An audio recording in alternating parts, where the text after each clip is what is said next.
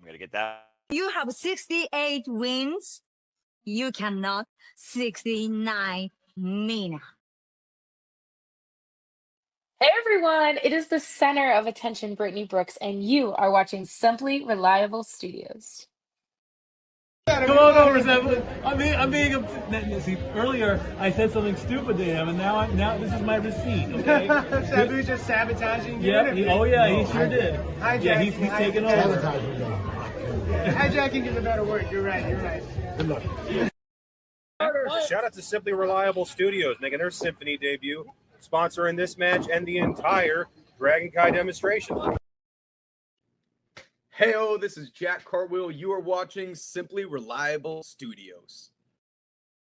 Say his name and he appears. I believe in Noah.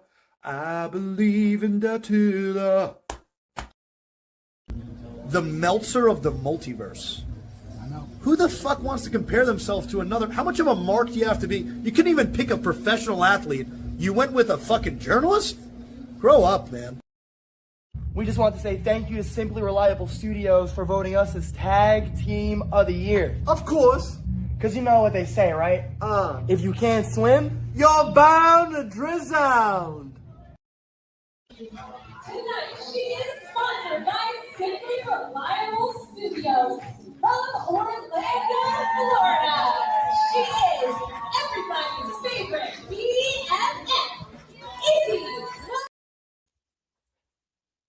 It's Sunday. You know what that means. Welcome in, everybody, ladies and gentlemen, across professional wrestling landscape, professional wrestling fans, casual and hardcore, Japanese, international, and domestic, as AEW brings forward the Forbidden Door and brings into you CMLL, Stardom, and NJPW. And this is our coverage of AEW Forbidden Door. Welcome, everybody, to this special live watch-along event. Hello, everybody, and welcome back in here once again to the Simply Reliable Studios. You know what this is, for I am the Simple Man of the Simple Brand, the voice of for grateful for all things professional wrestling. Damn it. And my name is Noah Foster. So thank you all for tuning in. If you haven't already, please like, share, subscribe, comment, and tell a friend. And if you want to dictate the conversation, super chat or PayPal, the patch as simple as that. Shout out to Ranking Wrestling JJ Williams and the agreement that will be producer man behind the scenes. Safet, it is good to see you, and I hope everyone enjoys our coverage. As of course, we live watch on AEW for the first time across the NotiQ Galaxy YouTube channels. For those of you that are tuning in for the first time, thank you so much. That being said, if you all have not ordered Forbidden Door yet, here is how you can order it. Oh, sorry, go ahead. Here's how you can order it. I got a little trigger happy because I was like, why the video played? So, again, if you want to follow online with us, you can promote it here via these providers. HBO Max here at the States, Prime Video across the States, My Slayer National Markets, Dash and Pay-Per-View, and so much more. We are here with you for the entire time tonight to cover the entirety of AEW Forbidden Door. This is going to be so much fun. And don't worry, folks, I'm never alone, but if I am, I got you all the way through midnight if need be, because if this is your first tune to AEW, buckle up. You're in for a thrill ride, to say the least.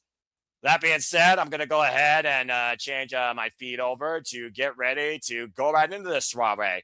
And again, shout out to Chase U alumni and the biggest fan of Also, I want to give a shout, of course, to NXT as they bring forward the Great American Bash. And if you all can, please remain hashtag spoiler free. It's truly as simple as that for that show and other shows. For those that are wondering why we're doing TNA Anniversary, don't worry. As the Simply Reliable Studios promises to you to do a retro live watchable event coverage for both TNA Slammiversary and NXT Great American Bash later this week. JJ, thank you, by the way, for taking over the backstage role with the buttons and the cues. Are you ready to go tonight? I'm definitely ready to go. I'm a little sad I can't actually watch the action aside from the buy-in, which just ended, but c'est la vie, priorities over passions. Damn. Money is funny. Yep. You know, and unfortunately I can't buy pay-per-views with Monopoly cash. Otherwise, I'd probably own my own wrestling company. Yeah, I hear you there, and I would have you as my chief booker, and I would just be the guy behind the scenes because I don't need to be a main screen character, but I'm more than happy to bring a conduit of passion to all things wrestling damn it, as we encompass here at the Super Reliable Studios. And of course, AEW is one of the biggest passions that have been brought forward out of me as a professional wrestling fan. As I got the FBI one on my screen again, folks, you will be banned if you provide spoilers for any shows that happen today, including TNA or NXT. And if you're also out of context, you have been warned. Sandy, it's good to see you. And without further ado, All Elite Wrestling, shout out to my friends Sienna Chanel and Alistair Keeper, who are there live, and Stardom and CMLL New Japan bring forward to you for the 5th time AEW Forbidden Door. Welcome in, everybody. Let's do this. Ah, Pyro. Such a beautiful sight. Nice little setup here tonight.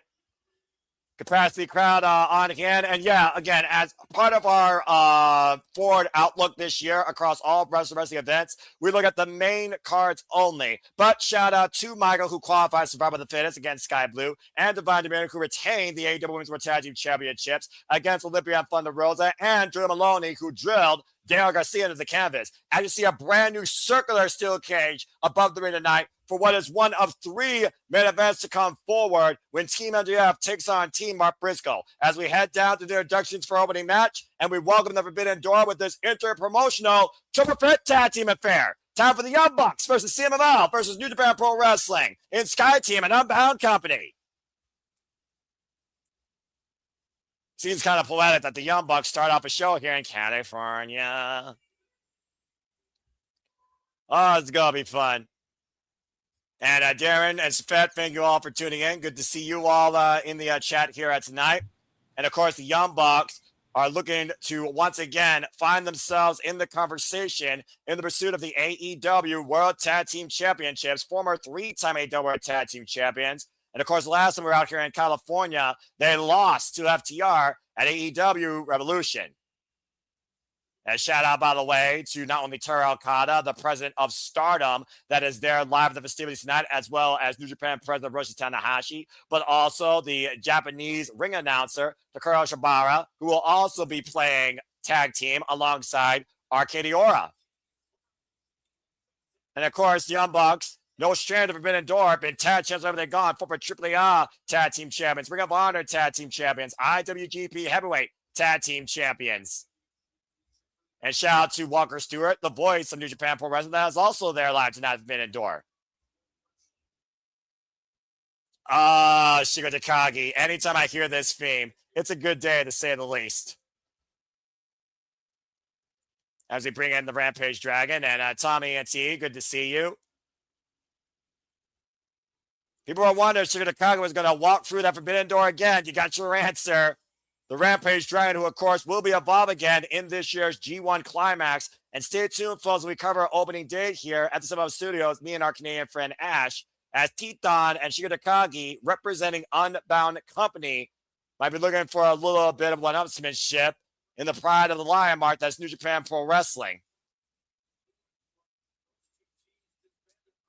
And, of course, Los Fashions Ingobernables de Japón, disbanded, of course, earlier this year, as well as, of course, Bullet Club, which, of course, formed Unbound Company underneath the guidance of the philosophy of Gene Blash Yoda-Tsuji.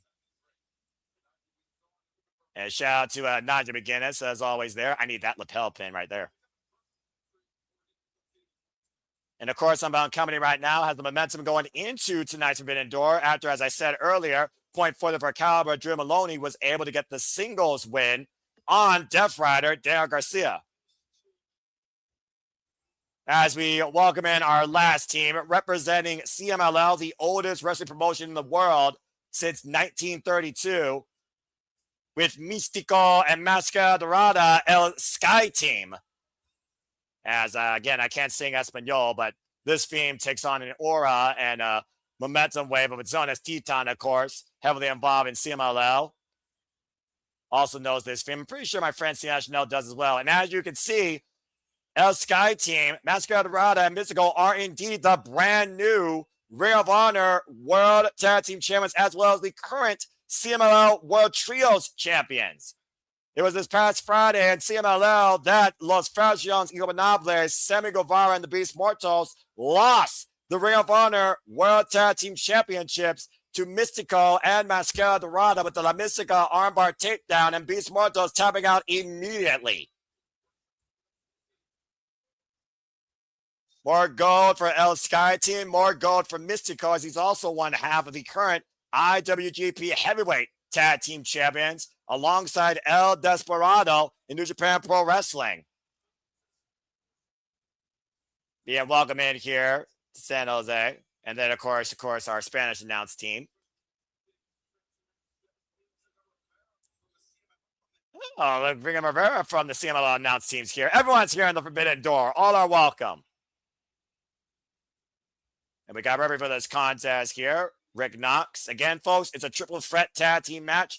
No countouts, no disqualifications. First pinfall submission inside the ring wins this unique opening interpromotional showcase. I couldn't think of a more poetic way to open the Forbidden Door than representing CMLL, AEW, and New Japan Pro Wrestling all at once.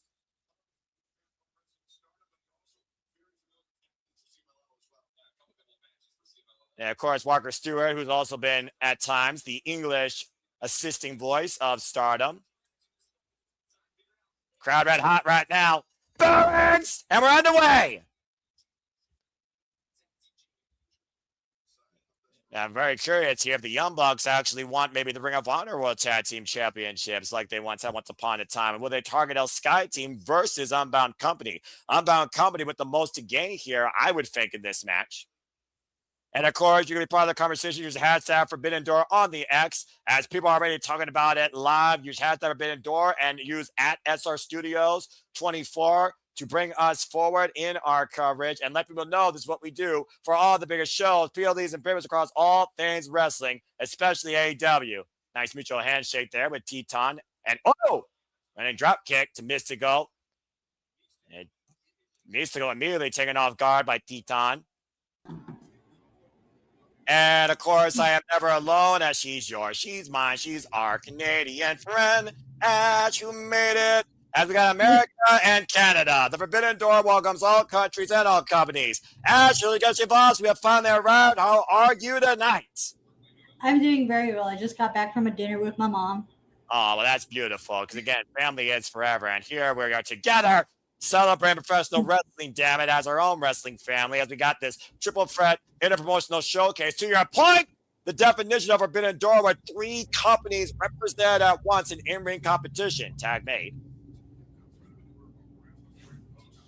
Just going to Titán finding themselves separated, and the Young Bucks right now taken out of the equation. Now Máscara Dorada springing in. Previous challenge to the Bandidos, Ring of Honor World Championship. And of course, Ash, you've been also very vocal about the representation and the inclusion of these other partners and how they are presented tonight on the stage, designed and defined by AEW. Right? Because if you're in a partnership, and if this is especially this is an interpromotional show, you want to involve everyone. So that way there's some like fresh matchups, because you can only do so much with the AEW versus New Japan side of things. Why not get CMLL and Stardom involved? Drop kick and a stalemate. There they're going right here to your point, as Máscara Dorada and Nick Jackson filling out each other here early, and the crowd on their feet after that great exchange. Of course, Máscara Dorada, dual contracted to your point to CMLL and AEW.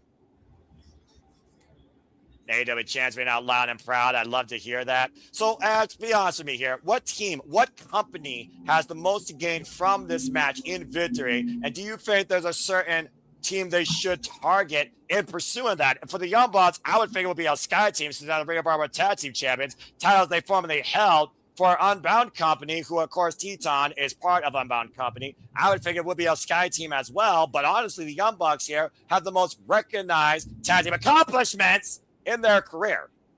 Yeah, I was about to say that a big win for the Skye team, especially who's like the newly crowned ROH champions, will do like tremendous momentum, especially like proving that their win was not a fluke win and that they deserve those titles. Although you can make the argument that if the Young Bucks do win, they might be next in line for that ROH title, or ROH tag title. A spinning crossbody caught by the Young Bucks. Tilt the world. Oh, the arm drag takeover by Máscara Dorada. Getting the better. 2 for 1 against a buck. Round kick, catching Nick Jackson and Máscara Dorada on the move. Bringing up the second. Inverted. Inventive arm drag there, taking the Young Bucks out of the ring. Now she got Takagi lingo. Oh boy. And of course, Ash, you could very much tell a tale when it comes to the Rampage Dragon of New Japan Pro Wrestling. Mm-hmm. Former IWGP World Heavyweight Champion, former Never Openweight Champion, and of course, former IWGP Tag Team Champion. Dropping the elbow, dropping the hammer down, Máscara, and of course, will be a participant in this year's G1 Climax. Also, recently challenged Kyle Newman for the IWGP Heavyweight Championship, a losing effort, and recently married. Takagi, one of the most complete athletes you ever see in a ring. Just running right through Máscara Dorada with that shoulder block. Tag made. There's very few people that hit harder than Shingo Takagi, Ash, wouldn't you say? Right. The only two who I can think of currently are to hit harder than Takagi would be Ishii in AEW right now, and probably Hiroki Goto. Yeah, many people said that they got in a fight with Hiroki Goto. It's the hardest they've ever been hit in their lives. And Hiroki Goto and Shingo Takagi have shared a rivalry very well known in New Japan Pro Wrestling. Springboard splash by Titán to cover Máscara Dorada for the win. Gets a 2 count, says Rick Knox. And of course, Unbound Company right now. We saw Drew Maloney was victorious earlier, and this is also the last representation of Unbound Company tonight after Forbidden Door. Despite Yoda Tsuji's very vocal output of this Forbidden Door concept, Shingo Takagi, of course, very much a team player, took over to Harris and was welcomed and was looking forward to being part of the Forbidden Door. Serious overhand shots by Místico. Escalera springing up to the top rope. Might be looking to go old school with Titán. I think you might be a little bit ahead of me right now, Noah. Yeah, I got you. Just let me know where you're at when you see a pop-up to Místico take over Tijeras. All right, I got you, Ash. I'm just talking to you right now. I mean, we're just starting. There you go. Right now I'm at the part where Místico just did a head scissors to Shingo. Okay. Yeah, the Young Bucks take control. Let me know when you see that. Because of course, 2-for-1 special. The Young Bucks tag champions everywhere. Insert name freaking here. PWG, ROH, WSW, Shikara, AEW, AAA. Not CMLL, ironically enough. I'm just all right, so the Young Bucks are in the ring now, and they just did a double team move. There you go. And Místico sent to the outside of the ring. Of course, like I said, Místico, Máscara Dorada, Persephone, Hechicero amongst the CMLL contingency. There are now double contracted to CMLL and All Elite Wrestling. Pop up. Take over Tijeras by Máscara Dorada. Wiping out Matt. But now, first to the top rope, super kick. And now the brother assisting him and Nick Jackson. That was a big risk right there, Ash. Mm-hmm. And Místico right now, again, wiped out. Máscara Dorada wiped out Titán now. Pop up, double takeover on the Bucks. Take over Rana. Now Shingo holding the Young Bucks on the outside. And what in the world is Titán thinking here? Oh! And Titán, Místico, and Máscara Dorada. Ash, I sense a luchador is about to go flying. Sorry, what? I sense a luchador is about to go flying. Yeah, it looks like Titán just got catapulted into everyone. About to say, pop up to your point.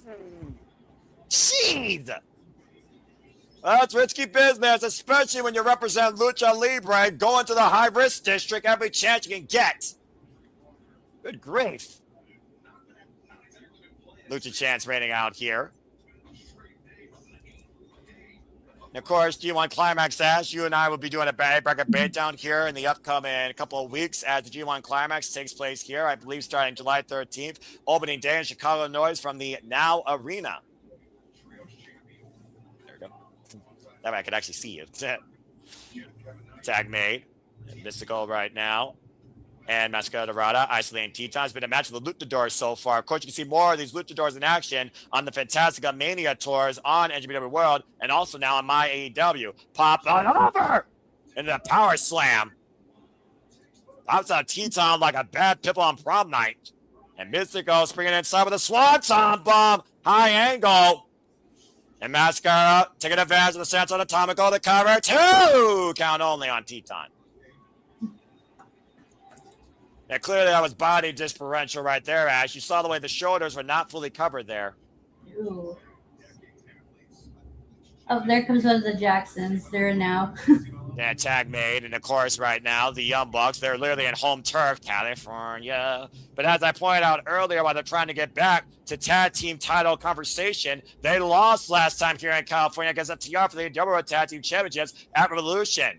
Tornado, Andrade, takeover denied, and meanwhile, Matt Jackson sending for the ride. Locomotion, suplex, all aboard. And Matt Jackson able to still work that move with the compromised back. Now, Titán, you gotta be kidding me. 2-for-1 special! It always impressed me with the fact that Matt Jackson can pull that off so easily, it seems, Ash. Right? It just looks like he's trying to do the same with Shingo, but he wasn't able to get all of it. Shingo got all that DDT. I love when he fakes him out in that Yukon combination into that DDT. You duck, you get clowned on your head. You don't duck, you get your head taken off with a lariat. Right. And Shingo Takagi introduced to New Japan Pro Wrestling as X back in 2016 as part of Los Granades de Japón underneath the leadership of Tetsuya Naito. Oh! Guillotine leg drop backbreaker combination. Now the cover by Titán. High stack on the block. Gets a 2 count on Matt. Oof.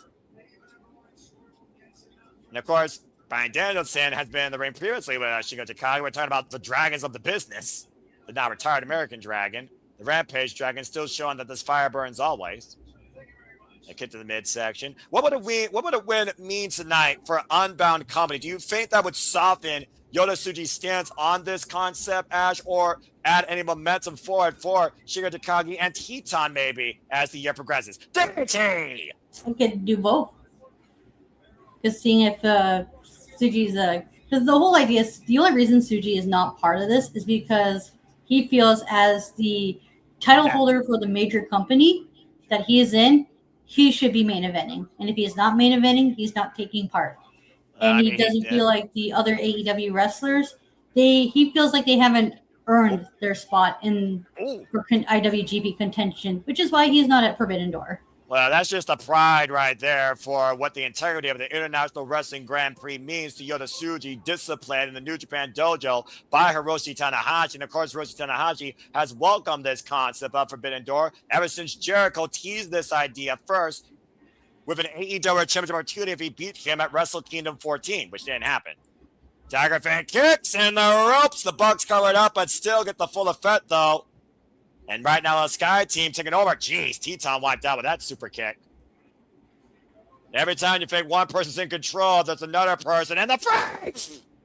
And Místico with the splash, warming on everybody on the outside. Now, Máscara Dorada looking to fly off the ropes. Inside second to the outside with the shooting star press. To the floor. Good Lord. Let the bodies hit the floor tonight, Ash. How about that? Mm-hmm. Freaking connective wrestling language in every wrestling company or every wrestling freaking stance. Insane, wild, triple threat, interpromotional contest. Kicking things off at Forbidden Door tonight in fine fashion, I would say, Ash. All three companies strongly being presented and bringing out the stops here tonight.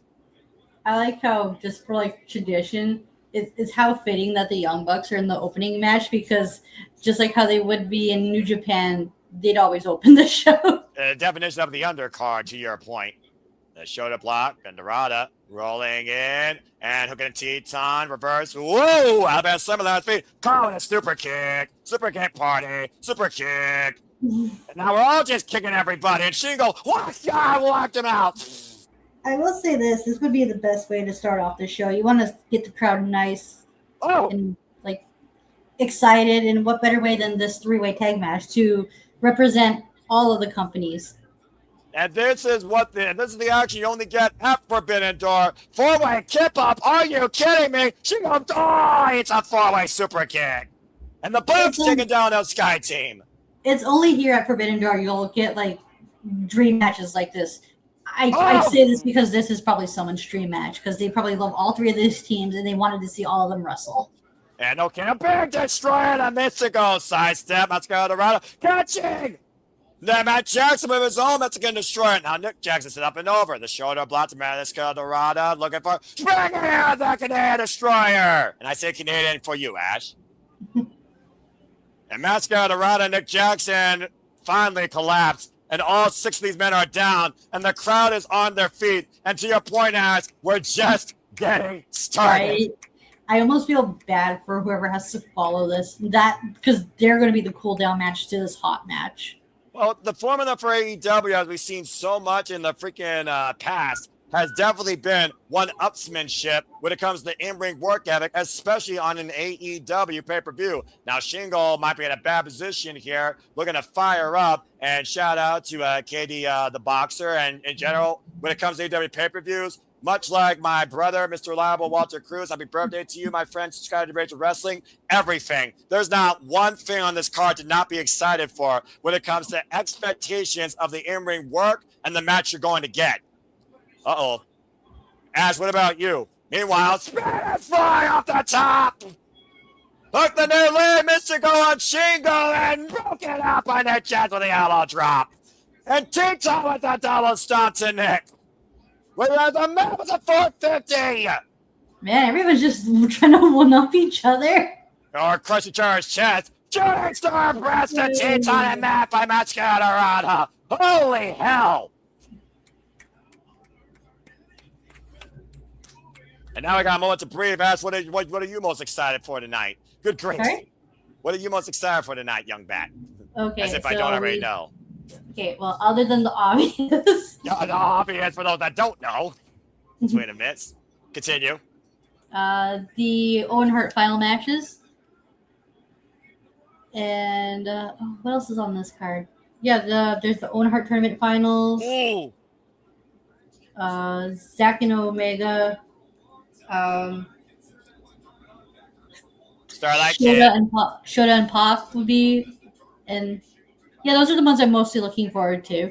I'm looking forward to Starlight Kid and Fekra new in hostilities with the Idol Killer.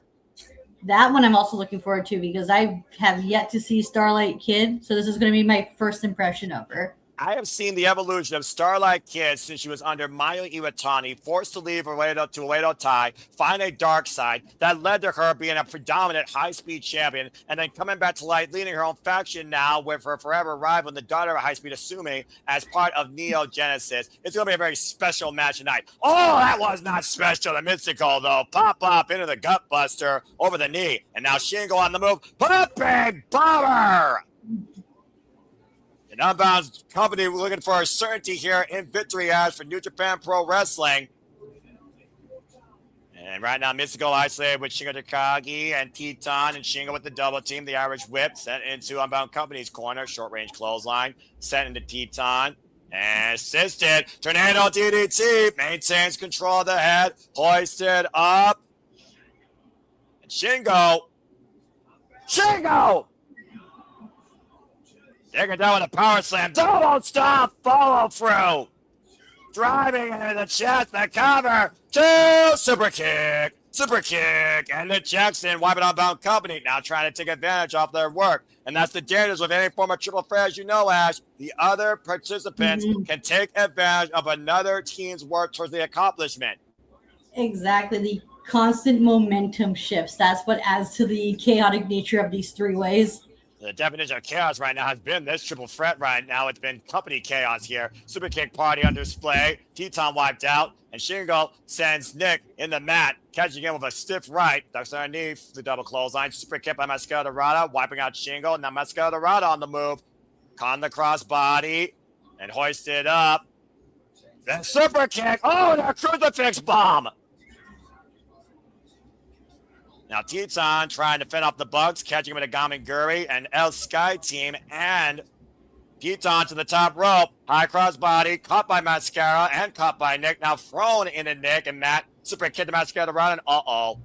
And Ash, I think we've seen this from air position before. Springing it up to the top. Monster Driver! And the Young Bucks, too, with that dominant concept, pinning Titán. Woo!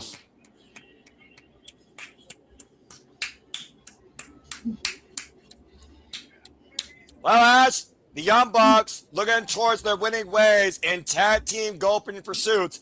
A hell of a win tonight for Indeed. AEW. And they did not pin the ROH tag champions, so they still got their momentum going forward as well. And they're protected that way. Yeah, and it's also, of course, a fact of the matter. We know we got Cajun Cole versus the Dogs later tonight for the AEW Tag Team Championships. And, of course, Shingo Takagi, he's got a busy summer ahead in the G1 Climax. Oh, yeah, especially in that A block where oh, wow. Hey. Yeah, JJ actually met Shingo Takagi. Stop! Before he went into Dragon Gate and before he went to New Japan Pro Wrestling, because Shingo, once upon a time, was literally here on the freaking west side. Strong win for the Young Bucks, though, and a great opening set pace for what's going to be a glorious showcase of professional wrestling tonight for all these companies underneath the Forbidden Door for the 5th time. It's a formula that works for AEW. Open your pay-per-view with the tag match that you know will get the crowd excited. And they did their jobs. And now you know a little bit what AEW, CMLL, and New Japan brings.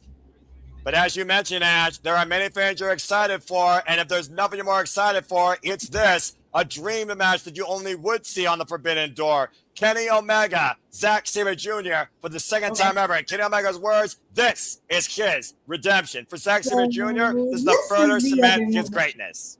Okay. This is up next. Okay, cool. You I expecting guess we that? want to talk about importance of the matches. I guess we have the tournament matches, the title matches. Yeah, I can see that, yeah. Well, let's just put it out here, Ash. As we know, back in G1 Climax 28, Kenny Omega did get the better of Zack Sabre Jr. that night. But you look at the evolution of the best bout machine and the greatest technical wrestler on the planet going today, as endorsed by Bryan Danielson himself, who we beat in Osaka. Kenny Omega has been looking for this road to redemption since losing the AJF at Dynasty for the AEW World Championship. And Zack Sabre Jr., we've been calling him the Forbidden Door because he participated pretty much in every Forbidden Door. Now we find the bloody leader of TMDK with the Dangerous Techers taking on Kenny Omega. And for either man, it's a must win. Here we go, Ash. Get ready. If Ash goes silent for this moment, folks, realize that she is 110% baddie for this dickhead. I love your baddie demeanor, Ash. Don't ever lose it. Thank you. And Zack Sabre Jr., of course, by the way, Ash, to your point, he was the one that threw out this challenge to Kenny Omega. Man, sometimes I wish I could look just as good in orange as Zack does. Kenny Omega, former 2-time IWGP heavyweight champion. And, of course, you all can buy a shirt today at the Super Studio stores. If you are a lover of the Bloody Techers, get your shirt today. Become as baddie as Ash. Join her Young Punks. Subscribe to Baddie for Wrestling. Of course, Zack Sabre Jr., disciplined by the former King of Parade Craze, Minoru Suzuki, a former Rev Pro British Undisputed Champion, former IWGP Heavyweight Tag Team Champion alongside Taiji, running mate, of course, and leader of his own faction, now TMDK, priorly underneath Suzuki-gun, and was introduced to New Japan Pro Wrestling because of his dangerous human body manipulation that he worked on through Rev Pro, defining a style of his own. Oh, let's fucking go. Bring forth the best bout machine. Oh my god, you brought back the old theme. Oh shit, we getting fucking final boss Omega. Let's It's not real. It's about to get fucking real, Ash. It's about to get fucking real. Hey. Are you gonna be okay? Are you gonna survive this? I'll be fine, trust me. Okay, fair enough. Brave It's okay, young. I live in Canada. I got free healthcare. That fair enough. And of course, this man with a second leash on life after surviving diverticulitis, looking to rise again in pursuit of the AEW World Championship. As there's only one Kenny, by God, Omega! I am so damn jealous of my friend Sienna Chanel. I love Omega. He does a good job representing me and Winnipeg. He does a good job representing AEW and what professional wrestling means. A man that once wanted to change the world, looking to once again own the world. And as I said before, he is 2-0 actually in singles against Zack Sabre Jr. I like in that promo Zack mentioned. I'm like, wait, hold on. You and Omega had another match in English? Yo, dude, you can't just be dropping fucking lore on us like this. What? Well, when? Where? Let me educate you, as I am the supplement here with the play-by-play. Kenny Omega and Zack Sabre Jr. first met each other in 2013 back in England, Ash, at the 4FW promotion, and Kenny Omega won that night. Yeah. This is a rematch that goes all the way back, though, to the G1 Climax encounter in 2018. 8 years ago, where Kenny Omega got the better of Zack Sabre Jr., but it took 15 damn minutes of human body manipulation, dissection, and endured for the cleaner to rise to the occasion and win that night. This is one thing I love about Zack Sabre Jr. When he cuts promos on his opponents, he drops like this weird ass facts and lore about the opponent. Be like, wait, you guys, what, huh? Like, you guys wrestled here at this place? Well, you talked about before the in-ring IQ of Zack Sabre Jr. rivals most wrestling geniuses today that have been veterans of the business that aren't even working anymore. And immediately Zack Sabre Jr. going to the mat where he is most comfortable, his ground game. For those that don't know, Zack Sabre Jr. has been involved in the Forbidden Door, including facing freshly squeezed Orange Cassidy to defeat him. He also wants to involve in a fatal four-way for the AEW International Championship against Katsuyori Shibata, Daniel Garcia, and freshly squeezed Orange Cassidy. And of course, the very first Forbidden Door, Ash, he faced an arriving Claudio Castagnoli. I say I recommend that match a lot to people because not only was that match a good reintroduction to Claudio Castagnoli, but it's a good introduction for someone who's never seen a Zack Sabre Jr. match. Zack Sabre Jr. right now tying up with Kenny Omega, Greco-Roman knuckle hold, test of strength here. You see the way that he's trying to grab the inside leg of Kenny Omega to force leverage. Now Kenny Omega stepping through and Zack Sabre Jr. bridging back on the point of the toes. And again, as we talk about the discipline of Shinyan Pro Wrestling, the conditioning of your neck being so critical. Now I've got the straight jacket hold on the best bout machine here. And of course, we've already seen these two, to your point, jaw-jacking each other and have warm-up matches here. Zack Sabre Jr., of course, beat Jack Perry. Kenny Omega, of course, faced Tony Nese. And Bad Dude Tito of TMDK. Both men, once again, jockeying for strength in this hold. Turning around. Stiff lockup here. And both men forcing the break. Uppercut by Zack Sabre Jr. At one point, though, Zack Sabre Jr., he refused being struck with a shot. He always found that pinfalls was a weaker form of wrestling. He always wanted to win matches via submission. And again, Zack Sabre Jr. and the neck crank.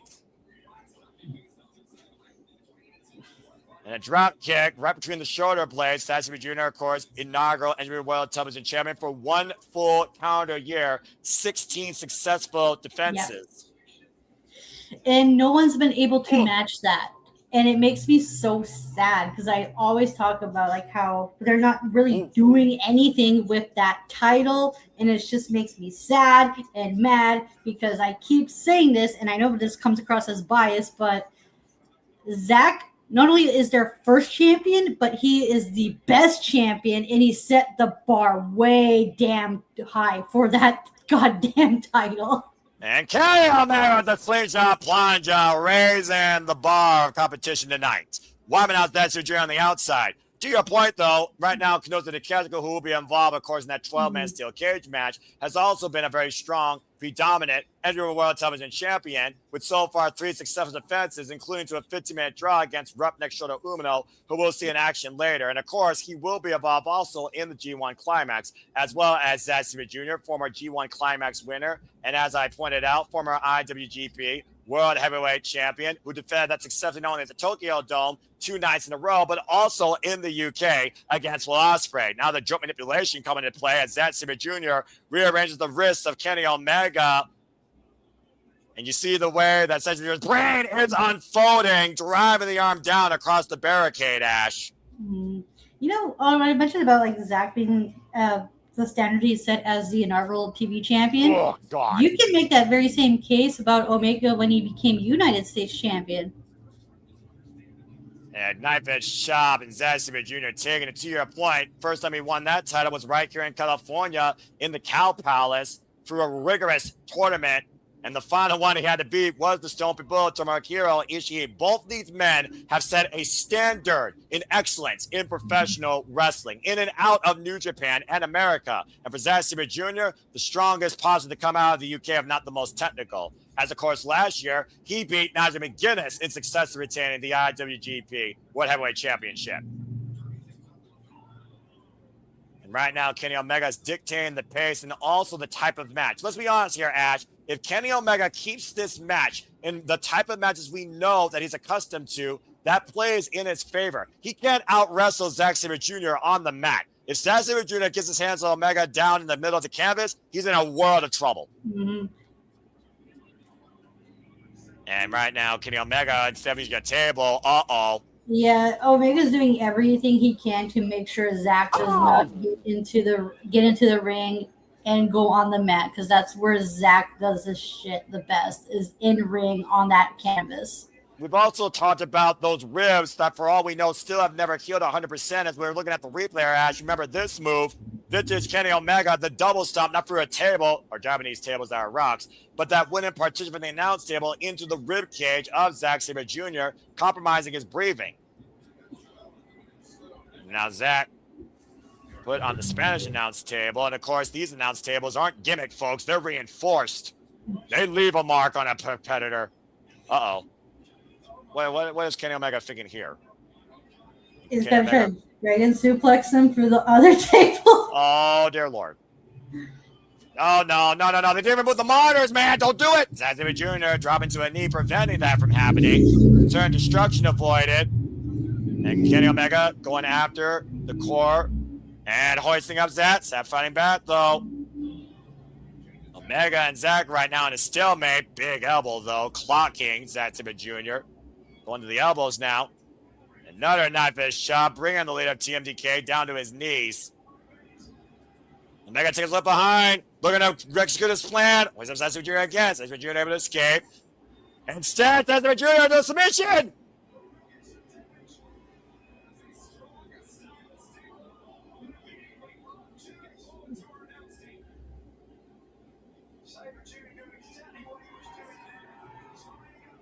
Oh.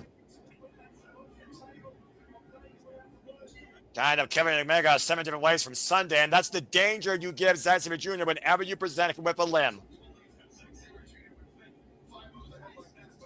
Zack Sabre Jr., for those that don't know, has been involved in this game, by the way, for 22 years. And Kenny Omega right now trying to get his bearings. Well, at least the announce table didn't get destroyed yet, Ash. There's that. Keyword yet. We got a long night to go. And We're not going to see it in this match. We're going to see it in another match. Don't jinx it, Ash. We are dealing with Kenny Omega here. I'm just saying. And again, you see the way that Zack Sabre Jr. is focusing on that arm.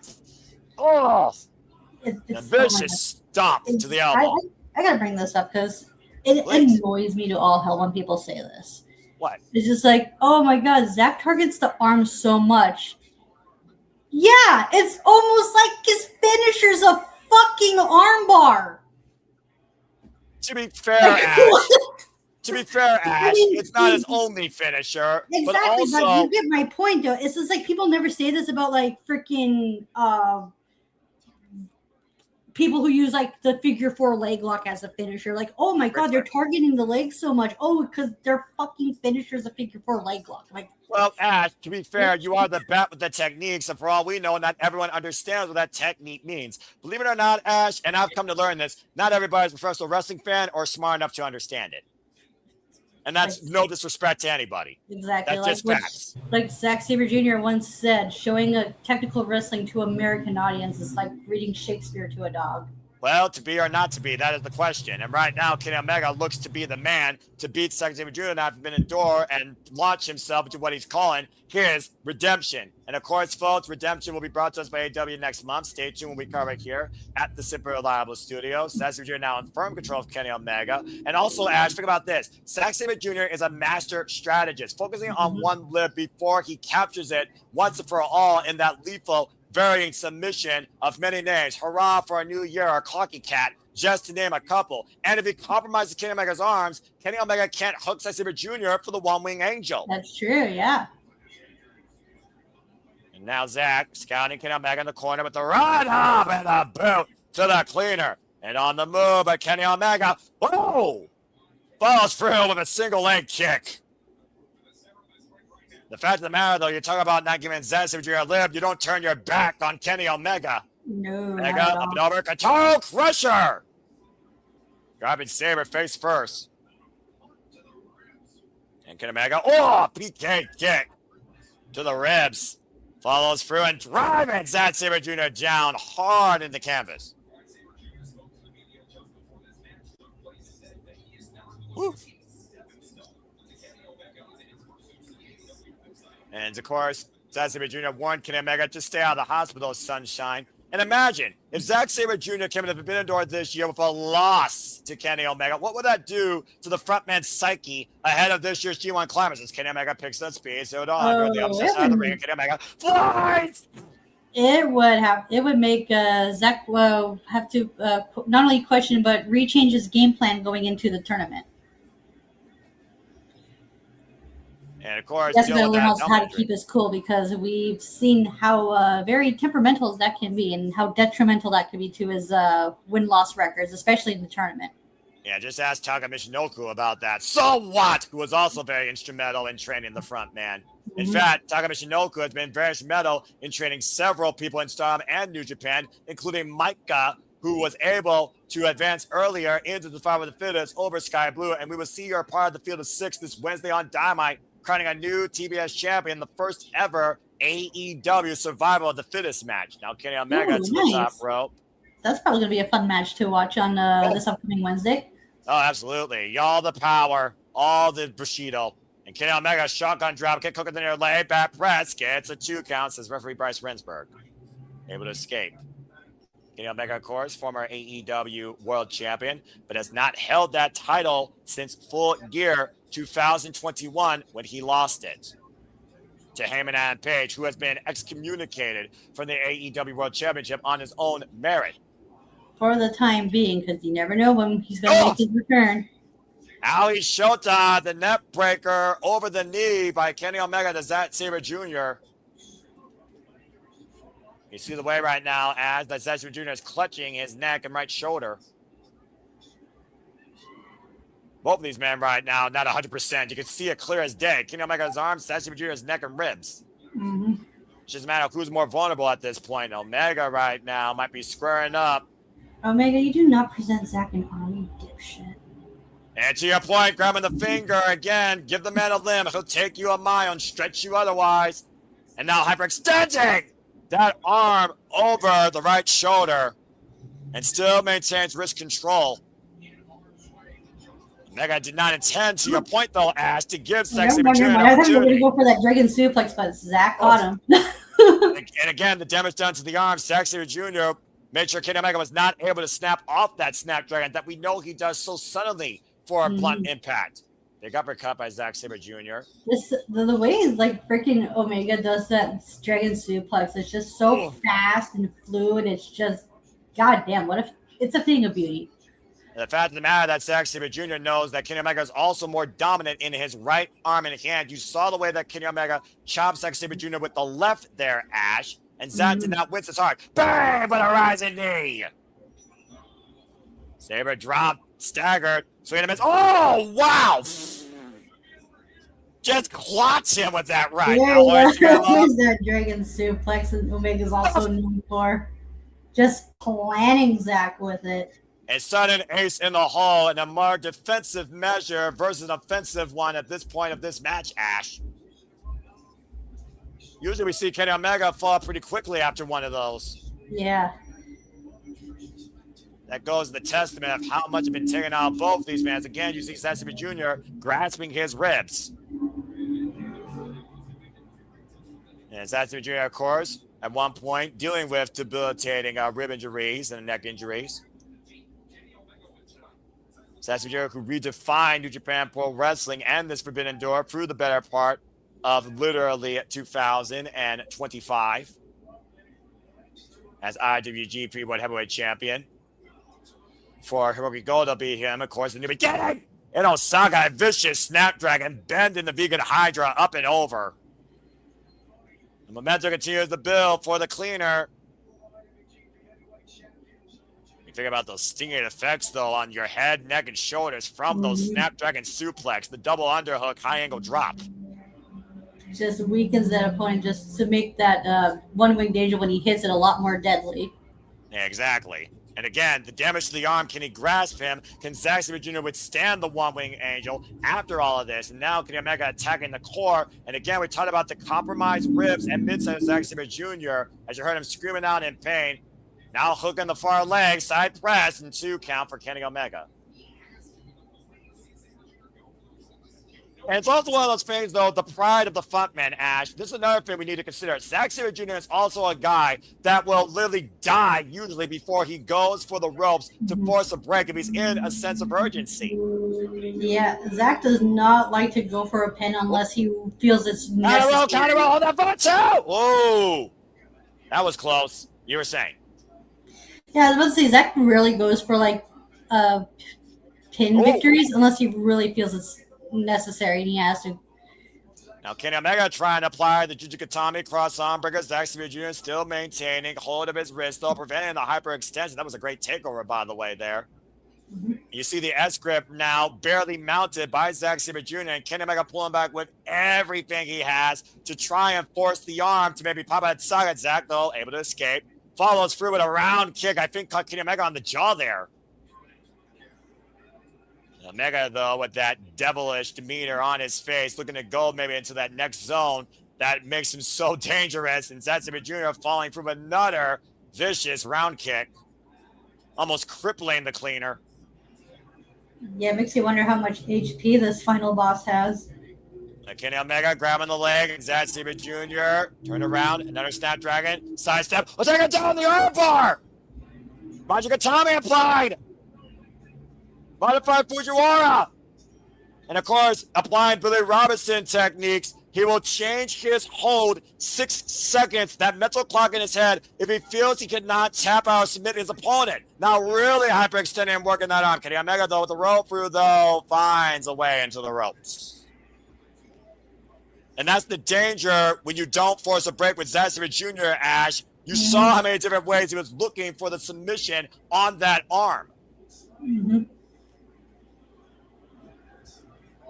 Crowd chanting "Fight Forever." Both Zack Sabre Jr. and Kenny Omega regrouping here after that forward blitz of offense and defense on both parties' behalves. We talk about, again, what would it mean for Zack Sabre Jr. to lose to Kenny Omega? What would it mean for Kenny Omega to lose to Zack Sabre Jr. here tonight? I mean, he'd be, no pun intended, be looking for redemption now, wouldn't he? Well, I mean, this might be his last chance at redemption, for being perfectly honest here. Again, losing at Dynasty against MJF in his home country for the AEW World Championship, and now trying to find a new way forward. He's nowhere near the title at this point. He's not involved in the Unofficial tournament. He has no avenue to go all in, but he still believes that he can be the best bout machine, if not the champion, one more time. A promise he made to himself at the beginning of this year, lest he forgets. It's job again. As you were saying. I forgot what I was about to say. I lost my train of thought. It happens. Nice chop here. Overhead Pele kick to the left arm by Zack Sabre Jr. Kenny Omega follows through with the chop. And again, Zack Sabre Jr. overhead Pele to the right arm. Bang! And a V-trigger right to the back of the shoulder blades, collapsing Zack Sabre Jr. A blind shot from behind with lethal proportions. And it's the one that Kenny Omega might need, but unable to hoist up Zack Sabre Jr. To my point, Ash, the damage in that arm showing itself here. Yeah, because Zack put like a lot of work into it.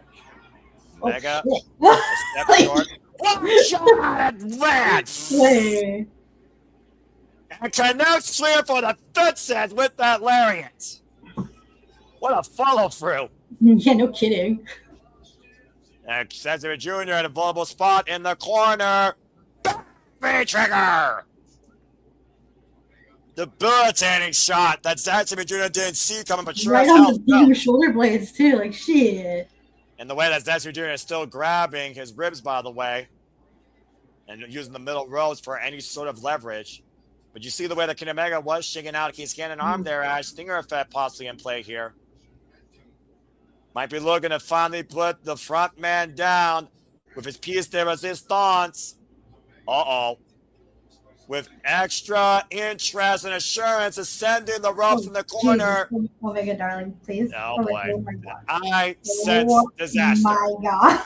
Now, Zack Jr. with rear naked choke. Sleeper hold. If Kenny Omega falls backwards, though, Zack would fall backwards with him. Right. You want to knock a guy on the top rope, I would think. Especially this high up. Uh-oh. Oh, man, electric chair drop.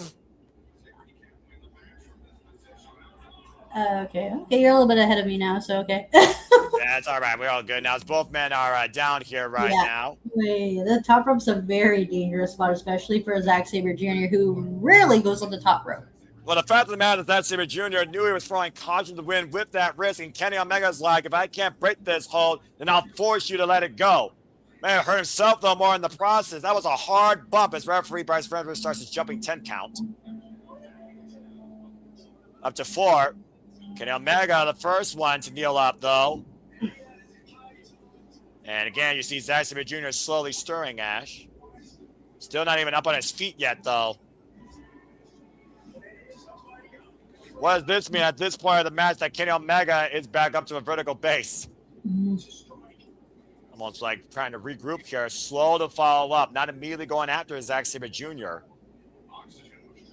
And now bringing Zack up and putting him in position for bang! V-trigger.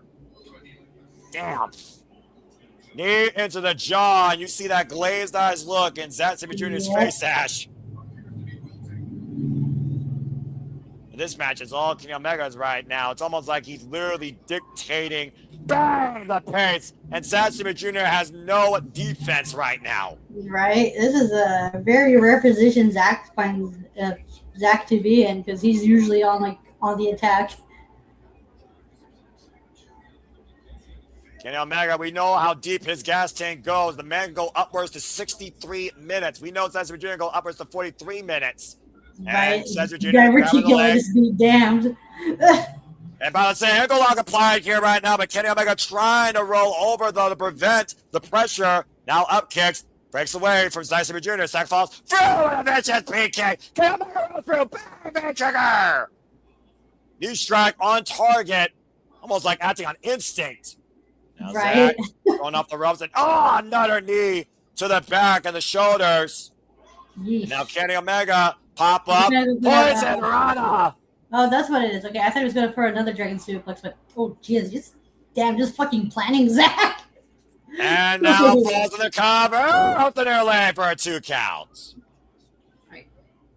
You can tell how much he's been taken out though, because he didn't even hook both legs on that cover. He crawled to hook the near leg in that cover. He didn't have all his back weight on Zack Sabre Jr.'s torso. Right. Especially with how much work is Zack not just hit on both of Omega's arms. And it's still anybody's match at this point, as people in the chat are telling that Kenny Omega is going to win. That's the problems they're seeing here. V-trigger denied. No. O'Connor row. Double leg Nelson. European clutch. 2. Almost got him. Whoa. Nearly got it there. Almost grabbing Kenny Omega. Wait. Another knife in his chop, and now hiking up that ties.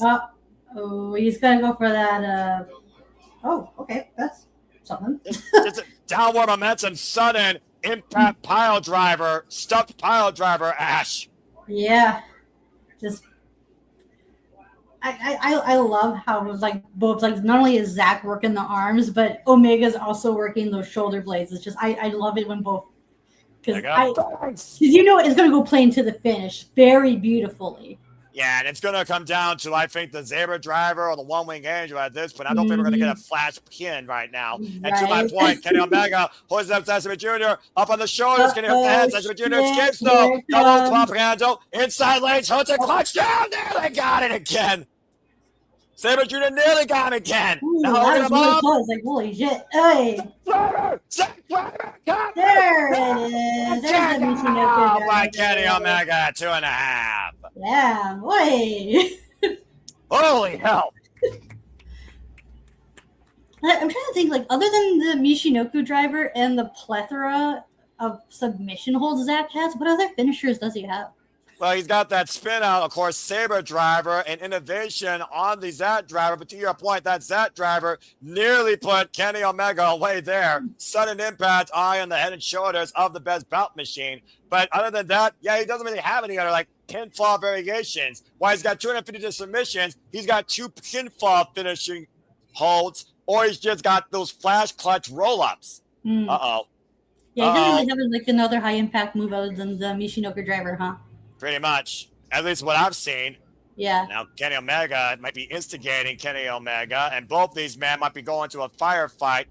These overhead shots, open palm strikes to the side of the jaw. It's a standoff here, Ash, right now. We got a firefight. Uh-oh. Snapdragon! And Mega falls through with the V-trigger! And once again, up on the shoulders! Oh, there it is. Looking to capture the head. No, it's not!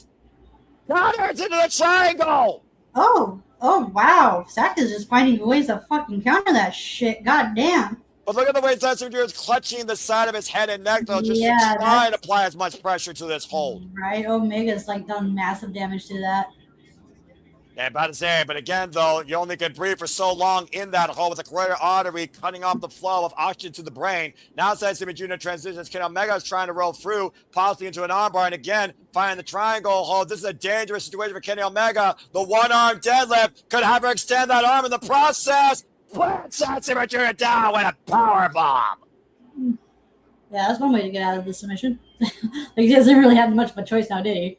And come on, Goye! Shout out to Kota Ibushi, his forever golden lover. Big points over Kenny Omega right now. And once again, hooking up Zack for the one-word angel one. So Kenny Omega fucking does it!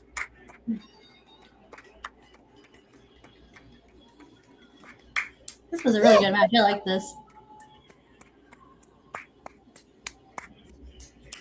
That was a hell of a rematch from 8 years ago, Ash, with both these trained, evolved, disciplined veterans of their game for AEW, New Japan Pro Wrestling.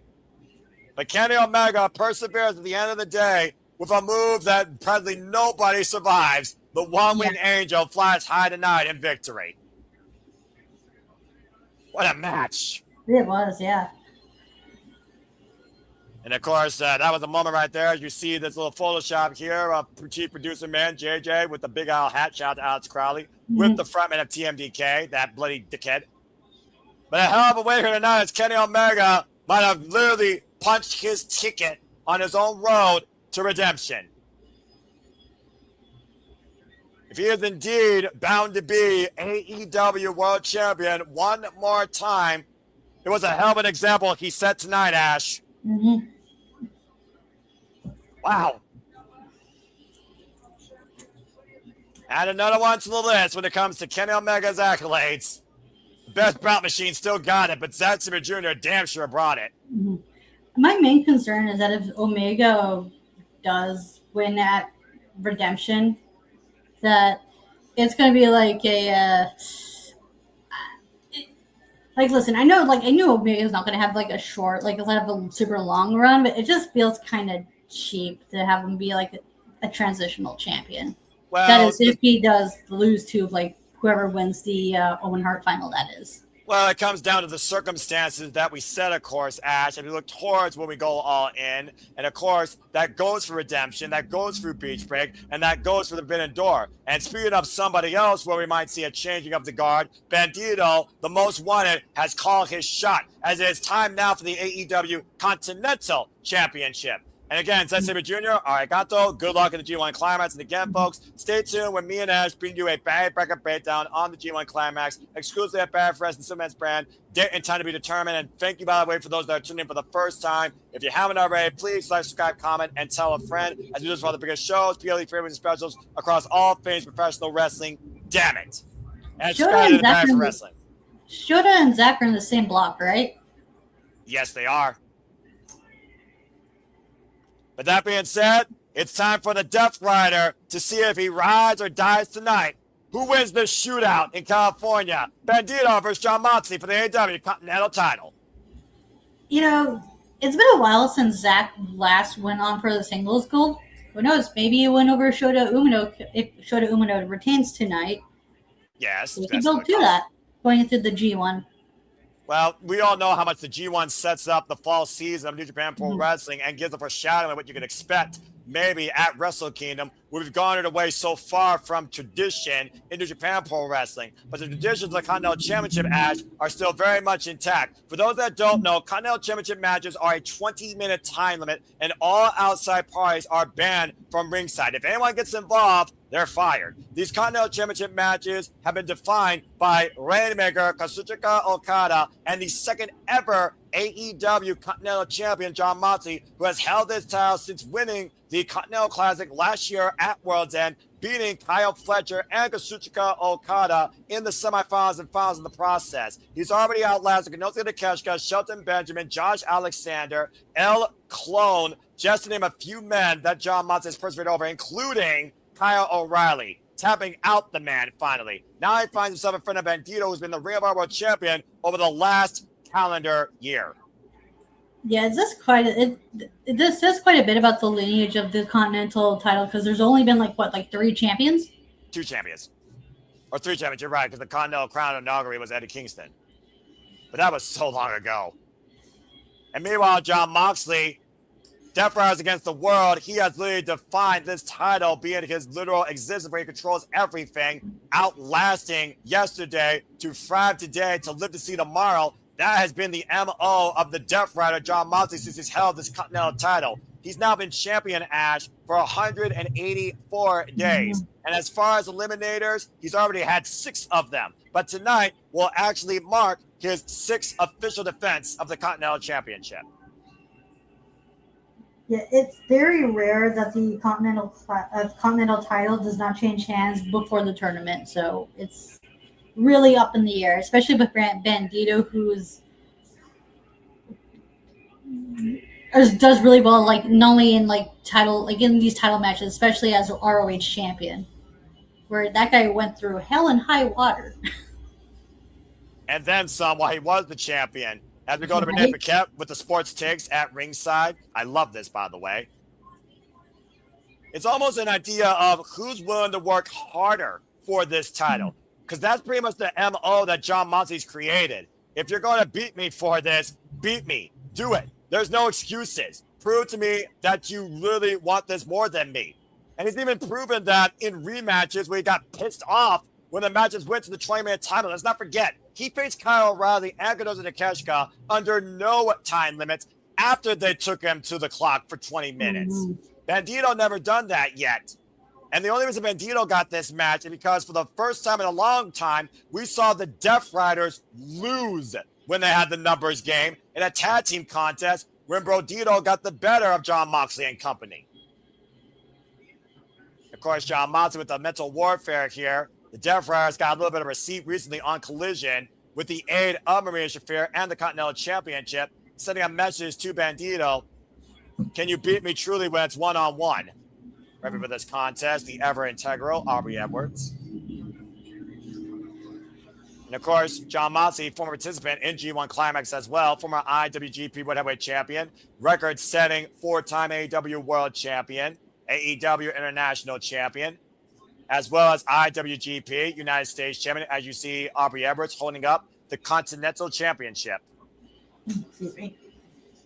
Very pretty title. At least these titles that you have an identity here. And Bandito, of course, bell rings are underway. Start your stopwatch, Ash. It's 20 minutes is on the clock. And of course, if we go to the time limit, John Moxley will retain. Bandito now, who's been Ring of Honor World Champion for over 440 days, has survived survival of the fittest. Hechicero, Bounty Hunter Brian Keefe, Valador Jr. of CMLL, Místico, Adam Priest, Kenosuke Takeshita, and the first ever survival of the fittest for the Ring of Honor World title. A successful 11 defenses for the most wanted since beating Chris Jericho. Wow. He's held that title for like a year now, right? Over a year, yeah, 440 plus days. Now, Bandito picking the ankle, rolling John Moxley through. The front face lock applied.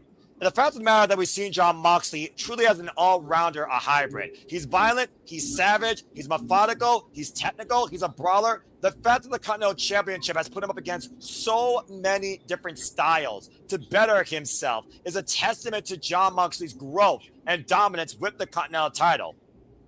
Yeah, yeah, Moxley is able to like adapt to like his opponent's styles very seamlessly. So let's go ahead and talk about your batting techniques. What does Bandito need to do to actually beat Jon Moxley and seize the Continental Championship? Well, Moxley has like a good ground game right now, so he has to use that speedy, high-flying quickness, like use his agility to his advantage. For those that don't know, by the way, this is the first time ever one-on-one matchup. These two have never faced each other one-on-one in the ring. And people are already on the conversation using hashtag Forbidden Door and hashtag AEW, talking about Kenny Omega and Zack Sabre Jr., which I will say because I almost forgot to. Kenny Omega and Zack Sabre Jr. Forbidden Door. If you know what I'm about to say, folks, tap along with me. And Ash, I expect you to say along with me too on the count of 3. 1, 2, 3. That's professional wrestling! Damn it! And now we force forward here. I feel like I'm going to say that more than once tonight. The side headlock applied. And Bandito sent off into the ropes. Shoulder block. Jon Moxley didn't even budge. Of course, Bandito, previous challenger to MJF's AEW World title, also was a previous participant in the All Opposition tournament for losing towards Strickland at Double or Nothing. Now Jon Moxley trying to keep up with Bandito in the speed game. Impressive. A little bit of jaw jacking here and the other going. You almost wonder if Jon Moxley will try and outpace Bandito, drawing the proverbial line in the sand, and asking for Bandito to give his best shot. Oh, jeez. I don't know why a professional wrestler does that with so much pride and will, Ash. Just literally opens himself up to take it.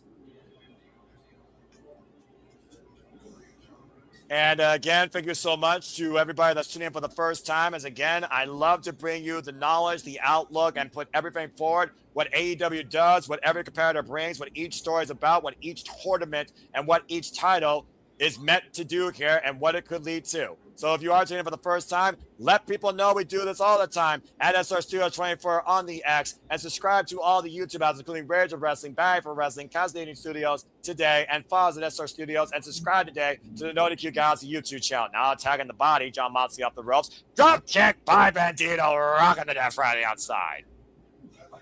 And Bandito picking up speed, looking to fly. Jon Moxley, whoop, slingshot, land the apron.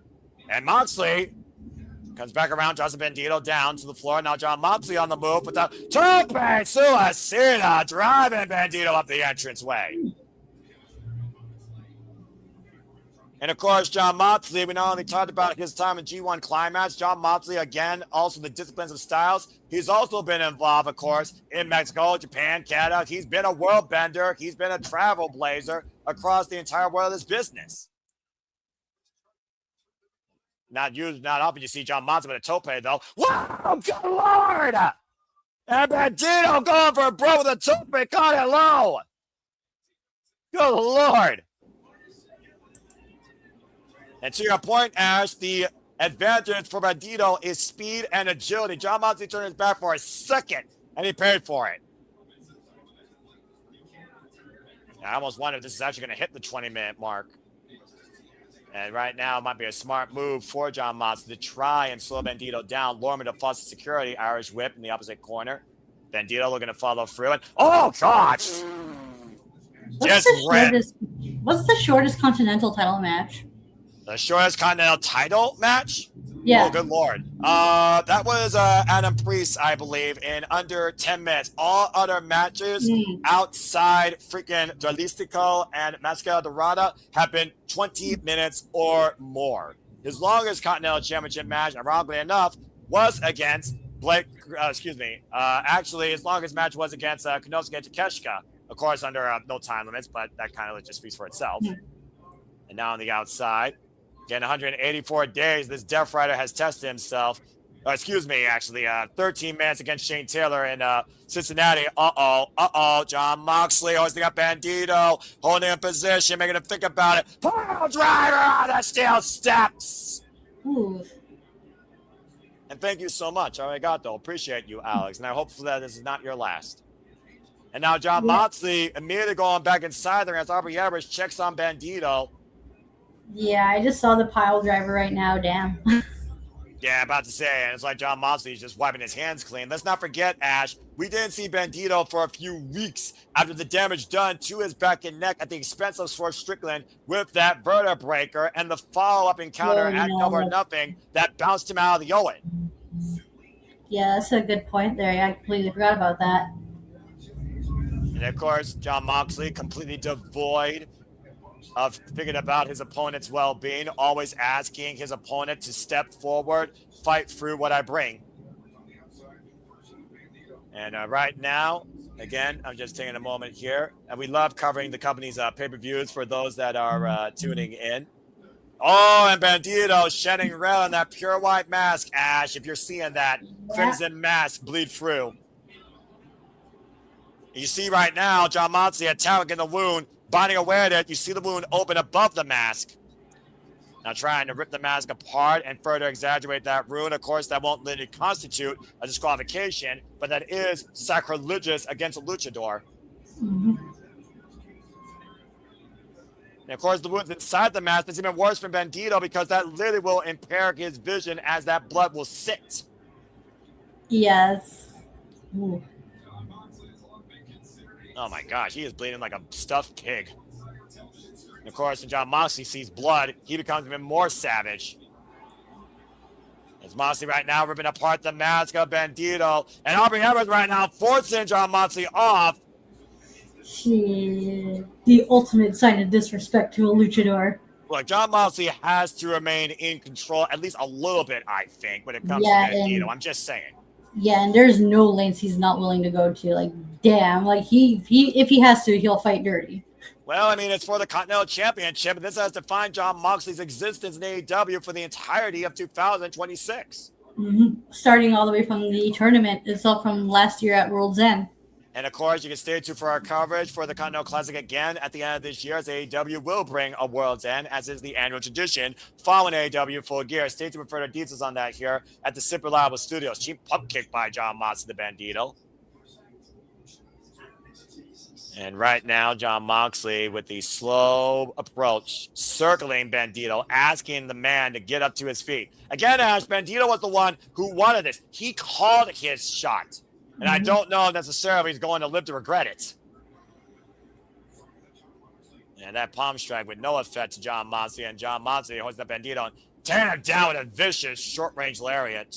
That's the thing about Bandito, though. Once he thinks he's down and out, he finds a way to get back up. Now, point of his knuckles to the point of the wound. John Moxley, again, might be looking to literally TKO Bandito at this point. Bringing that MMA background into play, lest we forget. Death Riders versus the World, a whole different universe of discipline on the mat. On deaf ground, as John Moxley calls it. Aubrey Edwards trying to force the break here again.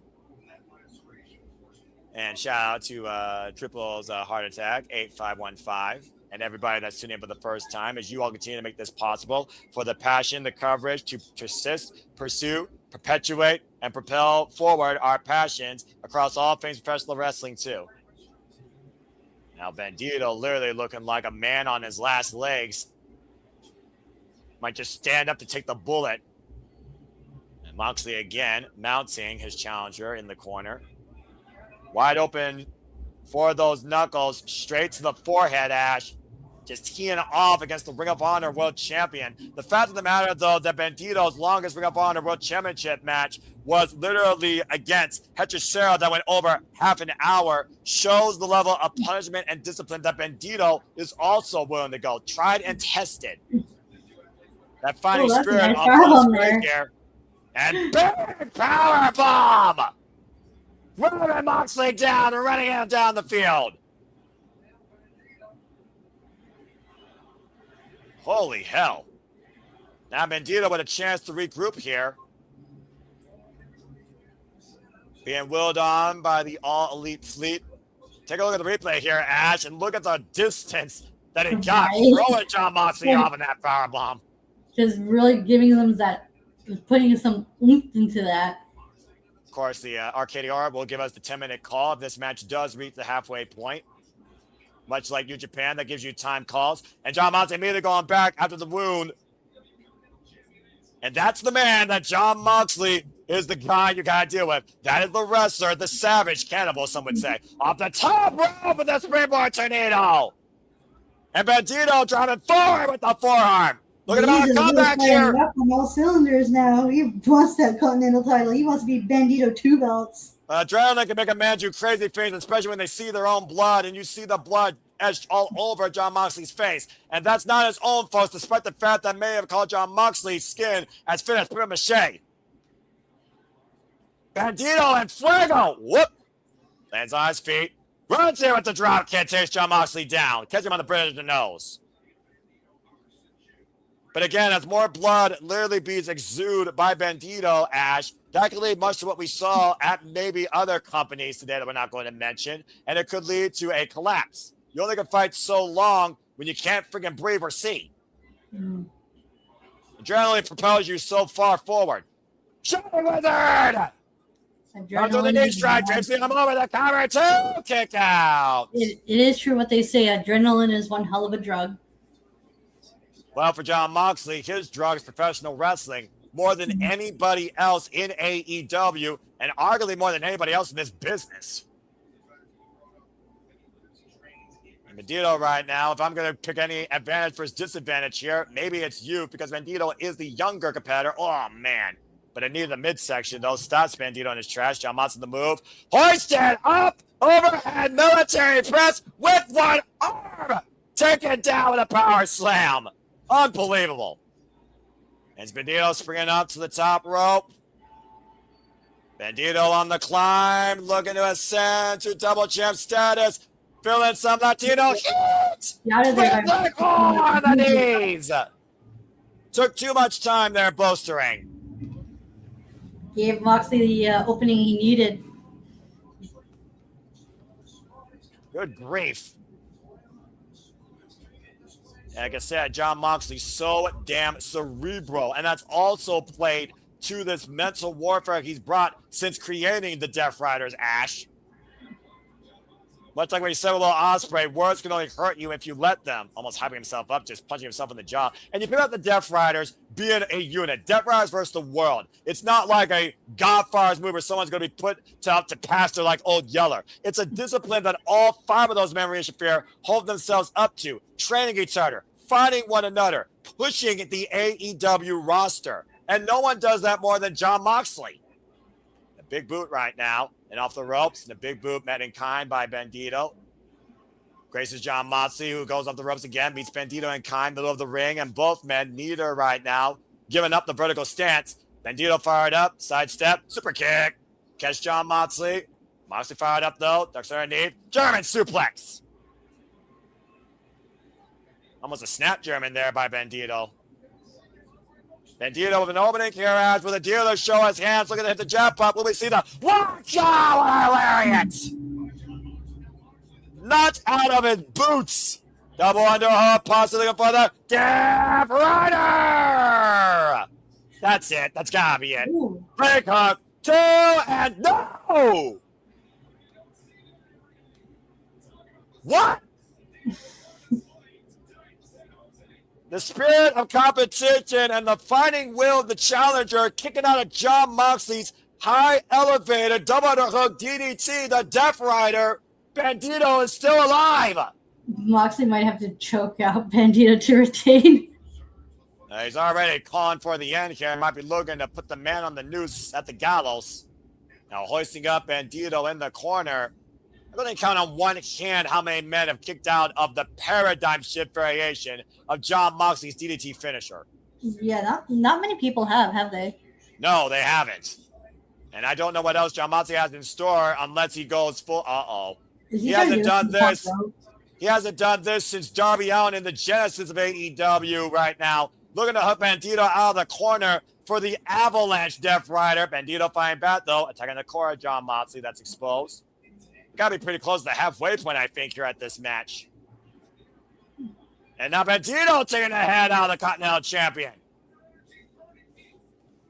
And that fiery Jon Moxley spirit, that savage nature of the most wanted, eye to eye, top rope. I sense disaster.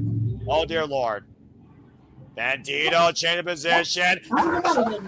Suppress! I thought he was going to do a Spanish fly there, but okay. That works. What the fuck? Kevin, what the fuck? Kick out 2.5. Somehow Jon Moxley survives. What a move. Take a look, Ash, on the replay. It just shows the strength of Bandito. Like, damn. Like, look at the sense of urgency you saw in Jon Moxley's eyes. The eyes tell the story. He knew he was in for a world of trouble. And somehow he survived. He's trying to go for that 21 plex. Lend him your energy, if you will, from the low bridge to the mid bridge as the dealer shows his hand, looking for the 20. What? Lands on the apron. Uh-oh!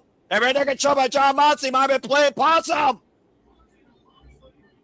And almost the blood from Bandito causing the slip on the rope so that Jon Moxley drags him back inside. Brings him down. Bandito, rope through. Shoulders down. Oh, Jon Moxley maintains the hold, though. Turns it around. Yeah, Bandito almost countered it, but Moxley, like... Yeah, he's got the full pressure on it, too. Right? We might have to call it here. Countered, like, reversed it and put it into a choke. Rear naked bulldog show fully applied here. Dead center of the ring. Aubrey Everett's position. Cena Bandito can't continue to defend himself. Can't continue to fight through. If he doesn't tap out, he'll pass out. Now trying to get back up to his knees. Yeah, but again, Jon Moxley has the advantage of leverage. Now driving away with the cross faces. And again, going back to the hold. Moxley's doing a good job of maintaining control. Yeah, and also strengthening his grip as he readjusts it. Also, those cross faces softening the side of Bandito's head and neck. And now Bandito carrying the weight of Jon Moxley. How the hell is Bandito doing this? Right. It's the strength of Bandito. He is so deceptively strong. Hoisting up the champion, vertical position, carrying Jon Moxley's entire body weight on his back. But Moxley still with a death grip and drop back. The Bandito still in the clutches of Jon Moxley. Jon Moxley never let go. It's too tight in, Ash. Oh, there it is. And that's it. And Bandito flatlines. Jon Moxley wins. Not bad of a match. I mean, again, a commendable effort by the most wanted. He took a chance, and he paid for it in blood. Forging combat as Jon Moxley still holds the AEW Continental Championship. Again, Ash, who can seize that title off of him? Who wants it more? Good grief. You know, not just push up on the map. Not to get too ahead of myself here, but we can, if not Brody King, to go after Moxley, something tells me that by some hook or crook, if Ospreay doesn't become AEW champion, Ospreay might be the one to take the Continental title off of Moxley. Well, let's not forget, he's also a victim because Jon Moxley gave him news tonight, but look at that show of respect right there, Ash. The handshake, the head bow. Again, respect found in combat. That is the MO of the Death Riders and what Jon Moxley wanted to see from AEW and continues to push that metal. A hell of an effort by Bandito, but Jon Moxley still rose the roost. AEW Continental Champion. A tough loss for Bandito, but we know that's not the last time we'll see that desperado. I'm just curious now who will step up to the Death Riders next, whether in singles or in faction warfare. Death Riders versus the world, and the world literally is waiting for you.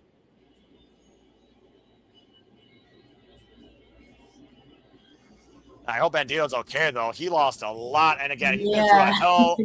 He's been through a hell of a freaking 2 months, to say the least, Ash. Between Swerve Strickland, between Survival of the Fittest, between Blake Christian and bringing our Supercard of Honor, and then during Jon Moxley here tonight for the Continental Championship. As you see right now, the Death Riders, of course, celebrating with their leader. And of course, talking about Death Riders, the first young boy of Jon Moxley was Shota Umino, to your point. Of course, we still have Shota Umino to come here later in action. That's going to be Shota's first title defense, or? It will be his first title defense, the IWGP Global Championship. Well then. Again, the statement made by Jon Moxley. How about the statement made by Gabe Kidd, who literally desecrated the Lion Mark, insulting the integrity of New Japan Pro Wrestling and Shota Umino for that matter. Speaking of, as we talk about the Death Riders going to work, Death Riders versus the World, it is now time for the IWGP Global Heavyweight Championship. Shota Umino, the Roughneck, versus the Bastard Pac. For those that don't know, Ash, you and I can tell the tale. Shota Umino was literally Jon Moxley's young boy going all the way back to G1 Climax 2019. Literally his second running mate, his right-hand man. Since Jon Moxley adopted this Death Riders attitude, he has questioned Shota Umino in both his work ethic and his accomplishments. And he has a lot of truth to that. Gabe Kidd being the higher mercenary, though, who's also made Shota Umino his bitch, and both men will be involved in the G1 Climax. Gabe Kidd says this is not just Death Riders versus the World, this AEW versus the World, bringing the war to New Japan Pro Wrestling. Shota Umino has already beaten Claudio Castagnoli, the emissary of violence, at Wrestle Dynasty last year in 2025 in January. He has yet to face Jon Moxley and beat him, but also he is defending the pride of New Japan Pro Wrestling. We've really learned this year as Forbidden Door, the companies are now about all being buddy. And right now, there is no friendship to be seen between Shota Umino and Pac when it comes to AEW versus New Japan Pro Wrestling. Yeah, Shota Umino's like really found himself over the years, and I just find it so funny how Gabe Kidd just shit talked about Shota Umino when Gabe Kidd just turned into everything he accused Shota Umino of being. Yeah, how about the definition of a hypocrite, a madman in his own war? Gabe Kidd is not AEW. Gabe Kidd is not a Death Rider. Gabe Kidd is Gabe Kidd. It's Gabe Kidd versus the World, and everybody in every company are going to be at his expense of violence. As of course we know, we are going to see. Oh wow, that's a hell of a statement by Mini Portable. Shout out to Mini Portable. Great, of course, passionate professional wrestling watcher on. I think that might be a similar tweet that I would expect from you, Ash. Freaking wrestling baby. Mini Portable is saying, Kenny Omega and such gave me a wrestling baby. Well done. I think Ash will be looking to adopt that baby, if not already have it herself. Usually my talk, like when I talk about wrestling matches, is like I jokingly make the joke about like having going up and having a cigarette. I mean, I don't smoke, but I do live off the drug that is professional wrestling greatness, damn it. And Pac, one of the most complete athletes, formerly out of the Dragon Gate promotion, former AEW All-Atlantic champion, the inaugural champion of that title, looking to seize the IWGP Global Heavyweight Championship. The IWGP Global Heavyweight Championship, folks, was born out of David Finlay's savage nature to carve a legacy in himself at the expense of Will Ospreay and Jon Moxley, and destroying and desecrating the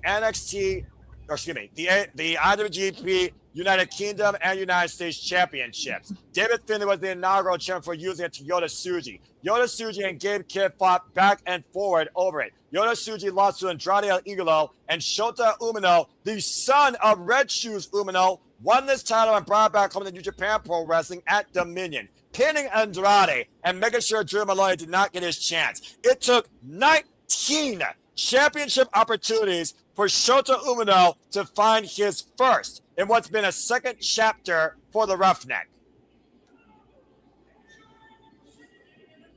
That title looks really good on Shota Umino, by the way. It definitely shines a whole new. It definitely shines a whole new bright white. After freaking Gabe Kidd desecrated that title and the lion mark that symbolizes the king of sports, New Japan Pro Wrestling. It's also good pointing out Gabe Kidd and Shota Umino are in the same block this year. You almost wonder if Gabe Kidd's going to be watching this match closely, if not trying to influence the result. Referee Paul Turner, by the way, for this contest. IWGP Global Championship, by the way, folks, is defended against invaders and outsiders in and out of New Japan Pro Wrestling rings. And Pac called Shota Umino for this challenge. At Blue Justice, Shota Umino accepted. Or G1 Bro, excuse me. Now you see Paul Turner holding up the IWGP Global Heavyweight Championship. Pac, by the way, has not held singles gold since the AEW All-Atlantic Championship back in 2022. Yeah, and Pac was the inaugural one, right? That's right. Charging forward, ironically enough, Ash, that title was crowned and defined at Forbidden Door, and Pac won that night. So this stage could bring good fortunes to the Death Riders, and even more negative fortunes to Shota Umino and New Japan Pro Wrestling. Yeah, that's crazy. Irish whip hard into the barricade, and you've been very vocal about the AEW and New Japan Championship outlook, Ash. I mean, yeah, because it's because we haven't seen it the other way around. We've seen so many AEW wrestlers winning New Japan titles. We have yet to see a New Japan wrestler win an AEW title, hold that motherfucker hostage, and be like, yeah, how does it fucking feel?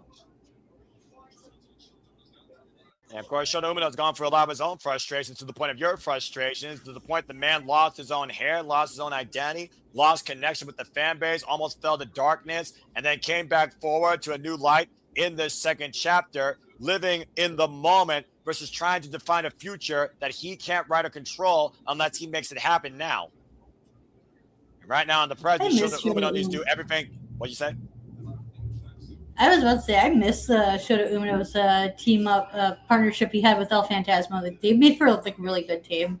Well, I mean, to be fair, he's had a multitude of tag team type of occurrences. ELP, Uyamera and Shota Umino lost, of course, to the Knockout Brothers, not once but twice, in the pursuit of the IWA Tag Team Championships. And Pac with a missile drop out across the top rope and a kip up.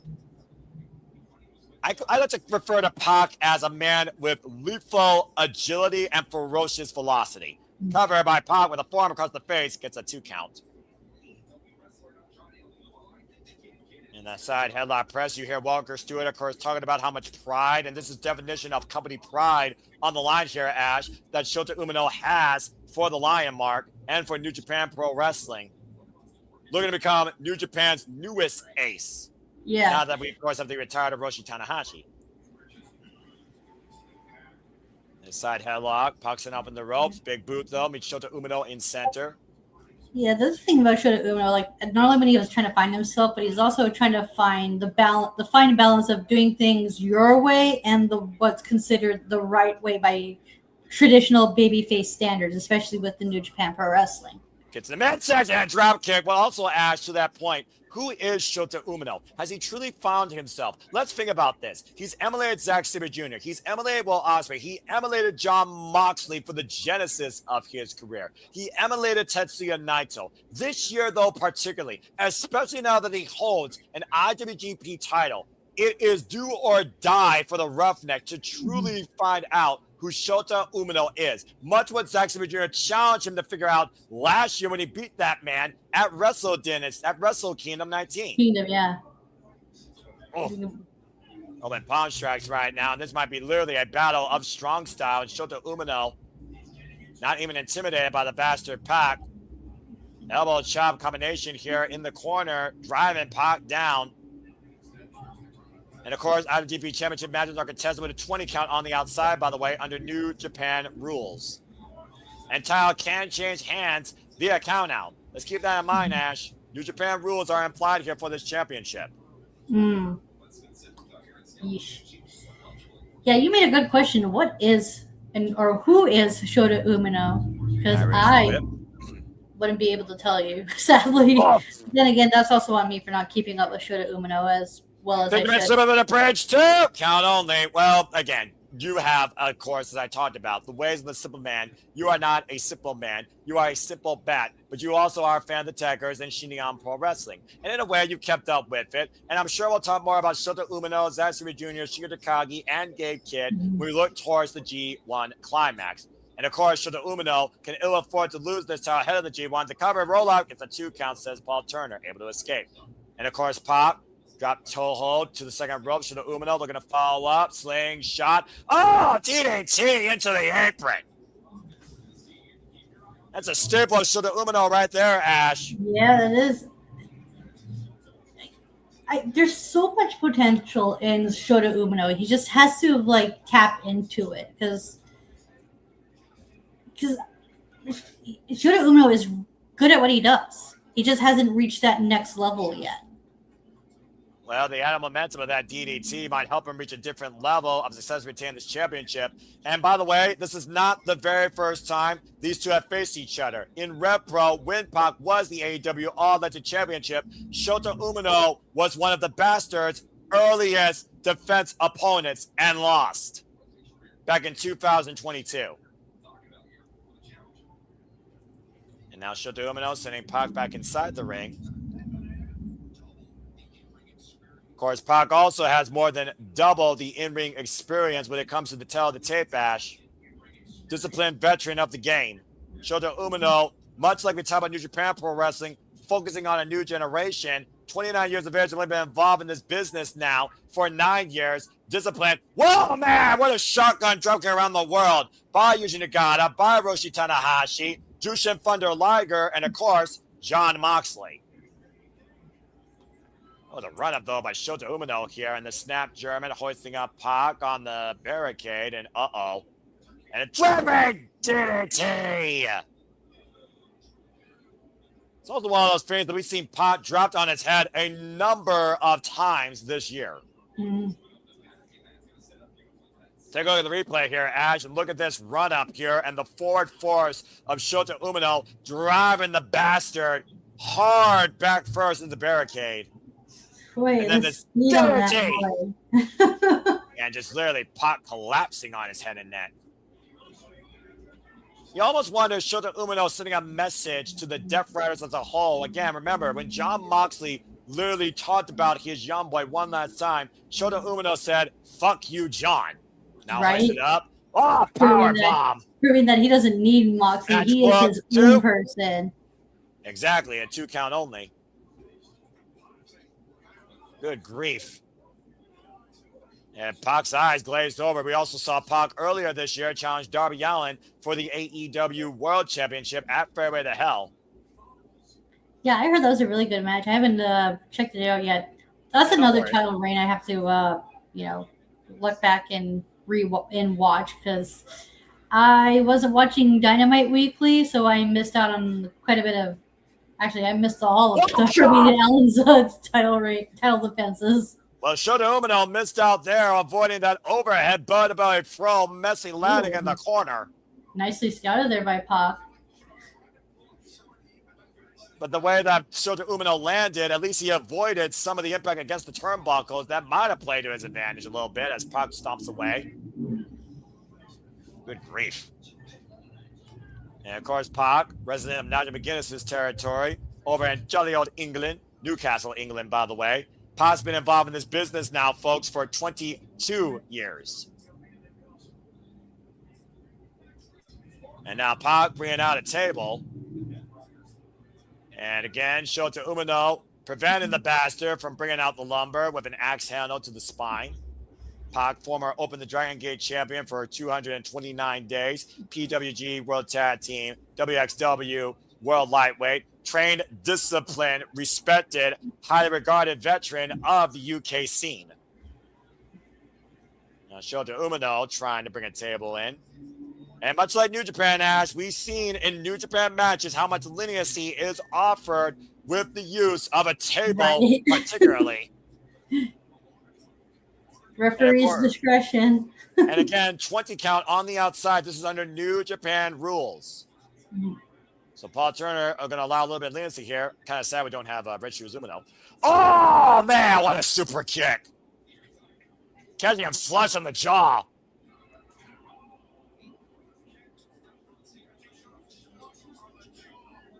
Good grief. Of course, tables have also been the undoing of Shota Umino, let's forget. And right now, Pac with the thrust kick, or a mule kick, actually. Rescouting Shota Umino here, spraying off the top rope. Picture perfect by the Bastard. Oh, wow. That was very nice. He just makes it look so damn easy. It's ridiculous. Right? And Fisher's starting to get his count, by the way. I'm not sure what he's up to. It looks like he just started. It's up to 4 and bringing in Shota Umino back inside the ring. Of course, Pac also, by the way, a table was his undoing against Darby Allin at Fairway to Hell. And now Pac scouting Shota Umino in the corner. Struggling here to get up to his feet, even with the use of the ropes. Then again, to your point, Ash, Shota Umino has been fighting from underneath his whole entire life since returning from excursion. And again, for those that can't purchase the pay-per-view, we're happy to be that blind conduit to the action that unfolds tonight and the passion that it ensues. Now Pac up to the top rope, scouting Shota. I sense disaster. Both men eye to eye, top rope, both right now in the clutch, and Pac grabbing Shota Umino. Oh, God! Helmet overhead throw!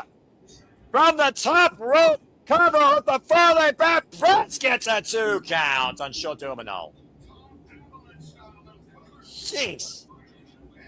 And we talk about, again, the discipline of the New Japan Dojo system, Ash, with your neck, with defining your fighting spirit.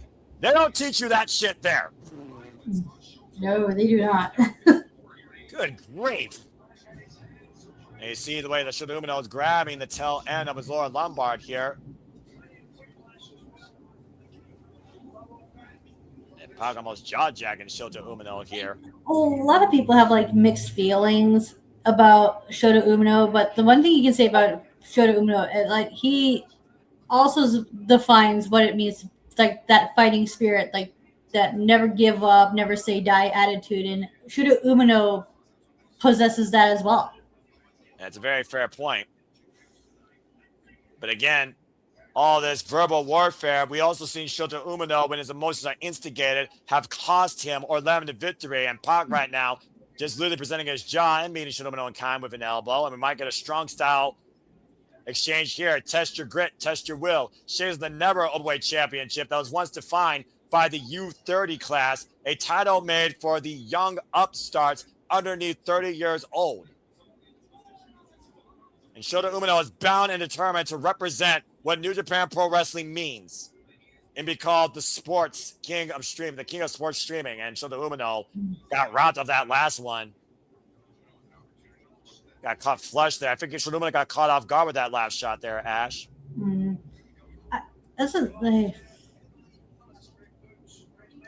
I look at the two men at the tail of the tape, and it almost looks like to me that Pac is definitely the heavier hands, thus the heavier hitter of the two. So I don't think in a striking battle with Pac is smart for Shota Umino here. Like the thing about Shota Umino is just like he needs to like tap into like that tenacity. Like you don't hold back. Like just give it your all. Just like hit hard. Like it's okay. You can do that. And it almost feels like Pac's trying to pull that out of Shota Umino. Like I said, the very definition of Death Rise, where Death Rise was a thing, was Shota Umino alongside Jon Moxley. Jon Moxley's disciplined young boy through the better part of 2019 and the pandemic. And now Pac and Shota Umino squaring off in the middle of the ring, exchanging these elbows. Either one of these could be a lethal knockout shot. Now taking the elbow pad off, and Shota Umino, to your point, Ash, might be fired up here, looking not to be intimidated by the bastard, looking not to be undermined by Jon Moxley or the Death Riders, looking not to be insulted by Gabe Kidd. Spinning Sobot, though, bends Shota Umino up and over. Axe hand out, blocks the shot. Oh, man! Umino takes the bastard down. That's what I want to see more of Umino is like you want to like be the embodiment of that fighting spirit. You can be a babyface and hit hard like that. You can do that. Like rebound. Release German suplex and Shota Umino. To your point, showing extra reserve, another rebound. German suplex and Shota Umino somehow again wheels away back up to his feet and collapses. And now Pac trying to take advantage, hoisting him up on the shoulder. What the hell is this? Turn into, oh my God! Crucifix bomb! Through the table to the floor! Good Lord! Ricky. What the fuck? Look at this, Ash. One more time if you can. Holy hell. Over the top rope, to the floor, through that table. Good Lord. Damn near 10-foot drop. Right. Jeez, oh, jeez. And that was the table Shota Umino set up. And now Pac going up to the top rope. Might be looking to stop the heart. 450 splash. That is a pro wrestling. Counter 2, kick out 2.5. Pro wrestling rule. He who brings out table, he who goes through table. It came in, couldn't say it any better. And right now, Shota Umino in a world of trouble, trapped in the brutalizer. That stretch along the neck and shoulder blades, and both of Shota Umino's arms captured with Pac's body in between him and the ropes. This is going to be the shortest run for the IWGP Global Heavyweight Championship in Shota Umino's career. His greatest accomplishment might become his most bitter defeat on more ways than one on a different stage of wrestling. And Shota Umino might be fading right now. Paul Turner in position. Shota trying to push forward, trying to force a way into the break or put Pac's shoulders down, and gets his foot on the bottom rope. Thank the Lord. About to say, Ash, are you okay there? It sounds like you're about to have a panic attack. Well, I mean, yeah, well. I don't want the fucking title changing hands, okay? I'm about to say, does Gabe Kidd want the title to change hands? Here's a guy we haven't even talked about here. To the point, this has been a fair one-on-one match. A violent one at that, but it's been a legit one-on-one match. Almost like baptism by fire for Shota Umino. Pac flying out of the corner. Shota Umino going inside and turn around. Whoa, man, what a rolling elbow strike. Buckling down Pac. Pac fire backs up, though. Oh, and a headbutt sits the bastard down.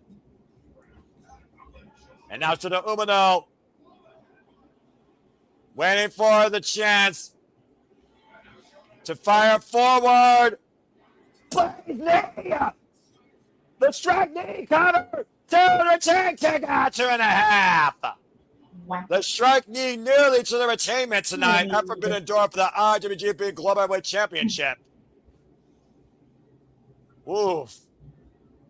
That stunning running knee strike nearly dropped the bastard hard for the 3 count, Ash. Bang! Took it full on, too. Right. And right now, I'm surprised Pac's even able to stand with his own 2 feet and Shota Umino once again on the move. Ducks underneath. And Pac with the poison Dorada! Good Lord. And right now, Shota Umino blocks the kick. Oh, but eats that super kick. And Pac on the move. Shota Umino pop up. And Shota Umino on the move. Watch it out with a puppy bomber. Clean his clock cover to the far leg. Kick out 2.5. Oh, that was Damn. a nice one, though, Umino just did. What a shot and what a showing here by the roughneck. Double underhook. Wait a minute. The paradigm shift DDT. The what? Shout out to John Moxley, his inaugural teacher. And lifted up. Yeah, I just heard that now. Yeah, I think you're a little bit ahead of me. Shota Umino retains. Oh, and a message sent to John Moxley. Thank fucking God. Yeah, but think about that, Ash. How apropos was it for Shota Umino to use his original teacher's finishing move to help him in the finish? What does that mean for He Shota is sending Umino? a message to that punk-ass rat Gabe Kidd. Yeah, well, Gabe Kidd doesn't use that move. John Moxley does. Either way, you could call an aid to John Moxley, maybe disciplined by the Death Rider himself. Shota Umino survives the bastard Pac and still holds the IWGP Global Heavyweight Championship and will hold it heading into the G1. Thank goodness. Because this is what we want. We want Shota Umino to retain, and we want to build up opponents for him through the G1, whether it be Gabe or who else they have in store. And a hell of a strong showing here for Shota Umino, representing what a championship is supposed to be and what a champion is supposed to be with his first successful defense of his inaugural piece of gold in his young career. Well done to the roughneck. And the way that Shota Umino put Pac down, I can only imagine what's going through John Moxley's mind right now. You think John Moxley's maybe having second thoughts about his young boy? Wait a second. what's going on? John Oh, Mox Moxley's- is in the ring now. Okay. Okay, now let's see what this leads to. And Shota Umino. Oh boy. The mentor and the mentee, the student and the teacher, face to face for the first time in a long time in a wrestling ring. Oh shit. What? Oh! Wait a second. Remember when I said that John Moxley was Shota Umino's teacher? I forgot the all-time great that was Shota Umino's senpai. Oh, Hiroshi Takagi. the president of New Japan Pro Wrestling. What's Ace President doing here? Well, Tanahashi also has been heavily involved in bringing this concept forward, called the Forbidden Door as part of the partnership with AEW and New Japan Pro Wrestling. And let's not forget, John Moxley beat the Ace at the inaugural Forbidden Door for the vacant AEW World Championship. To the man he dubbed Shooter, Shota Umino, to the man that Hiroshi Tanahashi brought out of the darkness in the second chapter with that match at Ryogoku Sumo Hall. Wow. The ace of the universe that not only heavily influences the entire professional wrestling scene, but leads New Japan Pro Wrestling. And of course, we saw Hiroshi Tanahashi involved in a Global Heavyweight Championship match against the likes of Gabe Kidd, who is also very instrumental in guiding out of his psychopathic ways, as Tanahashi literally puts the belt around Shota Umino's chest. Now, what a moment this is, Ash. What an endorsement by the ace of the universe. Remember what I said, Ash. Shota Umino wants to be the next ace of New Japan Pro Wrestling. And tonight, he took a huge step forward tonight, defending that title in All Elite Wrestling. Well done by the Roughneck, and always go Ace. What a I battle. don't mind seeing is New Japan still partnered with RevPro? I believe they are to a degree, because I know that they've done like Royal Class before. Because I wouldn't mind seeing Shota Umino defend that title against someone from RevPro as well. Well, again, that title is defended against outsiders and invaders in and out of New Japan Pro Wrestling. If you want to prove you're the strongest on the lion mark, you got to go for Shota Umino to do it for that Global Heavyweight Championship. And the thing about Shota Umino is he's accepting all challengers too. He is going to prove that he is a fighting champion. Well, speaking of fighting champions, here comes a champion that breathes toxicity and utter madness. With the Forbidden Door's best friends, might be her worst rival to this concept. Looking to burn it down and kill Stardom to death. It's time for Thekla versus Starlight Kid for the AEW Women's World Championship. That's a great picture right there with the bastard Pop Devil with the Renegade of Wrestling, J.J. Williams. Last year, Ash, Tario Okada, the president of Stardom, fired Thekla, and Thekla introduced her toxic madness in the AEW following the Dynamite after Double or Nothing, and went on to seize the AEW Women's World Championship from Chris Statlander. Now we find ourselves at the Forbidden Door, where she's already assaulted the president, not once, but twice, and has declared death against her former hiring promoter. And now they bring forward Starlight Kid to the Forbidden Door for the first time ever, who has 2 pinfall wins on Thekla. As Starlight Kid looks to send a very painful message to Thekla of what Stardom truly is about. This is going to be good. The definition of the Forbidden Door, according to Thekla, is forbidding Stardom from ever showing up again. And she looks to do it at the expense of Starlight Kid. I will say this: Thekla did such a good job of making this feel inter-promotional, by going out of her way to go to Stardom and whatnot. Well, the fact of the matter is that she used to be in Stardom, and she fucking hates that president. She's already attacked him at Las Vegas during WrestleMania week at the Stardom Showcase, I called, and then she arrived June 20th at the conversion trying to shave the man bald. Starlight Kid came in there to save not only the president, but also took Thekla down while holding the AEW Women's World Championship. For those that don't know, Starlight Kid is a 7-time champion in Stardom. She's held the belt defined by emotion, the Wonder Storm Championship, the white belt. She's a former Spark Joshi World Champion. She vacated that title, currently held by Hazuki, because she wanted to represent Stardom and make Stardom be the strongest in all women's Shingon Pro Wrestling. Former artist of Stardom, New Blood, and former high-speed champion, by the way, has been through 3 different factions and has been part of the Stardom promotion now for 10 years. Wow. As you see the president right there at ringside, Toru Okada, who now leads the Stardom promotion. This match, not just personal to the partnership of AEW and Stardom, but also personal to that man who has been on the blunt end of Thekla's unwavering revenge, who has literally said and threatened, I will chase you the world over to make your life a living hell. And she has very much done that. Yeah, that man looks so nervous. Like, goddamn. he's just anticipating Thekla to attack him at any moment. And that very well might happen here because the Triangle of Madness right now has been running roughshod here across the world and in AEW. This Austrian badass is about to make her way through the Forbidden Door, and she's looking to scorch it shut permanently. What an entrance. Hello.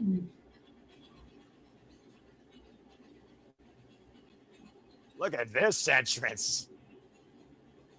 Freaking fire throwers. Did I mention that Thekla right now is my favorite champion right now in the business?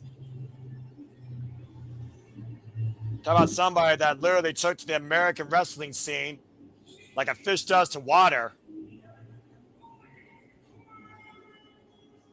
Oh boy. I'm a little bit worried for Starlight Kid's well-being, if I'm being perfectly honest here. And Thekla, as I said, no stranger to Stardom, was introduced to Stardom through Julia's faction. Yeah, remember that name? I do too.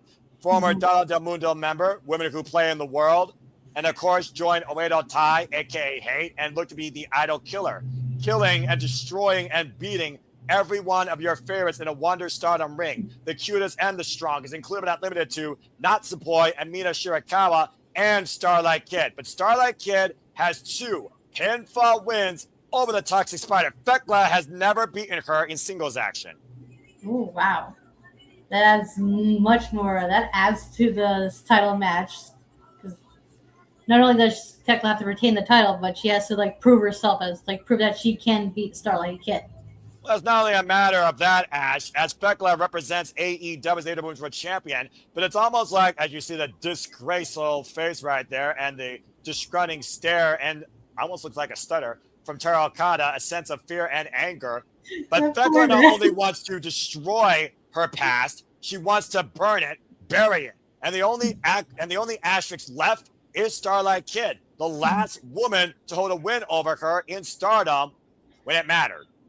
I should not be laughing, but oh my god, that poor man. He's really selling it. He's selling the scariness of it, about getting attacked by Thekla. I mean, I did crazy checks. I'm not scared of Thekla. I'm turned on by her. What? As you see, referee Rick Knotts holding up the AEW Women's World Championship. Look, when a champion looks like a champion holding a championship belt and they're a badass while doing it, you have my respect. And really, outside this company and Japan, not many other places do that for me. Bell rings are underway for this match. 60-minute time limit, of course. This will be contested under AEW rules, not Stardom rules. That means pinfall submission inside the ring to size the title. Count disqualification means nothing, and there's a 10 count on the outside. The first time these two met each other, of course, in singles action was all the way back in December 2022 at Stardom's year-end tour. Cartwheel escape. Starlight Kid, of course, endorsed by the likes of El Desperado. Runs in with the drop kick. Quick and fleet-footed is young Starlight Kid, who is 24 years of age, folks, and has been involved in wrestling for a decade, primarily only in Stardom, trained by Fuka, who was instrumental in Stardom's growth. Wow, that's very young. They're no differently in Japan, I'll tell you that much. Yeah, man. You go for university. You go for university and you're pro wrestling. I'm just saying. Yeah, I was going to say, the minimum age for working is a hell of a lot different there than it is here, isn't it? Yeah, it's extremely different. And Fekala right now putting the boots to Starlight Kid. And of course, Fekala right now looking to scorch the Joshi Pro Wrestling scene at the expense of Starlight Kid, possibly looking for an accolade. And of course, Starlight Kid, disciplined as you see in Lucha Libre, wearing a mask. And immediately Fekala going after the eye holes, trying to literally rip the eyes out of SLK, now known as, of course, the White Tiger, former Wonder Stardom champion. Was formerly the Black Tiger of Wedo Tai. Different dynamics here with both these women's intensity and attitude, and the ground and pound by Starlight Kid, who's fighting for much more than just a title, but for the very existence and respect of her own promotion. And Starlight Kid will also be involved in Stardom's 5-Star Grand Prix, their variation of the G1 Climax, in pursuit of the World of Stardom Championship held by Suzuki. And that's the red belt, yeah?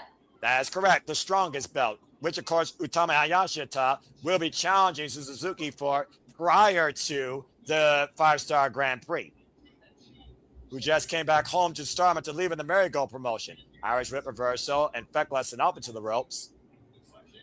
And the fact of the matter, though, that we've really seen this war with Stardom come ahead for Fekla here in AEW since Las Vegas weekend, though, Ash. Oh, and got kicked off of the ropes to the outside. Kick out of her own web. Driven down to the floor. This thing has really escalated since April, since Taro Okada decided to come back to the States and Fekla found him. And up and over, Starlight Kid looks to spring, and Fekla brings her down hard, face first, to the floor. Starlight Kid is one of those that likes to dazzle you with her high agility and her in-ring capability. But don't underestimate her petite demeanor, especially if you've never seen her before. Yeah, Tekla's doing a good job of keeping her very grounded. Oh, watch this, Ash. And dragging Starlight Kid, driving her, sliding into the barricade near the Spanish announce desk. And Fekala, of course, who's defended this champion successfully against Alex Windsor, Mina Shirakawa, Chris Statlander, including a fatal four-way at Double or Nothing against Sheeta, Statlander, and Jamie Hayter. She has now been the AEW Women's World Champion pretty much for the better part of 2026. And speaking of Starlight Kid, as I said, former high speed, former goddess, artist, and of course, Wonder Stardom champion, has never held the red belt. Hard Irish whip into the barricade on the opposite side of the ring. Fekla has been the champion now for 138 days, and tonight marks her 7th defense of the AEW Women's World Championship. And there's the man that she attacked face-to-face, eye-to-eye, Ash, Taro Okada at ringside. And now seasoned by his tie. Again, Fekla, though, needs to focus. Whoa! Was looking for a shot there, and Starlight Kid puts the brakes on Fekla and slapping the taste out of her mouth. And it looks stunned by the fact she did that. I don't know if it's smart to slap somebody that raises toxicity and madness in pro wrestling. I'm just saying. Especially one that prefers getting hit hard. And of course, we did see Stardom get one-upsmanship against the Triangle of Madness earlier tonight. The cover, like a day's goal, and the 2 count, as Maika was able to beat Skye Blue Ash and will be part of Survivor the Fittest this Wednesday on Dynamite. How much are in the Survival of the Fittest? 6. It's always a field of 6. It's a 6-way eliminator match. Oh, okay. And right now, Fekla hoisting up Starlight Kid. The last time these two shared a ring together one-on-one was 2023 at the Stardom 5-Star Grand Prix. And Starlight Kid got the better of Fekla in 8 minutes. When Fekla just started in Stardom, went for the drop kick and got stomped in the midsection as Fekla sidestep, trying to literally bury Stardom in the night, stomp like a mud hole and walk it dry. Fekla pretty much prepared for anything Starlight Kid's throwing so far with the Snapmare. Getting the better of her challenger with a vicious kick to the side of the head. Now sits in the cover, hook of the leg, like a days ago by the Toxic Spider, as you see Taro Okada cheering at ringside for Starlight Kid to stay in this fight. Can you imagine, Ash, if Starlight Kid seizes the AEW Women's World Championship, fights with it for the 5-Star Grand Prix, and goes on to defend it at Wembley? That'd be I don't know how to feel about that. I don't know how I would feel about that because on the one hand, be like, oh, hey, cool, it's a partner from another company holding an AEW title. Wow, we haven't seen that now, haven't we? That's a nice change of pace. But at the same time, I'm just like, body springboard. Continue. But at the same time, I'm just like, yeah, it makes sense for the story, but at the same time, the AEW Women's Champion isn't going to be there. So unless they do like promos or vignettes, how do we build contenders for that title unless we just hold off until whoever is the Owen Hart winner? Well, considering what we still have to come tonight, Ikase, standing moonsault, cover, hooking the near leg, kick out 2 by Thekla.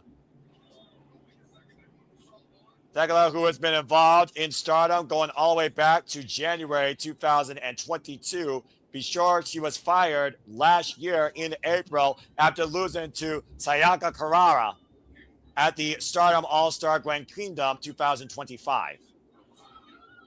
And the reason she got fired that night, not only was she supposed to join the cutest faction in Cosmic Angels, she assaulted staff and the president fired her on the spot. And now Starlight Kid grabbing the leg and, oh man, dragon screw leg across the second rope. And of course, Starlight Kid, one of her finishers, Ash, is a stretch muffler. Oh, okay. You see Thekla trying to adjust her leg, and you see Starlight Kid immediately going for that submission hold. And Thekla right now, such a emergency, trying to prevent the hyperextension. Dangerous position here for the Toxic Spider. Trying to pull back the arm, and Thekla immediately going back into the eyes again, trying to blind Starlight Kid and forces her to relinquish her leg. The Black Tiger, Divine Punishment, also known as the Body Slam Tombstone Pile Driver. Standing Moonsault, Tiger Feint Kick, Top Rope Spanish Fly, Twisting Frog Splash. And of course, the Cloverleaf. Many of the moves that Starlight Kid has in her arsenal. And now the freaking Tarantula applied by the Toxic Spider Thekla, hooking Starlight Kid in the ropes. Great job by the champion. It's amazing the amount of core strength and flexibility that Thekla has. Right? It's wicked. It comes back to that hyper adaptability that Thekla brings to the AEW ring that we've seen so much. And right now, Starlight Kid's bringing up a tape drag. Takedown. Thrown down to the mat. You see the way Thekla is grabbing the small of her right side. Starlight Kid playing a little bit of defense here, bringing Thekla to the drop zone. Thekla, by the way, 33 years of age, involved in this business for 9 years. Trained out of the Ice Ribbon Dojo. Ice Ribbon, by the way, was the promotion he was at before she arrived in Stardom.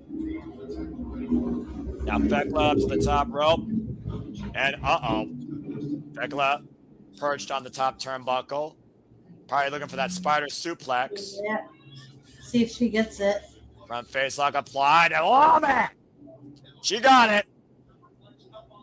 And the incredible core strength by the Toxic Spider, making it look so easy. Much easier than Mercedes Martinez. But Starlight Kid, springing up triangle drop kick sends Thekla down hard to the floor. And you see right now the way the Starlight Kid's grabbing her spine. And both of them back up to the apron. The fact of the matter, though, that the Triangle of Madness, only Thekla has been in the driver's seat for them. Julia Hart lost her chance out of Survivor the Fittest. If Thekla loses here, the Triangle of Madness is strong on the women's division, pretty much is dissipated. And Sky Blue lost twice already, right? Out of nowhere, running into that knee. Yes, Sky Blue was eliminated tonight by Maika, and Julia Hart was eliminated by Persephone.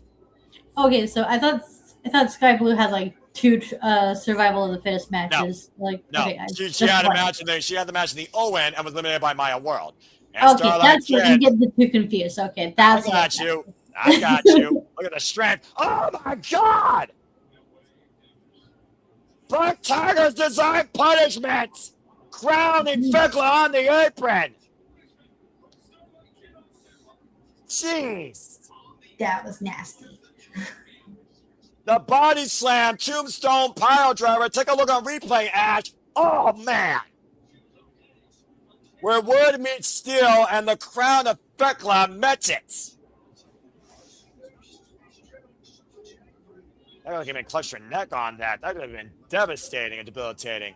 And so far, Thekla has been defending this title fair and square to her credit as champion. Now Starlight Kid looking to take advantage. Yeah, it's very rare. Ooh. Yeah, it's very rare that the Sisters of Sin get involved in Tekla's matches. Good grief. That was a beautiful fisherman suplex hold by Starlight Kid. And to your point, though, we have seen Thekla, though, go to devious means with Julia Hart's Black Miss and Trios action or Brass Knuckles in championship matches. Went for the moonsault and Thekla able to escape. Barely out of harm's way as Thekla right now poised the position looking for the Toxic Spear. Cutting Starlight Kid in half. Wait. Uh-oh, looking to follow through with the curse jump. Whoops, Starlight Kid able to escape. Now Starlight Kid on the move. And Starlight Kid drives her knee into the back of Thekla. Again, whiplashing the head and neck of the champion, Ash. Woo. We got a moment to breathe here. Take a look at this replay on the spear, by the way. Watch the way she turned her inside out, driving her body through her midsection. And then Starlight Kid on the move, drove her knee. You heard the thud of the spine against the knee into Thekla's back. And whiplash effect again on the head and neck. You see Thekla clutching the back of her head and neck. Yeah, whiplash is not good. That's what happened to my dad when he was driving a bus. And Thekla and Starlight Kid head-to-head, center of the ring on an all-elite wrestling logo where the pride of stardom is on the line for Starlight Kid and Toru Okada, for that matter, as well as the AEW Women's World title. So they come tonight, of course, Mayra Mercedes Martinez for the Owen Hart Foundation Tournament Finals. Will Ospreay versus Fred Strickland. That steel cage match, round steel cage match, 12-man tag team MJF versus Team Don Callis. And the AEW Tag Team Championships, Cajun Cole versus the Dogs, David Finlay and Clark Connors. And Starlight Kid and Thekla fighting back up to their feet right now. Almost dueling chants, it sounds like, here from San Jose. Mm-hmm.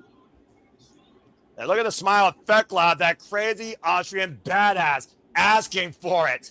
That wide-eyed stare by the bringer of toxicity and utter madness in the AEW Women's Division this year. Again, Starlight Kid meeting Thekla in kind with these forearms, driving down the champion to her knee, just welling away relentlessly. Yeah, she's just like, Starlight Kid's just really giving it to Thekla now. Well, Thekla asks for it, and also Thekla asks for it all the time. I mean, fair, asking you shall receive, right? Oh, what a knockout shot. And once again, this match keeps going back and forth like a pendulum now. Thekla on the move with the side boots. Starlight Kid sideways on the apron. Another kick to the side of the head. North and west direction by the champion to Starlight Kid. Thekla now going up to the top rope. Trying to go for some high reds. Can Starlight Kid clearing the cobwebs? Cover the crossbody. Now the cover by the champion to retain. And kick out two by Starlight Kid. Starlight able to kick out again, showing great perseverance here. Mm-hmm. And it goes back to that perseverance of Starlight Kid and the resentment that obviously she and all of Stardom, especially Okada, has towards Thekla as of late and her actions. And that Toxic Spider literally setting herself up once again for the Toxic Spear, looking around in. Oh, and Starlight Kid taking her out the leg. Attacking the knee that she attached earlier. Yeah, that's very smart of her. So that way she can, looks like she's trying to play the stretch muffler now, right? That's exactly what she's applying, and she's almost got it in, trying to trap the arm of Thekla, though, who's trying to fight back. The stretch muffler applied center of the ring of Starlight Kid, hoisting Thekla up by her own weight and swinging her around, further disorientating the champion. Put out all the stops here. The Skye Tiger showing exactly what she's made of here in her debut at AEW, for that matter, and the Forbidden Door. As you see Thekla trying to make her way over the ropes, and Starlight Kid clutching Thekla's neck. And look at the way Thekla's being stretched here, Ash. Oh, wow. Hey. Oh, and Thekla right now might be looking to tap. And Thekla able to turn her body to force the break. How tough is Fekla here? Give her Yeah, no credit kidding, too. right? That's using that flexibility of her to the advantage. About to say, if Starlight Kid held Fekla for maybe a little longer towards the center, we very well could have had a brand new AEW Women's World Champion. That was a really close one. Starlight Kid, once again, looking for a divine punishment. Blitz Fekla middle of the ring, cover, kick out 2.5. Nearly saw history made here tonight. Fekla somehow still alive. Spires might have 8 legs, but Fekla might have multiple lives.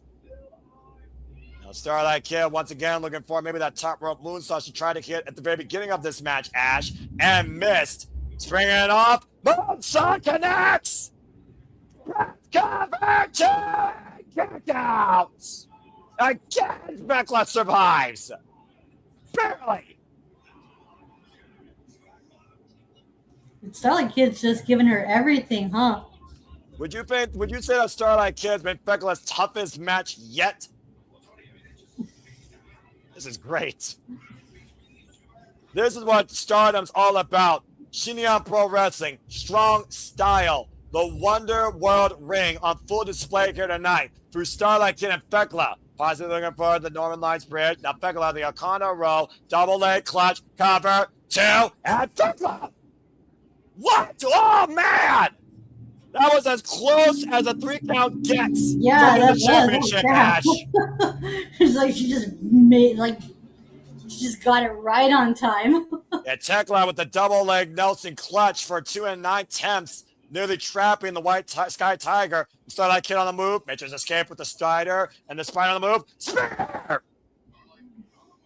Another toxic spear. Back press, hit the far leg, and Fekla has not retained yet. This is incredible. Another last millisecond effort by Starlight Kid, surviving Fekla's toxic spear again. And right now, Starlight Kid in position for a guard stop. And now Fekla absolutely defiant and making sure that this is the death of Storm tonight in front of Toru Okada. Another vicious guard stop. A second one, back press. Fekla has retained. Damn. Well then.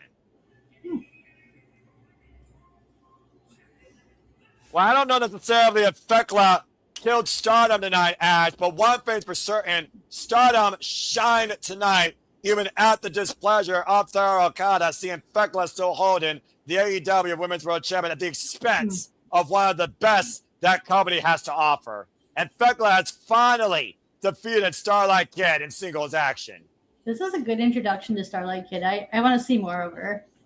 And of course, you can see more of her and Stardom on Stardom World. That's, of course, the 5-star Grand Prix will be showing in its entirety on the Stardom World streaming service. And you can subscribe today to Stardom Wonder Ring at Stardom World or follow them on the X. As, of course, you see the Triangle of Madness, Skye Blue and Julia Hart coming in to celebrate with Fekla, who is still AEW Women's World Champion. But, oh, wait a minute.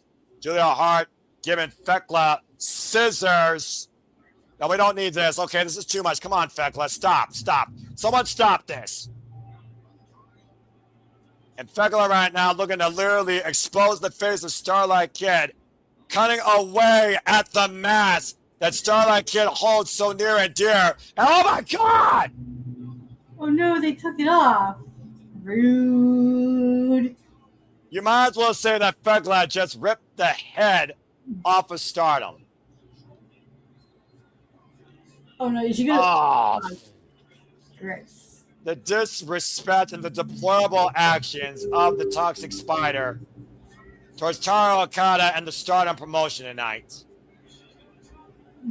Oh, and just wiping it in Toru Okada's face. Man. Oh, come on. Can we get security out here? Seriously. Someone tells me that there's going to be more than an apology as a receipt given by Stardom after Fecla's actions tonight. Absolutely heinous. That is not what the Forbidden Door is all about, but Fecla can give two shits what the Forbidden Door means for collaboration in wrestling. What a match, though. Again, Starlight Kid, phenomenal effort. Fecla, deplorable post-match conduct. But still the AEW Women's World Champion as Madness continues to succeed and breathe and dominate the AEW Women's Division. And now we know that Fecla, as of right now, Ash, will be going in to Wembley Stadium at All In to defend the AEW Women's World Championship against tonight's Owen Hart Foundation tournament winner. And now we just wait for her opponent. For All In, at least, anyway. What a trophy for Fecla here tonight. For the most lethal, badass faction in all of women's wrestling. As we move forward here, it's time for the men to compete for the AEW World Tag Team Championships. Cajun Cope looks to spay and neuter a couple of dogs as they defend the gold against David Finlay and Clark Connors. Well, this should be interesting, Ash. You're dealing with Canadians and you're dealing with Bullet Club, War Dogs, the Savages, the Dogs, where Cajun Cope have even said that Clark Connors and David Finlay remind a lot about themselves, but younger. As of course, Clark Connors and David Finlay have been trying to make a name of Adam Copeland and Christian Cage. What are your thoughts towards this match, Ash? Yeah, this is one of those matches where I'm just like, whatever happens, happens. Because I don't see Cope and Cage losing until like All In. So well, yeah, let's just go ahead and lay the groundwork here. Oh yeah, and apparently we'll be covering that at some point, folks. Stay tuned to see who's on the call. AAA and NXT Heatwave Texas. Sunday, August 30th, we continue to bring you non-stop coverage for all things wrestling here. Not by me solely, because I actually have a different contract for what I cover, but we will be covering that up and coming here at the CMLL Studios, so stay tuned for more on that. Meanwhile, time for the AEW Tag Team Championships. To your point, Ash, this is Cajun Cope's first defense after beating FTR and forcing them to say, I quit in a New York street fight, and we have not seen FTR since. Cajun Cope were assaulted the following Wednesday on Dynamite by the Dogs, ruining the 5-second pose celebration and turning that into a t-shirt, almost mocking Adam Copeland and Christian Cage, to the point Cage and Cope returned and came back with a vengeance. Now looking to literally send some dogs out the door the hard way, one way. And of course, we've seen over the last few weeks, Clark Connors and David Finlay have gotten the better of the champions in backstage brawls. But tonight, it's about the gold, and it's straightforward in the ring. And David Finlay and Clark Connors are undefeated as of late as a tag team. Oh, they are. Wow. Nice. With wins over the likes of the Young Bucks included. I will say this about the Dogs. All of them work so well together. Like, it doesn't matter what formation they're in. The chemistry they have with one another is amazing. Of course, Gabe Kidd, the third dog, who is likely right now in New Japan preparing for the G1 Climax. These dogs arrived on the AEW scene looking to cause chaos, violence, and get paid big money. We've already seen David Finlay and Clark Connors against the likes of the Rascals, the Young Bucks, and they've also, of course, have been involved previously against the conglomeration as they were former AEW World Trios champions. And that Shillelagh has been a difference maker during the short-term rivalry with Cajun Cope, Ash. The definition of insanity and also looking to pursue your own opportunity, that is 100% proof Clark Connors and the Savage King, David Finlay. And they might pay for it tonight. Yeah, that's a possibility. It is so good to see Adam Copeland as a tag team champion again. This 52-year-old man of life, father of daughters, 33-year veteran of the game, one of the best to come out of Canada, Ontario, Canada, by the way. Now a record-setting 10-time tag team champion. Now the newest AEW World Tag Team Champion alongside his asshole, Christian Cage. And you were much talking about after Double or Nothing, Ash, that Cajun Cope brings forward a reset in this tag team division. Talk about reset with this generation. Grit nonsense with the dogs. Freaking untamed and untrained David Finlay and Clark Connors. But Clark Connors is a former, very notorious IWGP Junior Heavyweight Tag Team Champion 3 times over. Yeah, him and Jill Maloney, they were like very dominant in that division, weren't they? Yeah, the definition of heavyweights and the junior heavyweights. Clark Connors, by the way, like I said, former Defy World Champion as well. 2-time IWGP Junior Heavyweight Tag Team Champion, alongside Jill Maloney and Bullet Club War Dogs. And the Savage King, David Finlay, was the inaugural IWGP Global Heavyweight Champion. And is a former never overweight champion. When David Finlay took Bullet Club away from Switchblade Jay White in California and created this weapon in his dogs, the War Dogs was brought to life courtesy of the Savage King. As we always get our stand-up chorus to Metalingus. It's so real to me. Everything has come to life. That's all you're getting. And we're not going to get no singer from Ash unless you pay her Canadian.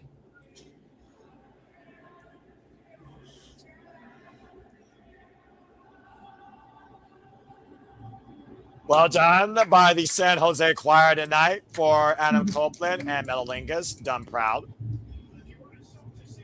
Well, meanwhile, it's the countdown to the asshole. Here comes Christian Cage. Would you say, Ash, that David Finlay is more like Adam Copeland and Clark Connors is more like Christian Cage in this duality of Cage and Cope looking at a former identity of themselves? Yeah, I can see that comparison. Yeah, I can see that. Of course, David Finlay, who shattered, as you see, Christian Cage's left wrist with that shillelagh amongst those steel green steps, still heavily bandaged in a cast here tonight, Ash. I mean, you can make the argument that between these two, like, Finlay would be, like, Edge, and because of, like, how accomplished he is as, like, a singles competitor. Although, in all fairness, Clark Connors didn't really get a chance or opportunity. Like, yeah, they didn't really get a proper opportunity to shine as his own as a singles competitor. Yeah, I just want to put this out here, Ash. Sex and Violence, Clark Connors and Thekla, who have also literally invaded stardom. Imagine if Clark Connors wins gold here tonight and celebrates with Thekla with 2 belts in bed. Referee Stephon Smith for this contest for the AEW Tag Team Championships. Christian Cage, by the way, folks, 52 years of age, 31 years involved in this game. Of course, former notorious TNA World Champion, former 2-time AEW TNT Champion, and former AEW World Trios Champion. But tonight, it's all about the AEW World Tag Team Championships. Adam Cole and Christian Cage are the 19th AEW World Tag Team Champions in this company's history.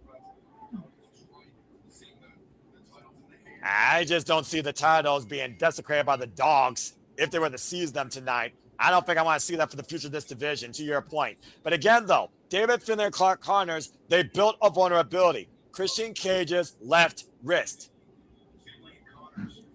And then Connor might think they have one-upsmanship here, despite the fact they have doubled the level of experience when it comes to the champions. Stiff Con double tie up here. Yeah, of course, David Finlay and Clark Connors have never met Cage and Cope in a ring, Ash. That's true, yeah.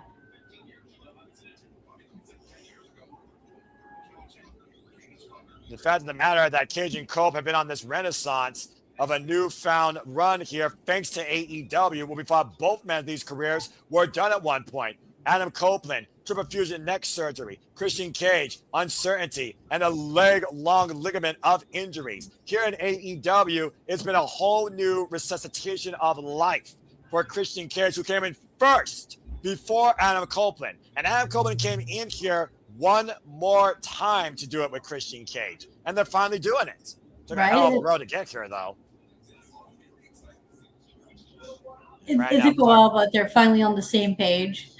Not bad chop. We'll see how long this run lasts. And if it truly is the last one, with Wrestle Dream up in the air and the future of Cage and Cope, if the dogs have the way tonight, especially. And Clark Connors, like I said, former accomplished tag team specialist. David Finlay, though, to that matter, remember Finjuice, former multiple-time IWGP Heavyweight Tag Team Champion and former winner of the World Tag League alongside Rockhard Juice Robertson. Christian Cage with the roll-up dog. Clark Connors gets a 2 count. Probably forgot about that yourself, didn't you, Ash? Sorry? David Finlay, former IWGP Heavyweight Tag Team Champion and World Tag League winner alongside. Yeah, that's right. Yeah, him and Juice Robinson were a team at one point. Yeah. And tag made now, but David Finlay and Adam Copeland meeting for the first time ever. Of course, Adam Copeland eats, sleeps, lives, and breathes professional wrestling. David Finlay, of course, second generation for Savage Generations. Of course, come out his father, Fit Finlay. Of course, Fit Finlay never won a world championship either. David Finlay created a championship of his own, the IWGP Global Heavyweight title. It's almost one of those things that David Finlay doesn't give a damn about family legacy. He just gives a damn about creating his own ultimate opportunities by any means necessary, truly channeling rated R superstar ethics.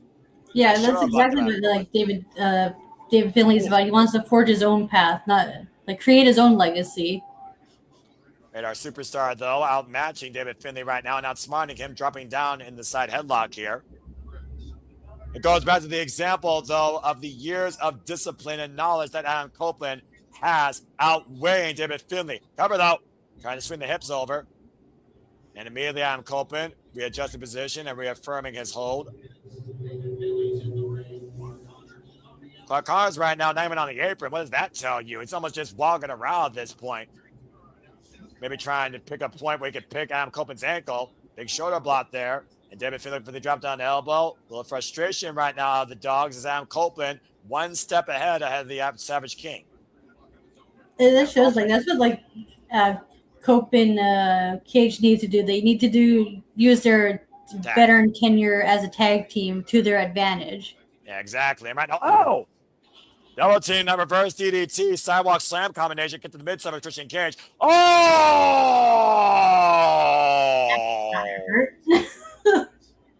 Right in the dogs. Clark Connors face first, and David Finlay, so I'm going to leave it at that.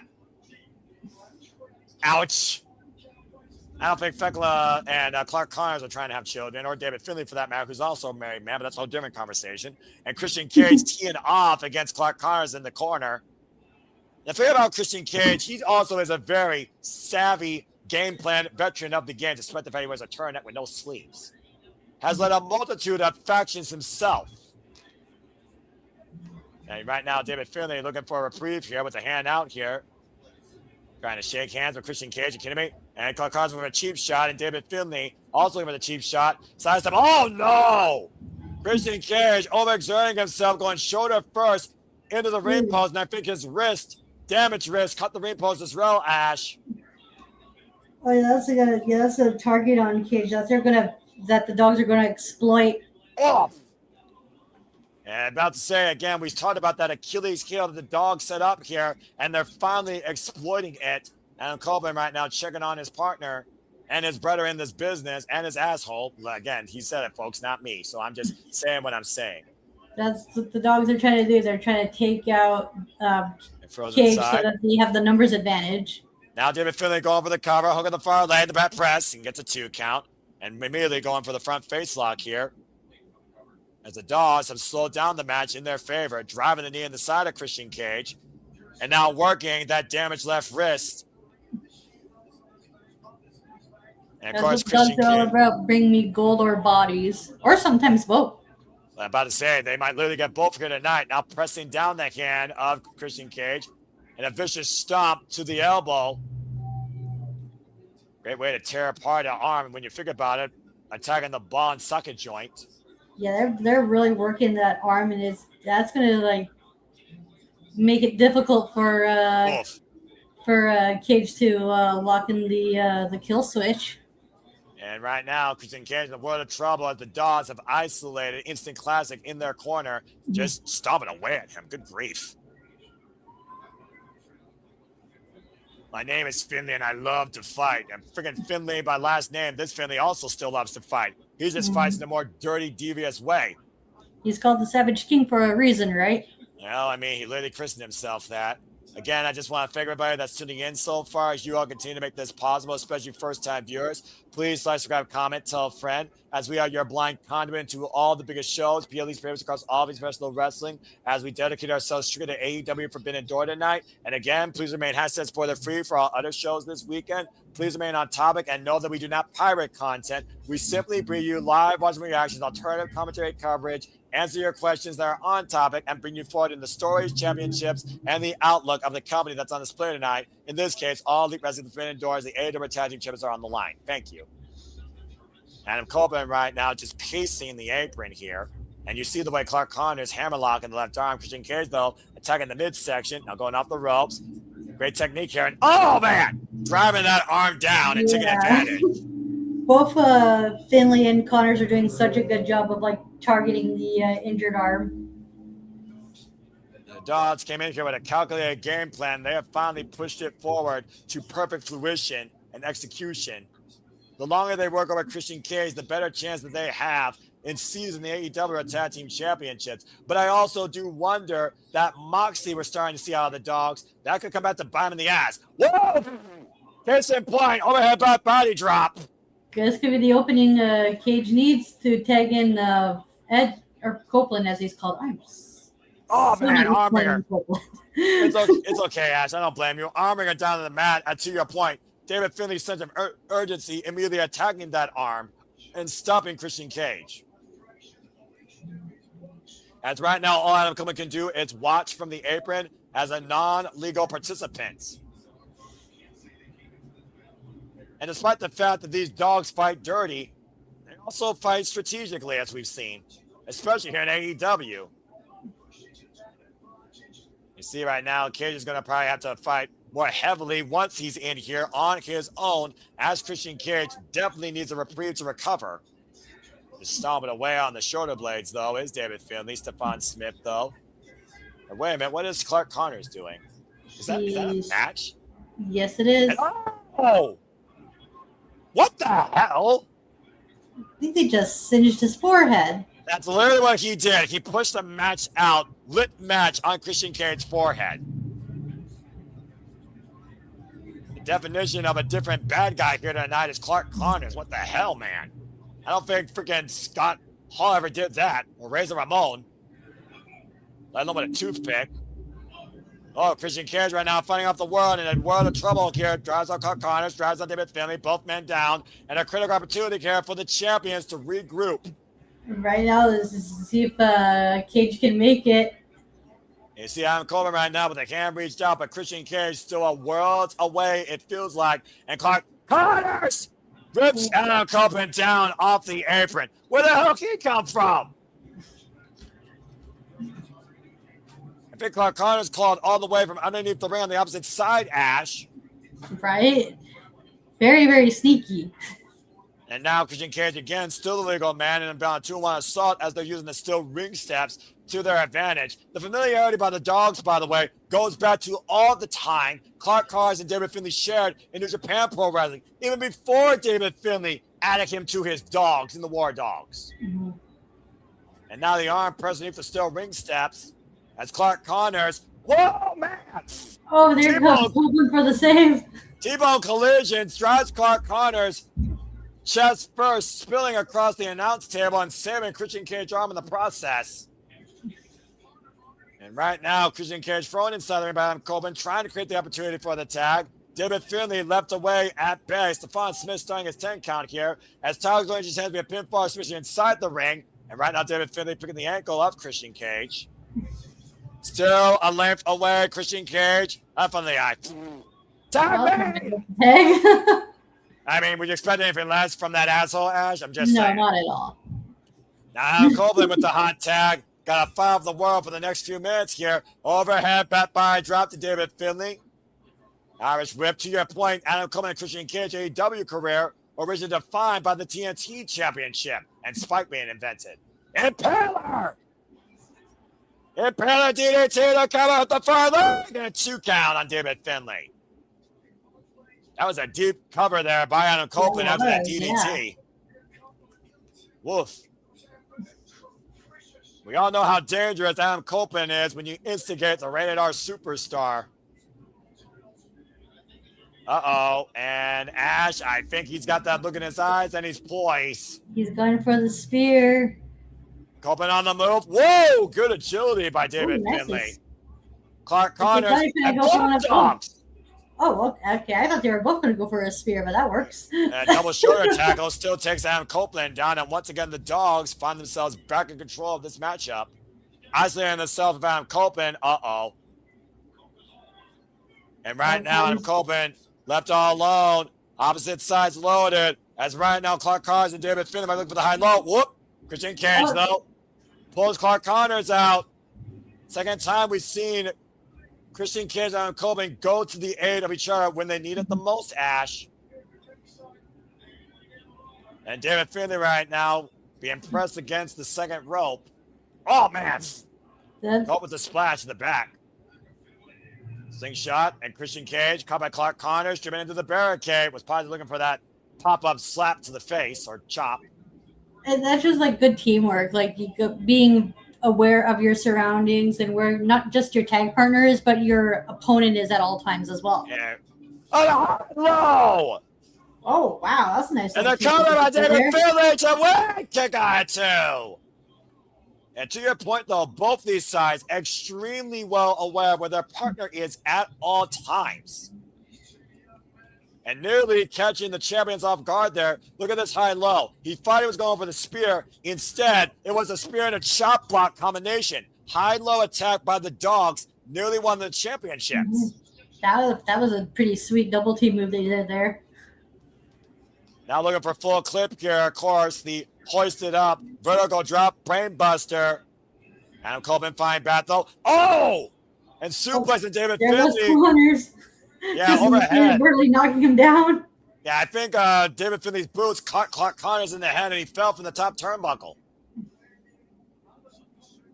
And right now, Adam Copeland creating distance with David Finlay. Looking for a spear of his own. We're going to run forward. Oh, runs to a knee. And Finlay pop up. Spear by Christian Cage. Oh, okay. Out of nowhere. Cover 2 and Clark. Oh! Drives Christian Cage in the official. Uh-oh. Oh, no, the ref's down. Well, now all hell's going to break loose. And honestly, Ash, if that wasn't the British Occasion Coach playbook, I'd be lying. Right. We've seen Cage and Cole literally do that before in the early of their career. Doing whatever they can to get the advantage. What happens now? Now Clark Connors and Adam Copeland. Uh-oh. We're going to have spear off? I was about to say that too, yeah. Oh, this is going to be dangerous. Uh-oh. Look at the It drive. was bound to happen in this match. It was Look at the eyes, Ash. Who meets first? Spear! And I'm not sure who got the better or the worst of that collision. It looks like Connors did because the way he's like holding his arm, like shit. Well, right now, Adam Copeland and Clark Connors are down for the count. Uh-oh, here's Old Faithful. Yeah, that's Shillelagh, and Christian Cage might be aware of it. Wham! Oh, wow, he just fucking clocked Christian. But Christian Cage is the non-legal combatant. Uh-oh. And Adam Copeland has no idea what just occurred, and neither does the referee. Now David Finlay with that Shillelagh in hand, waiting for Adam Copeland to get back up to his feet. And what the hell? What happened? My screen went black. What the fuck just happened? I don't know. The lights are out. I can't see anything. And the Oh shit! It's gold. Remember that Rockard Juice Robinson and the Bang Bang Gang were looking to spay and neutered a couple of dogs in the Bang Bang Clinic. What? Oh shit! It's Jay White. Yo. Swing Black Jay White. Oh shit! He's back to finish what they started from Japan. I'm David Finlay. The man that excommunicated him from exiled to Japan. Exiled from Japan. Jay White back. Swing Black Jay White strikes. Spear. Adam Copeland, cover up Finlay. Referee for position. 1, 2, 3. Oh, that was a pleasant surprise. Jay White coming back to pick up where they left off with the unfinished business. Holy shit! Brave with the switchblade. Jay White's back. So we're getting the Dogs versus Bullet Club Gold. Yeah, I think you're right. And how long has Jay White been waiting to do that to David Finlay after that overhead shillelagh strike? It's like 2 or 3 years now. It was when David Finlay sent Switchblade Jay White out permanently of New Japan Pro Wrestling. And now with both involved in AEW, Switchblade Jay White exacts his revenge and helps Adam Coleman and Christian Cage retain the AEW Tag Team Championships. Wow, I'm not sure what to make of this. Neither is Cage and Cole, but bottom line, folks, guns up, full arsenal. Switchblade Jay White is back in AEW. And Nick was right. Woo! Nick was right. Nick and was what right. You, Nick was right. The Bang Bang Gang is back to full ammunition. And Nick was right. Right, Noah? Just say Nick was right. That's all I need to hear. You were right, Nick. Good job, man. Honey, you quiet over there. And congratulations to Christian Cage and Adam Copeland, still the AEW World Tag Team Champions. Hell of a match, though, by the Dogs. Okay, so I will say Okay, so you guys need to help me. Why the fuck did he come back here and not, why did he come back here and not in anything that had to be related to Mox? Because we're in California, and this is where it was ousted 2 years ago, and it was by David Finlay that it happened. And he just cost David Finlay a huge chance for his first piece of gold, tag gold, in AEW. And this faction warfare where the Dogs use the Bang Bang Gang towards their expense to challenge for the championships. Switchblade Jay White finally truly had enough and came back when it mattered the most. Not only screwing the Dogs, but enhancing the Bang Bang Gang in the process. Guns up, folks. Jay White is back. Okay, well, good to know. I am a little bit confused on why you returned here. Continuity, Nick. Continuity. Yeah, if it has something to do with New Japan and the ousting, I mean, okay, I can see it. But yeah, cool. Yeah, good call. Hey, guess what? Irish goodbye. All right. Well, thank you so much. And thank you again. Shout out to Who's Having Fun by Drain that provide the official theme for Forbidden Door. And shout out to all of you that have encouraged us to continue to cover these professional wrestling shows events, including Forbidden Door. As you see earlier today, Mercedes Monet and High and Maya World are arriving. We have reached the pinnacle tonight. It is time for our first of 3 main events. And it's time to crown this year's winner of the Women's Owen Heritage Tournament, Mercedes Monet versus Maya World. Do we have another match after this, other than the Owen and the Cage match? That's it. It's time for our triple main event. We've reached the top of the card. So we're getting the Owen finals back to back. Okay. Sounds like it. Let's go ahead and talk about this journey. Maya World, who came in really quickly before you talk about the journey, there's reports going around that Swerve and Ospreay is the main event. Good, they should be. All right, wow, thank you, Jay. nice. We'll see if it executes, but that's the report. Well, Okay. I believe that they should, because that's bigger than that steel cage match. So I hope you're right. And we seen Anyway, thank you. Can I be honest with you guys? I don't really care for the tag match, the steel cage tag match, sadly. Let's just talk about MJF versus Blank, and then just go from there and just have fun with people throwing each other in the steel cage, okay, Ash? And the Don Callis family implosion. What you do care about, though, is women's wrestling, and what we have cared about and invested completely is the Cinderella story of a girl choosing an opportunity to try and thrive off of tragedy, willingly, in pursuit of achieving a dream, beating her teacher, now facing her idol. Maya World, the it girl, could become the girl to stun the world and beat the CEO and claim her last title. It's time for the Owen Heritage Tournament Finals. I will say this throughout the tournament, Maya impressed me so much. Like I love her so much. no pun intended. I want to see her. I want give Maya the world. Have her become champion. I don't see her being AEW Women's Champion anytime soon, but TBS somewhere down the road. Just start her off with the mid card title first, and then build up to her. Although I will say this: if she does win this tournament, that'd be, I'd be amazed by that because I'd be jumping out of my chair. wow, that'd be super unexpected because, and it'd be a much needed change of pace, especially because we need fresh new faces in the women's main event scene because we've been cycling through a lot of the same people. So Maya World would be a beautiful breath of fresh air going into the title, going into the women's title. Well, let's go ahead and listen to Renee Paquette get the sports takes here. We got the Dapper Yapper Justin Roberts, referee Aubrey Edwards, and Tari Okada, our Japanese ring announcer, going to bring the big fight feel in what is the finals of this year's Women's Arbitration Tournament. Who will add their name to Dr. Baker, DMD, Willow Nightingale, the Glamour. Of course, I'm talking about Mariah May. And of course, last year's winner, looking to go back to back, Mercedes Moné. Maya World, like I said, has punched her ticket to the finals, defeating Skye Blue and Athena, but has never faced who she deems her idol in the CEO.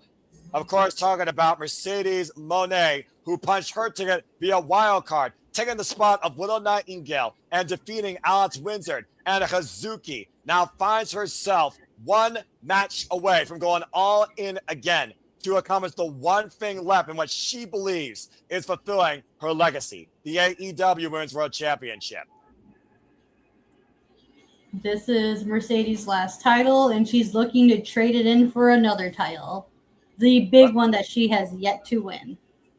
From 13-1, from a humbler version of the theme to anything but humble in what she guards herself as a standard of professional wrestling. Hard to argue as Mercedes Moné has come back with a vengeance for gold, and the AEW World Championship is the final hurdle. And of course, Mercedes Moné, she was the wild card at the expense of Willow Nightingale, who we of course asked to get well soon. Nice picture as I see there in the middle briefly. Oh, this is going to be good. And let's think about this, Ash. The statistics are not in favor of Maya World, but the surprise aspect and the support is there heavily in favor of Maya World. Only a select number of women have beat Mercedes Moné in her AEW career. Willow Nightingale, Chris Statlander, and Timeless Tony Storm. And Alex Windsor. Yeah, that's quite the win record that Mercedes has. And of course, this past Saturday on Collision, that was yesterday, High-End and Maya World were involved in a tag team main event against Mercedes Moné and Athena got the better of Maya World's partner, pinning High-End after the old face. Backslide on Maya World. Gets a one count. Smart move, trying to go for the quick cover. Looking for a schoolgirl cover now, hook both legs, and gets a one count again. Let's not forget, Mercedes Moné's tournament last year was defined by surprise roll-ups all the way to the win. That's also smart for Maya to try to do the quick roll up as well. Try to get a quick one up on her. About to say, you're going to need something different to surprise Mercedes Moné, who has watched Maya World all through the whole thing. And now hoisted up. Power grapes being shown here by Maya World. Able to escape, rolls underneath, and Mercedes Moné on the move. Both these women right now are trying to keep up with each other. Ducks underneath the clothesline. Looks like we got some dueling chants here tonight. Polarizing audience here where either woman is deserving, and it's any woman's game to win. But Maya World says that's her time now, and she very well could be right. Maya World, by the way, is 23 years of age, has only been involved in this business for 3 years, Ash. Wow. A little bit of showing off there against the CEO. Playing a little bit of mind games. And again, Maya World called Mercedes Moné her idol. Imagine what it would mean for Maya World to beat her idol. She finally beat her teacher. Right, because she has a win on Athena. That would be do a lot of momentum for Maya World, not only to beat her mentor, but her idol as well in back-to-back weeks. Yep, whoop, Tiger Feint kick. Mercedes Moné falls to the outside.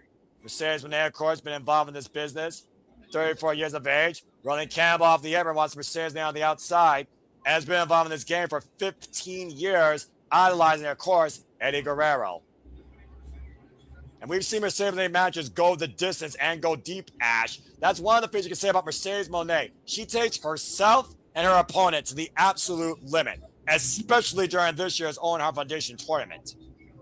Oof. Dagger Feint Kick rocks Maya World. Masugi nearly pinning Mercedes Moné and turning into a Stardom vs. AEW final. And we know as of this moment, whoever wins this will face Thekla for the AEW Women's World Championship at All In as it stands. Oh, a little slip up there off the Mitchell's escape off the second rope. Andrade takeover to the CEO. Rolls through. Wait a minute, look at this. Oh. Looking for a crossface possibly. Her own variation, maybe the statement maker. I was about to say she's trying to make a statement of her own. I'm about to say, though, Maya World, an incredible young athlete, independent rising star out of the Texas area, out of VIP Wrestling, Reality of Wrestling, and, of course, Athena's promotion, trained by Athena in MPX Wrestling. And Maya and Hyen have really taken advantage of the opportunity they've gotten since being signed to All Elite Wrestling, Ash, this year across AEW and ROH. And this is definitely, their biggest opportunity to date. I mean, you said yourself, the fact of the matter is this stock could raise Maya World to the point you would think she'd be a future AEW Women's World Champion is huge for just the start of this young lady's career that started this year in AEW. Their first match was on the countdown at World's End last year, where pretty much they were either signed or just about to be signed. Lara Press 2 and Maya World Bridge is out. Oh, Mercedes rips her down by the hair. And to your point, Ash, the downfall of the CEO last year started after she received her first loss in AEW at All in Texas at the expense of Thomas Toni Storm for the AEW Women's World Championship after she won the Owen. Yeah, that's what Mercedes is trying to do. She's trying to right the wrong. Win back-to-back Owens. Whoop. And become champion at the place where you can make the argument where her downfall started. At All In. And right now, looking to roll through is Maya World, hooking up Mercedes Moné, hoisted up. Brain Buster! Mercedes dropped down hard. Now Maya World in the cover. Up the far leg. Gets a 2 count. Ooh. The fact of the matter, Timeless Toni Storm, Alex Windsor, Persephone, Red Velvet, Chris Statlander, Willow Nightingale, all were able to cause the CEO's downfall before she went on a hiatus at the beginning of this year, only to return in this year's Owen Hart Foundation tournament on a wild card standard at the expense of the first person that she took a title from in her AEW rising career to become the longest reigning TBS champion. Now Mercedes Moné scouting Maya World, driving the knees down on the apron. Crushing Maya in the process. It's quite the coincidence how both of these women share the same story, where they both capitalized on the opportunity that was open for them. And here they both of them were not originally in a tournament, yet here they are in the finals. Yeah, where again, there is a point of no return. You either win or you are eliminated. You can kiss your hopes of going all in. Basically, goodbye. And right now, Mercedes in the corner. Big Meteora, high stack. Look at both legs. Just in the cover, and Maya pops out. So who do you think's got more pressure here, Ash? Mercedes Moné or Maya World? With the fact that Maya World was not even supposed to be in this opportunity, but was presented it and chose it. Why Mercedes Moné has been here before and has won it. Like what Nick says about Ospreay, this is Mercedes' tournament to lose. This is her last chance. And this is Maya's big opportunity to prove that she deserves to be here. She is the it girl. Oh, double needs again. High stack, hold that thought, and pops out again at 2. Continue. And a win over this tournament will prove that Maya is right, that she is the it girl. I will say this right now. Even if Maya doesn't win the tournament, she proved that she is, in fact, the it girl, and she is a future AEW women's champion. Mark my words. Yeah, you heard it here from Ash. And again, folks, we'll be going all into the Cathedral of Football, which once again will be the Cathedral of Wrestling, August 30th at Wembley Stadium. And we will be coming here live at the SAP Reliable Studios. You see the cornerstone on the stage. Mercedes Moné's Owen Hart Foundation Tournament Championship and that Owen Hart Foundation Tournament Trophy. I got a question to ask. What time does All In start on August 30th? I'm going to guess some point in the afternoon, like maybe 1 p.m. Eastern Standard Time, which I figure what it usually is. I have no idea. Okay, so it's not going to conflict with the Triple Yaw show, right? I have no idea. Okay, because, time zones, am I right, guys? Well, we are nearly touching the international dateline, and right now, Aubrey Everett's checking out my word, making sure she can continue. And bring her back inside, you were saying. I'm sorry to put this, but it's just like, as soon as the announcement made, it's like, oh, hey, guess what? WWE is doing a show on the same day as AEW. And it's just like, oh, God, here we go with the same song and dance of counter-programming bullshit. Look, it's not counter-programming. It's just the nature of the business. The bottom line, you choose who you want to cover, and I'm going to be covering AEW All In. It's as simple as that live. And meanwhile, Straight Jacket Hall by Mercedes Moné. No offense, but this is where the best wrestle and where my passion's at its highest as a professional wrestling fan to my delight. Exactly. And right now, Mercedes Moné looks for the highest delights to punch her to get to All In at the expense of Maya World being the cruel stepmother in the Cinderella story. You were saying, Ash. Yeah, Mercedes got that hold really locked in, and Maya's doing her damnedest trying to break out of it. And the sweep out of the leg, and Mercedes Moné right now. It almost feels like Mercedes Moné is trying to just keep herself in the driver's seat. Is she confident to believe that she can beat Maya World, considering when it comes to your point, titles? She's lost every championship match she's been involved in when it concerns her defending a title. Great counter, sunset flip, high sunset flip, roll up, cover 2. Maya World gets a 2 count on Mercedes. Rolls out of it, falls through, gets in the midsection. And Maya again on the attack, Irish whip, Mercedes Moné sent up and over. And Mercedes hooking up Maya World. Uh-oh. Beautiful transition, possibly into a tombstone, but Maya World able to escape. Now hoisting up Mercedes, the strength of Maya World. Able to escape though, both these women trying for position, Ash. Once again, Mercedes looking for the tombstone, but to see the way Maya World keeps kicking her legs forward. Now has Mercedes in position and slips out from underneath. 50 roll. Double stomp to Maya World. Beautiful sequence there. Like we were both able to counter each other. Very well done. An incredible counter exchange by both these athletes as Mercedes goes for the cover and gets a 2 count. And I think that hesitation there, to your point, caught off guard by the potential of Maya World as Mercedes being tested by it, might have cost the CEO there in that moment. It is so incredible to see the Owen Hart Foundation tournament represented on this global stage, considering Owen Hart was such a disciplined technician, master artist, not just in Canada, but also in New Japan during his illustrious career. It's a shame what happened. He was gone way too soon. Amen to that. So was Eddie Guerrero. Now Maya World right now driving the elbows forward, trying to literally make the CEO go bankrupt. Bring Mercedes Moné down to her knees. Smoke of fire, a little spark coming out of Maya World. How fitting considering Maya World and Jada Stone were once former tag team champions together, known as Spark of the World. And rolled through and, oh God, double stomp by Maya World that time to Mercedes Moné. Tip for tat, move for move, counter for counter has been the story here between Maya World and her idol, Ash. Damn, there's damn near took up the I forgot what the saying is. Took the air out of her lungs. That's what it is. There you go. There you go, young bat. You got it. Fucking ADD brain, man, I tell you. We love you, Ash. Don't worry about it. The side stab, spinning soul bot, and I couldn't think of a better person to call this show with you. So I'm so grateful that you are here.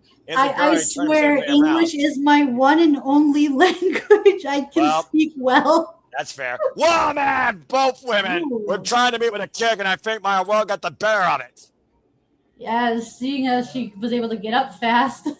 Amber World up the second. Oh! Beautiful takedown. Cover 2 count only. Let's see, was that an arm drag upstairs? Because that looked beautiful. was like an arm drag variation of a DDT off the ropes, tilt-the-world style. Very innovative by on Maya's end. And Maya World, trained by Lou Gotti, current VIP Women's Champion, former HOT Women's Champion, Reality Wrestling Women's Tag Team Champion alongside Data Stone. As they were sparking the world, Shining Wizard applied to Mercedes Moné. Rolled too close to the ropes, though, and Maya World's got to be aware of it here. You notice the way the she was running close to the ropes, didn't go for the cover. Know that she knew that she wasn't going to cover her there. And there's sense of urgency by Mercedes Moné, grabbing the ropes and kicking Maya World away. The up kick, sidestep. Oh, no, front first in the second rope. The level of inexperience that Maya World has. Mistake might have costed her. Yeah, to your point. And now Mercedes Moné might be looking to pop the hips and send her over, channeling her inner Eddie Guerrero for the Three Amigos. There's the second, again, beautiful transition execution here by Mercedes Moné. And she is really feeling herself out here right now, Ash. Maybe this might take a little too much time, and because of that, that's what ended up costing Mercedes, because Maya was able to counter. Unfortunately, not able to counter there. It completes the trifecta. Mercedes Barely, Moné, though, barely. yeah, well, either way, still counts, call it effective. Mercedes Moné, of course, trained by Brian Fury, Handsome Johnny. And, of course, disciplined out of the New York area, has been involved in this game for 15 years. Former NXT, SmackDown, Raw Women's Champion. And, of course, longest reigning AEW TBS Champion. CMLL Women's World Champion. Repro Undisputed British Heavyweight Champion. Blank champion here except for the AEW Women's World Championship. Yeah, Mercedes has done it all, hasn't she? Yeah. Oh! Winning Remember gold that double stomp and Maya World got the knees up. Yeah, that was nicely scouted by Maya. I was about to say, it's like, it seems like every major company. It's our cradle. 2 count, continue. Every major company company Mercedes worked for, she's always won the big one, except for here in AEW. And I would say in AEW, she's been trained, challenged, disciplined, and pushed harder as a wrestler than ever before in her wrestling career because of all the opportunities she created herself across the world and the run she had with the TBS title and the pressure she puts herself on to win the AEW Women's World title. And right now, the statement maker applied, but you see Maya World trying to roll her way to the ropes to force a break on the outside, turning her body. Try to make the break, and right now the foot pushed off. Wait a minute, reversal, jackknife. Oh, nice oh! Almost got her. Oof. Very nearly caught her there, to your point. Rolling elbow connects, though, against Mercedes Moné. Just almost knocking her, knocked her down. I said almost, but no, she knocked her down. And she's struggling to get where the Mercedes is. I'm about to say, how close are we to a Cinderella story happening? Bringing back with the suplex and the bridge, rolls through, maintains control of the CEO. How much strength is taken out of freaking Maya World, though? Another bridging suplex spin, rolls through again, holds on to Mercedes Moné. This is incredible, Ash. Doing a trifecta of her own, if you will. Can she complete the trifecta, though? Wait, Maya, what's she looking for the outside? And oh my gosh! It's on the apron of the floor! How vicious by Maya World does she know she needs to be against Mercedes Moné her aisle tonight? Showing no love to her challenger. Take a look at this. Right? She wants this just as badly as Mercedes does. And that faraway throw overhead in the ropes to the apron, crashing on the apron to the floor. And right now, Mercedes Moné getting back up to her feet, and Maya World on the move. Sabre was checking on her, and Maya to the outside. Tope Suicida wiping out Mercedes Moné. And I don't think Maya World's looking for a count out here, Ash. No, she wants that. She wants the proper victory. Maya now going up to the top rope. Taken to the skies. Regains her composure, regains her footing, looking down, Swanton Bomb! And the cover, 2 kickouts! Oh my God, I can't take much more of this. Woo! You can see the sense of panic and urgency and reprieve on Mercedes Moné's face, etched all over it, Ash. Right? Yeah, this is such a good match. This is as intense as it gets. Right. To think what could have been. came down to the what ifs. Take a look at the replay here, by the way. Beautiful swanton bomb, high angle, immediately went for the cover, hook on the far leg, and somehow Monet escapes. Again, the importance of this match. You guarantee yourself to go all in and challenge the AEW Women's World Championship. And Maya Woods has been face first in the second turnbuckle.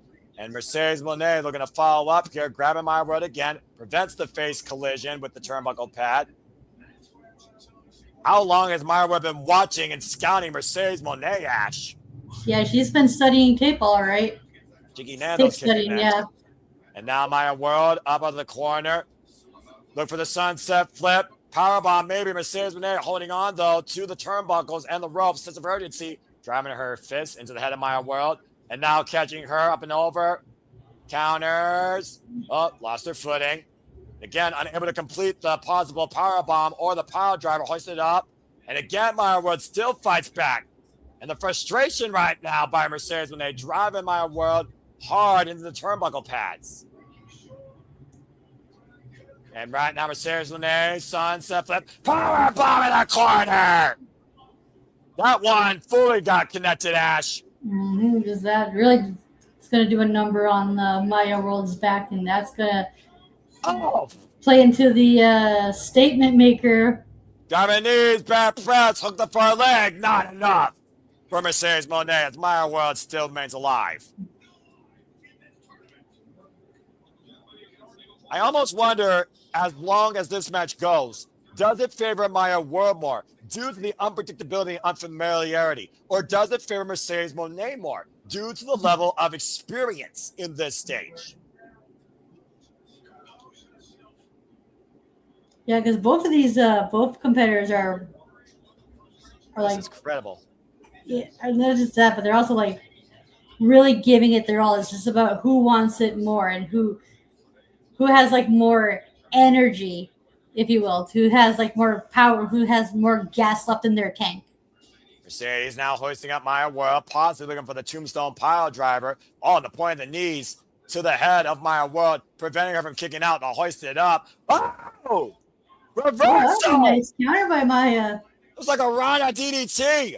And on the move again, the bridging suplex cover. They're unable to capture the leg, though. Now both these women locked up in a backslide exchange. Maya Woods, Mercedes Monet, both trying to get the better. Now both going up to their feet, and hoisted up, going special. Money Maker! 1, 2, kick out! Ooh.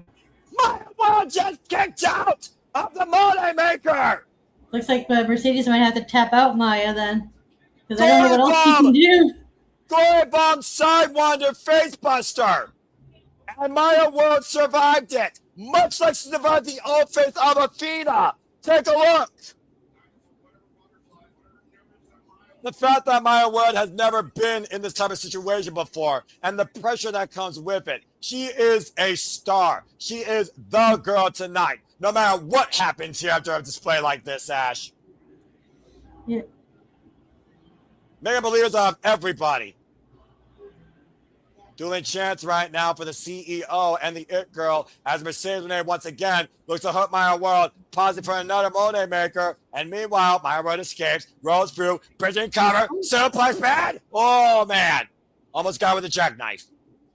Able to escape, though. Mercedes Monet is still too strong. Rising knee strike clocks Maya Woods right to the eyes. Now Mercedes Monet looking for the backstabber. Maya Woods holding on to the ropes, though. Almost like she sensed the CEO coming. Rips her down by her hair and sends her crashing down the apron. Disrupting the grip right now. And you see Mercedes Monet and Maya Woods. What is this? Sunset flip. Oh, my God. Oh, right to the outside. Sunset flip. Cartwheel powerbomb from the apron to the floor. And Maya Woods gets the better of the CEO again. Just like really planting her on Mercedes' back. And Maya Woods lost her footing there for a second. Off the second! Springboard moonsault! The moonsault going for broke on the outside, trying to break the CEO's portfolio. This is the moment, Maya. Go for it. Don't waste time here. This could be it. We're trying to go for that moonsault. Continuing forward with the attack. Springboard moonsault, second rope. 1, 2, no!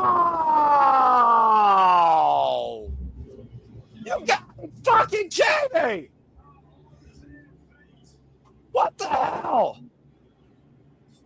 Absolutely insanity! Impossible! Fucking impossible!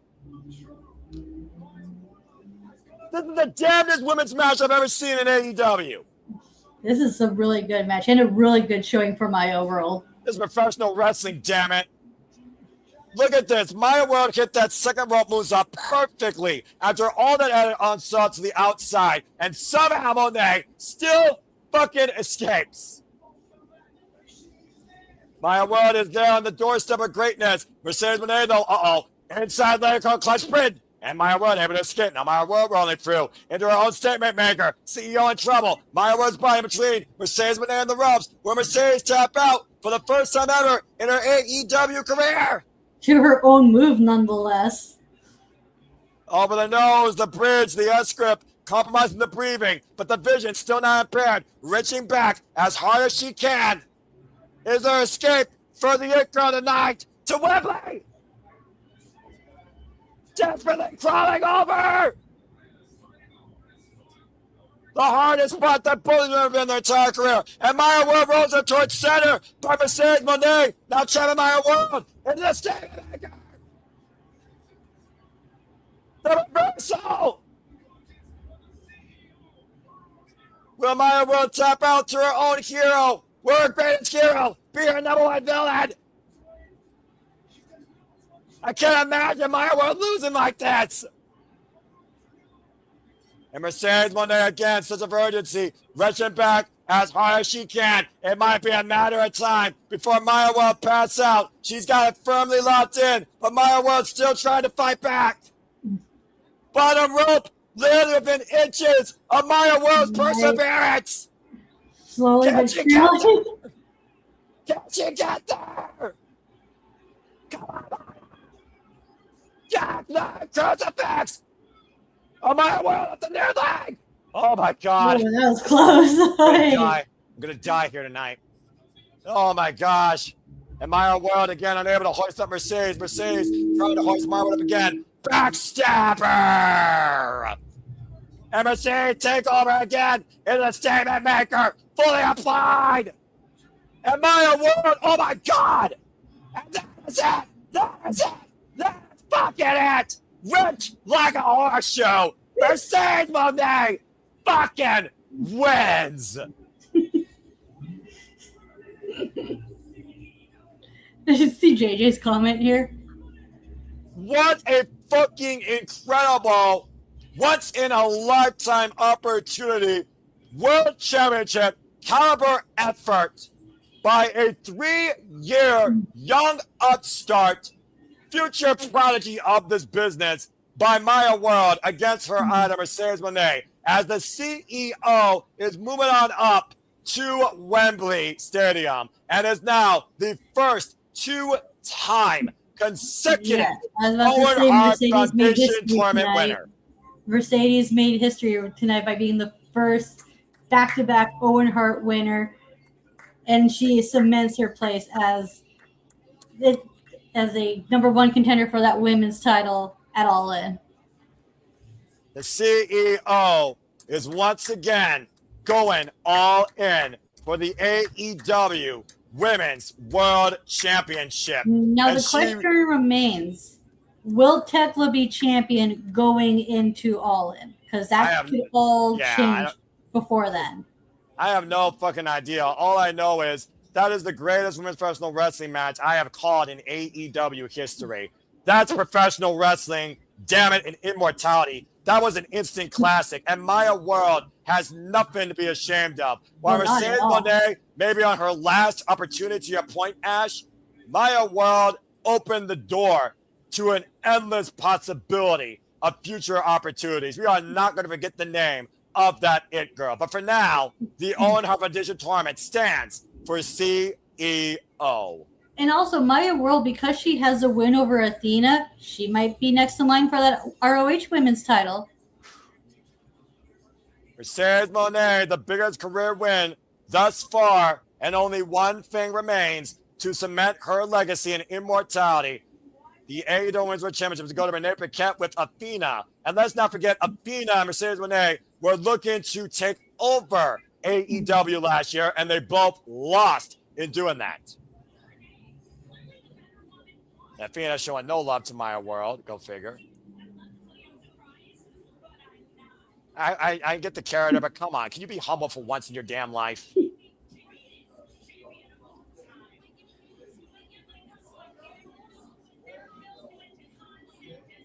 I really hope Billy Starks take that title from you, Athena. I really do. Athena apparently mad about the flip victory over me.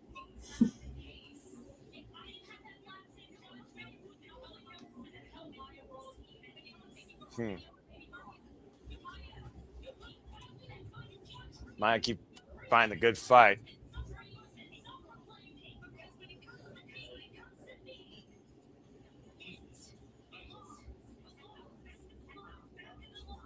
Damn. Well, Athena, no love lost that Maya World was the one that eliminated her, clearly, and showing no humility towards what her greatest student demonstrated in the Women's Own Heart Foundation tournament. I mean, again, a phenomenal effort off a tragedy, seizing this golden opportunity willingly. How can you not be proud of that with somebody you trained in professional wrestling and for somebody else that truly looked up to you as an idol for professional wrestling in this business? Are you fucking kidding me? Like, seriously. What a tremendous matchup, though. My God. So rats, like, damn it. All right.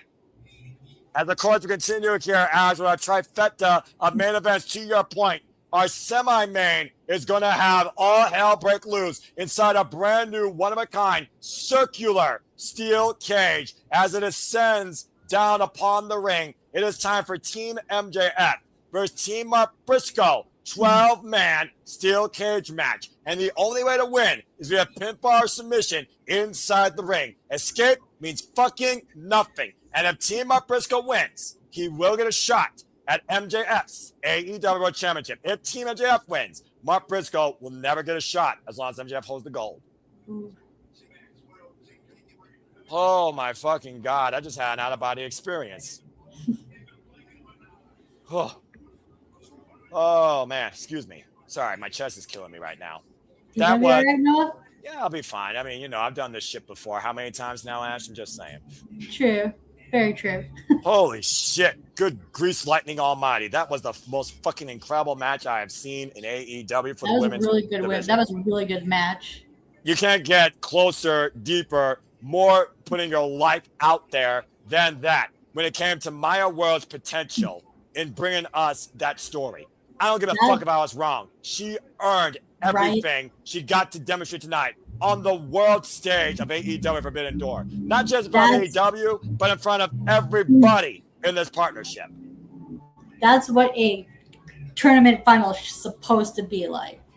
Well, you know, some places get it right, some places don't, but it is what it is. Anyway, let's go ahead and move on from there. I meant in showing how badly both women want it. Like, that's what I meant. I wasn't trying to throw shade or anything. No, I'm not throwing shade either. There's a certain identity to what professional wrestling conduct in the highest form of competition is. And AEW demonstrates that moreover. And the Owen Competition Tournament just proved that. That being said, let's bring up to speed on this match. Mark Briscoe and MJF have been the bane of each other's existence since the last year, as a child of God looks to humble a devil and send him back to hell once and for all. Last year at AEW All Out, Mark Briscoe beat MJF in a tables and tacks match. It was after that match. Oh boy. Death's Door. I like that. Okay, that's what they call it. Okay, cool. Well, welcome to Death's Door, Ash. Are you ready to see what this means? Yeah. Well, Nick's got his wish.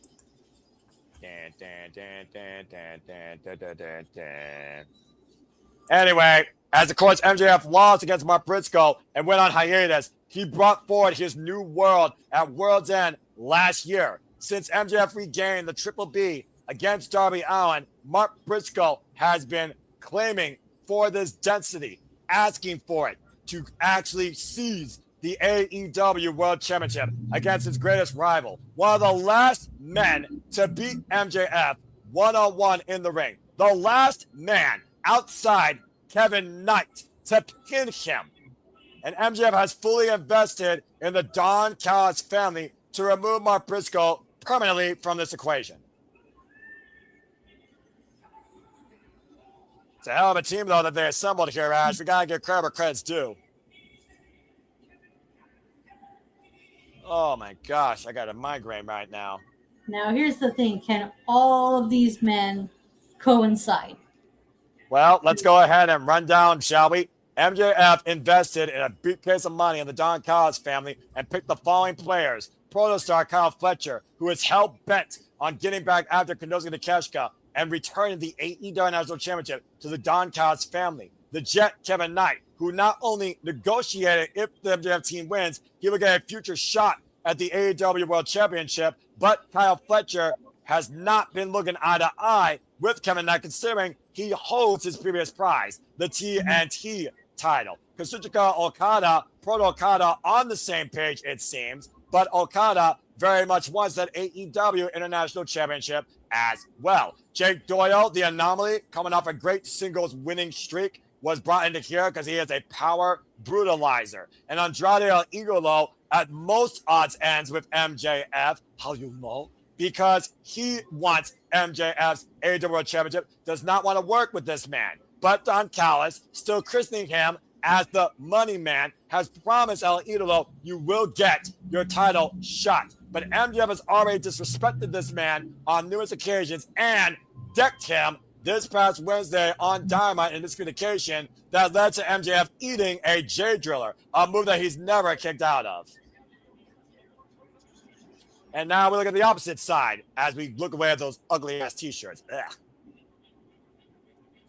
Oh, I need this freaking reprieve, honest to God.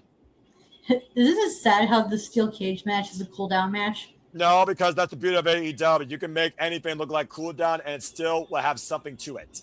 Because at the end of the day, we're dictating so much of the Don Callis family or the AEW World, the TNT, and the AEW International title. True, but traditionally steel cage matches aren't like cool-down matches, though. But although it does structure aside, I see what you mean. But again, hindsight's 2020. Who gives a fuck? True. And right now, look at Konosuke Takeshita adorned in all white, coming to light on his own, excommunicated from the Don Callis family, a renewed soul, and now, of course, a two-time AEW International Champion after beating Kazuchika Okada, finally, at Double or Nothing. Darby Allin, of course, who came back with revenge, hell-bent on Kevin Knight after the heinous actions when he lost the AEW World Championship at Double or Nothing after being UFO Splash on a stretcher, and has also claimed that he will do anything possible to make sure Mark Briscoe gets this chance at the AEW World title. And Ash, I just want to put this out here. Mark Briscoe also says the fact we got backpacks means we can bring anything we want to this steel cage match. I'm expecting some plunder. Right? Yeah. They're going to see some ridiculousness. And of course, the conglomeration, still AEW World Trios champions, Don Callis family, have set their sights on that gold as well, and have welcomed Konosuke Takeshita as the newest member of the conglomeration. And the man spearheading it all is, of course, Mark Briscoe. So Takesha's officially part of the conglomeration? I would say so. He has a backpack. What's Darby Allin doing at the top of the steel cage? He's just being Darby Allin. I mean, it's nothing out of the ordinary. Yeah, you know what? That's a fair point. But that boy's probably going to jump off it at some point. Let's be real. That's a scary sight, seeing Darby Allin on this rounded Doom's Door structure. Welcome to Death's Door, folks. The first ever round steel cage match in AEW history.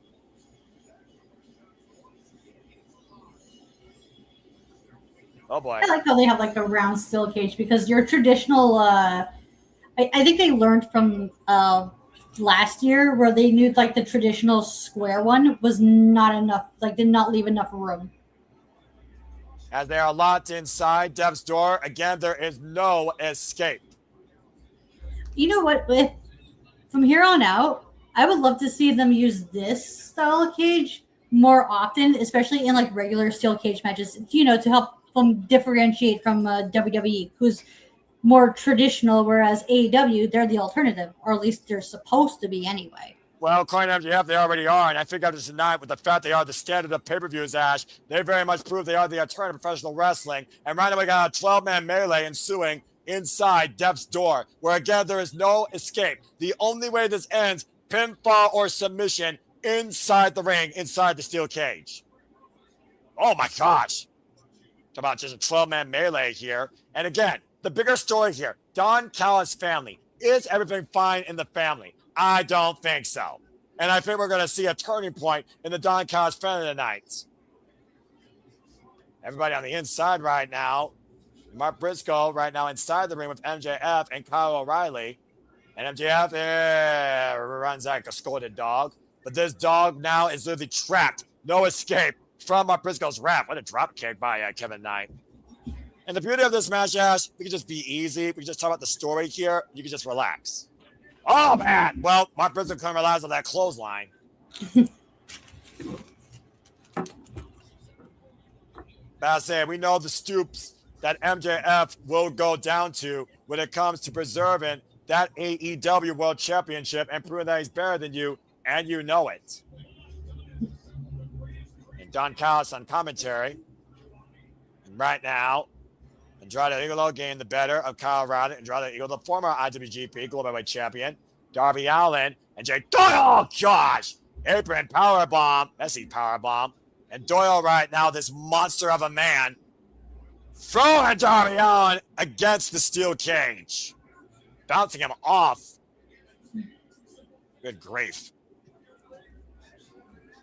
And recently we saw, of course, Kevin Knight endorsing Jay Doyle as Jay Doyle got a singles win over Speedball Mike Bailey. That's one of the ugliest shirts I've ever seen. Vanessa Takagi, of course, AEW International Champion. Oh my gosh. It's one of those things also that how heinous is this going to get, Ash? Because when it comes to AEW, they have a freaking appetite for violence. Oh, absolutely. Just a bloodlust for chaos and plunder. I can relate. I like bloodlust. I have a bloodlust for this type of shit. You know that, you know? And of course, right now, this fabrication that MJF and Don Callis are buddy-buddy over money, I think is bullshit. Because you know Don Callis wants more than anything, not only to control, but seize the AEW World title for the Don Callis family. He once said he won't stop until every member of the family is holding gold in AEW. Yeah, wouldn't that be like something? Everyone in the Don Callis family holding all the titles at once. Yeah, we got like, four that's even tables something right the Death Riders wasn't able to do. Yeah, exactly. Oh my gosh, what the hell? That table has the mark.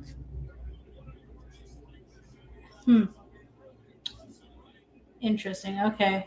Yeah, I mean, we've seen it all. We've seen the that endorsement. I mean, we've seen Slim Jims. What's next? Well, I guess at least with this, a one-time freaking promotion for an ugly-ass shirt that might as well die in a dumpster fire. Don Callis fan right now going to work and in control so far of Team Mark Briscoe as we have tables set all over the outer ring area of this unique round structure. MJF just literally just standing in the ring like a deity trying to be worshipped. And Andrade Igolo. I don't want to. But who do you like better, Ash? Andrade Igolo's posing or MJF's posing? About to say I was about to say something really bad, but I'm like, Andrade wanted to get the ladies. Uh-oh. What did I tell you? Again, right now, Okada, Jay Doyle trying to play peacemaker, and Kyle Fletcher. We know how much Andrade wants to take MJF's block off here. I mean, I'll say this. Who entertains me the most, I have to say Andrade does. What the hell's in that bag? Right now, Roderick Strong swinging a giant ass duffel bag against the Don Callis family. Big boot is in there. Yeah, like it's square, but what kind of like square object is in there? Please don't tell me there's bricks. Oh, please don't tell me there's bricks. If it's bricks, I blame you. Kung Fu there just clocked Okada, former AEW International and Continental Champion. Because I We're like talking these about the types of backpacks. matches, We talk about but- the backpacks and just say, what is that? It's a Super Nintendo. No, that's a Nintendo. What the hell? A Nintendo? Nerd. Why not even a Sega Genesis, dude? Come on now. It's the better system.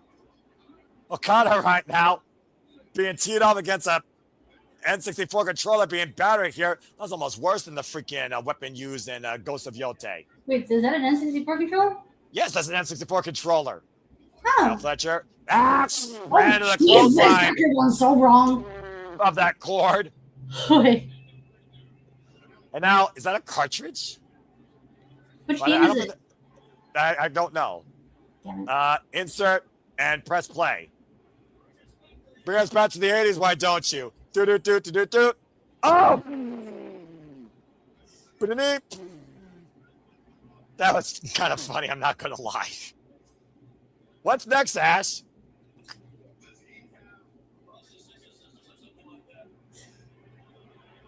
There's Oh, the thumbtack. no! Thumbtacks! MJF's undoing last year at AEW All Out. And Kyle Fletcher busted wide open, now shining red. Kyle Fletcher knows the thing too. It's not the N64. Oh, you're right. It's the NES. The N64 is the weird one with the weird pointy shape. Yeah, the And right now- 3-point controller. Yeah, exactly. Excuse me. I never owned a 64. I own the better controller, the Sega. Whoop. And right now, sidestep. Roderick Strong on the move. Wrecking ball, drop kick, sends Jay Doyle into the steel cage. And Jay Doyle hoisting up Roderick Strong. And hoisted up and swung like Wait. a pendulum. They're doing a really good job of making Doyle look like a monster here because he's just been dominant and like showing so much power. Well, I mean, you're inside Deb's door. You throw caution to the wind. You know what I mean? Yeah. I'm still trying to recover, by the way, from the Oh freaking no, instant he's getting class. choked out by the controller now. Well, he's got 10 seconds. Will you continue? Wait a minute, Ash. You were just saying that instead. Long-darted shot in the corner. O'Reilly face first near turnbuckle. Isn't that crazy that the Nintendo system's older than Kyle Fletcher? I mean, you're not wrong, but you're kind of right. Hey, want to know a Accurate. fun fact? Yeah, sure. Hi, kid. The Mario Kart for the Super Nintendo is 29 days older than me. Oh, God! And 29 plus tax with the overhead bill, and my price goes back. Oh, you're dummy out with the very skateboard. smart. Yeah, shots midsection. Oh, jeez. Almost snapped that damn thing in half. And MJF right now wrecking the eyes of the man that he beat to regain the Triple B, the AEW World Title. Good grief. Now MJF might be looking to send Darby Allin into the tax. Irish whip. Oh, point toe kick. MJF staggering. This Darby might not Allin end well for MJF. pushing MJF closer towards his undoing. And Darby Allin on the move. And Oh, Jesus. 360 flip. Face first in the tax. MJF with the counter kick at two. Darby, Darby's a crazy boy. Oh my God. Oh my gosh. 360 face first in the tax ash. Look at the replay. Right. That was. Overhead 360 back body drop. Face first, chest first into the tax. Golly. And hands first. Oh my gosh. Look at his hand. Look He's at gonna his sweep away the thumbtacks. Oh my gosh. Well, clearly MJF wants nothing to do with tax as he tries to sweep away the punishment that could have been for him. Okay, that's funny. That's pretty funny. But that's also very smart when you think about it, Ash. Right? He knows how bad those fiends are. Remember, he went for 10,000 plus of them in Canada last year at All Out. You're right. That was crazy. Good Lord. Hey, I mean, if nothing else, he's also saving the cleanup crew a little bit of work. Mhm. Not the kind Nick usually talks about either. Yeah, accurate. But now that Florida's coming in tax, I don't think MJF realizes the dangers he's imposing the outside of the ring. Oh, someone's going to go land in those, and it's probably MJF. And right now, MJF claiming the ring all for himself. Orange Cassidy. Uh-oh. Oh!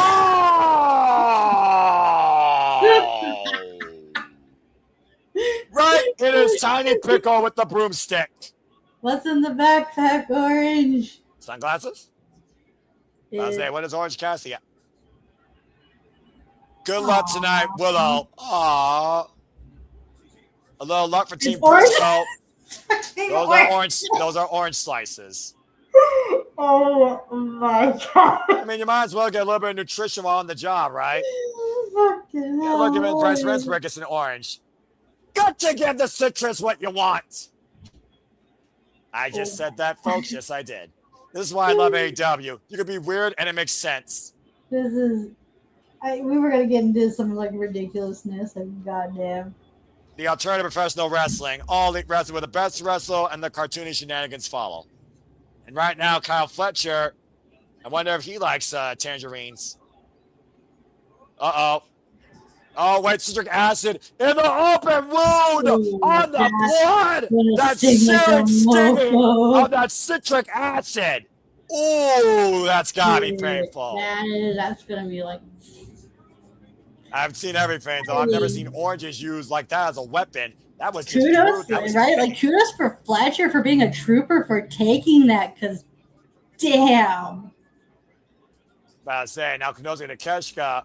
Oh, baby. Well, shit. Shall we revisit Double or Nothing match with Okada and Kenosuke?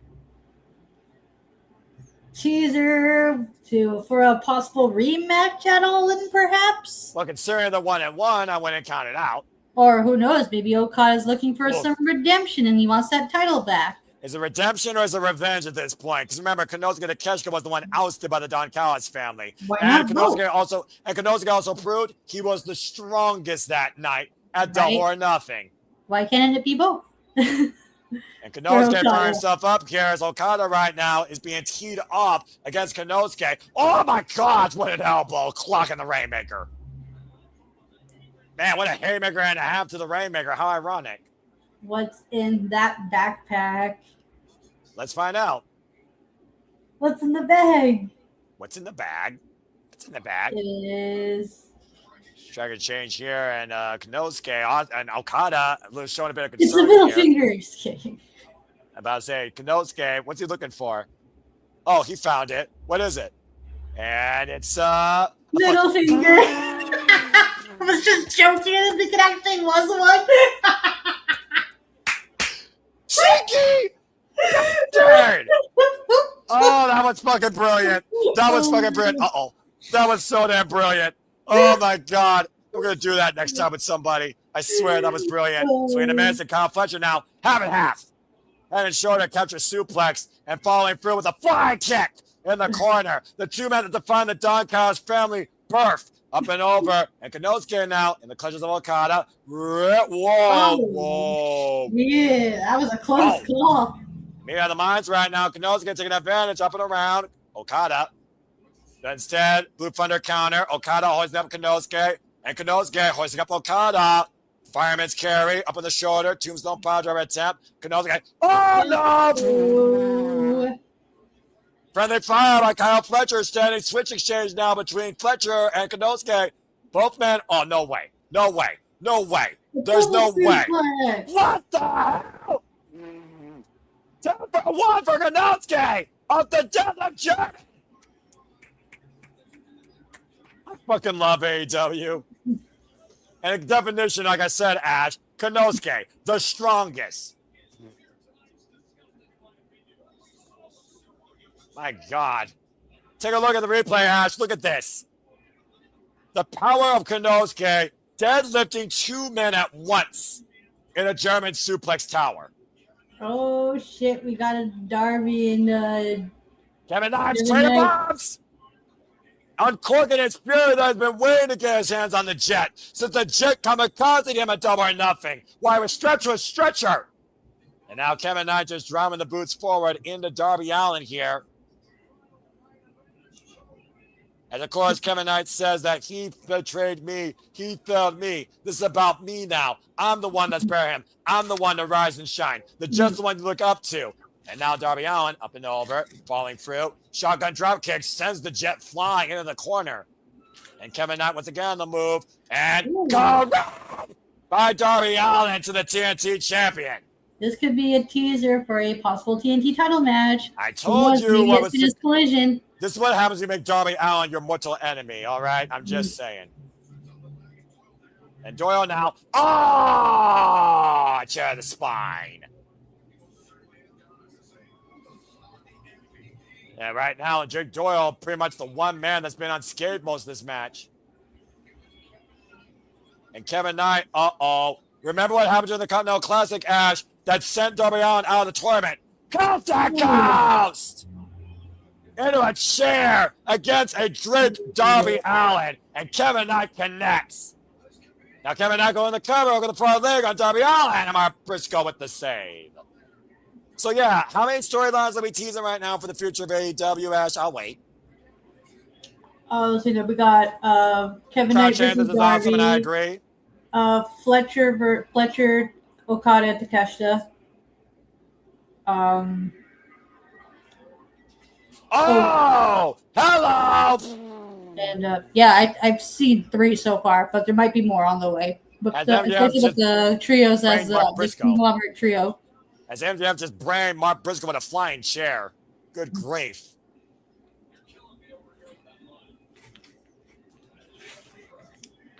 The amount of freaking, the energy, the competition, the moments. And we're still not done yet.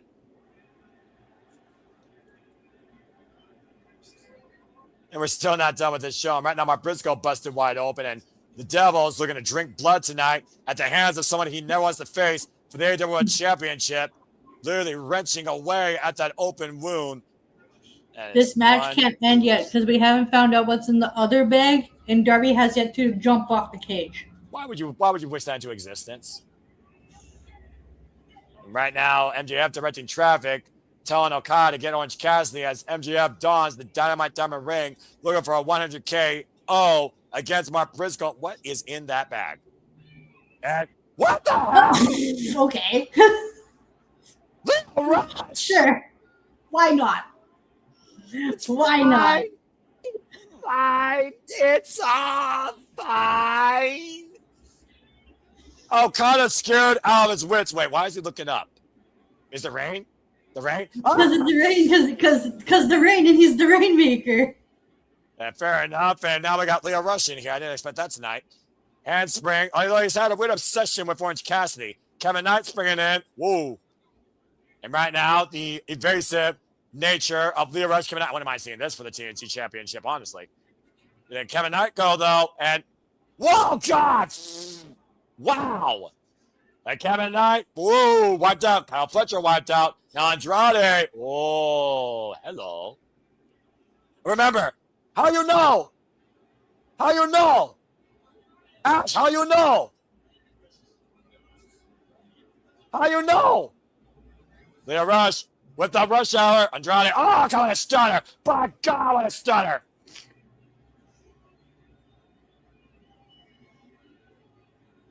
And right now, Leo Rush in the move with a low bang. Suicida wiping out Kevin Knight. My goodness. You know, of all things I thought I was going to see tonight, I didn't put Leo Rush in a duffel bag. And now MJF squaring up the 100K Diamond ring against the Blackheart Leo Rush, who wants it. AEW chants ran out loud and proud where this is the best wrestle. And right now MJF, wait, he wants the ring? He wants the precious, Ash. He wants the precious. Interesting. I mean, the precious will calm Leo Rush down. I mean, would you say no to Gollum if he's face-to-face with you? Actually, I wouldn't know what to do in that situation, to be honest. You know what? That's an honest answer right now. Okada hooking up Leo Rush. Rainmaker! Might have flatlined the Black Heart for now. That was just disturbing. And now Jay Doyle putting Leo Rush back in the bag. As MJF says, put him back in the bag, put him back in the bag. Meanwhile, the Don Callis family are trying to neutralize the Blackheart and send him back to rest. First class, or maybe coach, I'm not sure. And MJF right now stomping the layup Leo Rush, making sure that he remains incapacitated. What the hell is Jake Doyle doing with that chain? He's gonna lock it up to make sure he doesn't escape. Again, the way Orange Cassidy trying to come back in the fray here. Of all people to come after Leo Rush's aid, Orange Cassidy was not on my radar as they chain closed that duffel bag with Leo Rush and Sabre underneath the ring. Meanwhile, Bloody Mark Briscoe, as this match continues, I thought Charles' brain was broken last night. I couldn't imagine where his brain is right now. Kyle Fletcher and Mark Briscoe squaring off in the middle of the ring. This show's giving me every fucking thing I'm on. That's why I love professional wrestling, and AEW just does it right on pay-per-view. They are unmatched, damn it, on this stage. I don't care what the fuck anyone says. Oh, yeah, well, I mean, it wouldn't be an extreme match on a ladder, right? Oh, Andrade, as the Warrior Bird action's underway, with Mark Briscoe forming a helicopter, wiping out the Don Callis family. Mark Briscoe right now, he knows how to use a ladder, as we know. You've seen his countless ladder wars here. Andrade just dodging his face. Oh, but gets rammed into the ladder. And Mark Briscoe right now, in his elements. And MJF, the only one left standing for the Don Callis family, literally barking for MJF to stand eye to eye with him in the ring, as Mark Briscoe is the only man left standing for his team. What's going to happen here? Oh my gosh. Death Door is insane. And right now, MJF and Mark Briscoe renewing hostilities. And once again, bringing back history here. And Mark Briscoe just teeing off, driving down MJF like a fucking railroad spike. And here it comes again, Ash. Possible Jay Doyle. Oh, Jay Doyle, Clement shot from behind. And now Kyle Fletcher, combination offense with the Taekwondo background. Jay Doyle clocking the Bayne arse with an elbow. Oof. And now Kyle Fletcher answers in kind with a rising knee strike, run into the midsection. It's hard to keep Jay Doyle down. That's what we're learning here. Oh, there's a team routine on display with O'Reilly and Strong. Oh, there goes one table. Now we gotta watch the other tables. With the Olympic slam, driving him and Jay Doyle through a table. Axe and smash to a chair, though. And Andrade fake out. Oh, instead. I thought he was going to do that back elbow strike. Instead, just popping knee, and Kyle O'Reilly busted open the hard way. Now Andrade El Idolo in the driver's seat. And O'Reilly down, and Evolve was staying in the corner, showing the scarlet red that Kristen Cam MVP and Blood and Guts. Let's forget Ash. Mm-hmm. Andrade, oh, God. Who do you think that hurt more, Kyle or freaking Andrade? Dorada to Andrade by Konosuke. Okada, wrist control, backslide, roll through. Right, nope, hold that fight, Ash. Konosuke, drop kick. Kyle O'Reilly, because he got driven to the outside of the ring, and he also was busted open already, and he got steeled to exposed flesh. I mean, that had done some damage to Andrade's knees, though. Oh, no doubt. But he's also probably wearing knee pads. He's not like New Japan Tomoyoshi E. I'm just saying, you know? Fair enough, yeah. And and Okada and Konosuke up on the I Sense disaster. We've never asked for a tombstone pile driver through that table. Konosuke finding back, though. Back body drop to the Rainmaker on the apron. And right now, bang, power drive knee. Catches Okada flush. Super kick by Kyle Fletcher. Catching Konosuke flush. And Kyle Fletcher right now might be looking to do what he did to Hangman Page and Kenny Omega in his pursuit last year for the AEW World title. Hoisting up Konosuke. Oh, dear God. Nope. Konosuke fighting back, though. Armringer, capture, and... Through the table! be fucking believable! Holy shit! Well, shut the fuck up, Jade, on the outside, so your comment means nothing. Konosuke and Kyle Fletcher in a heap with a blue thunderbomb off the apron through a table, and neither man is moving. Meanwhile, back inside the ring, Mark Briscoe and MJF as Mark looks for the J Driller. MJF fighting back though. Armor. Oh, that kick in the upright. Damn. And the 100K Diamond Ring getting an Orange Cassidy. Wait. Slowly but surely, as you'd expect. Hold that thought, Ash. Hands in the pockets, Orange Cassidy engaged. Oh, and takes the 100K shot.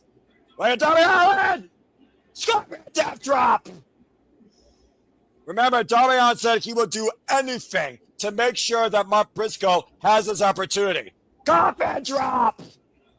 But MJF got the friggin' elbow up, I think. Look at the cover. Yo, man! Kevin Knight crashed at MJF! Oh.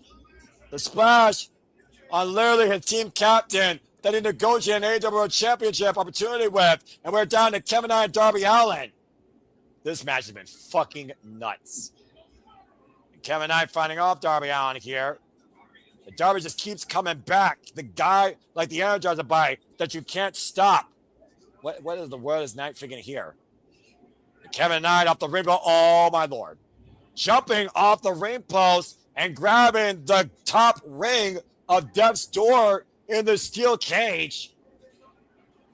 Trying to pull himself up, trying to literally run away from Darby Allin, and now Knight is literally perched at the top of the steel this cage. Is part of the match I was looking for.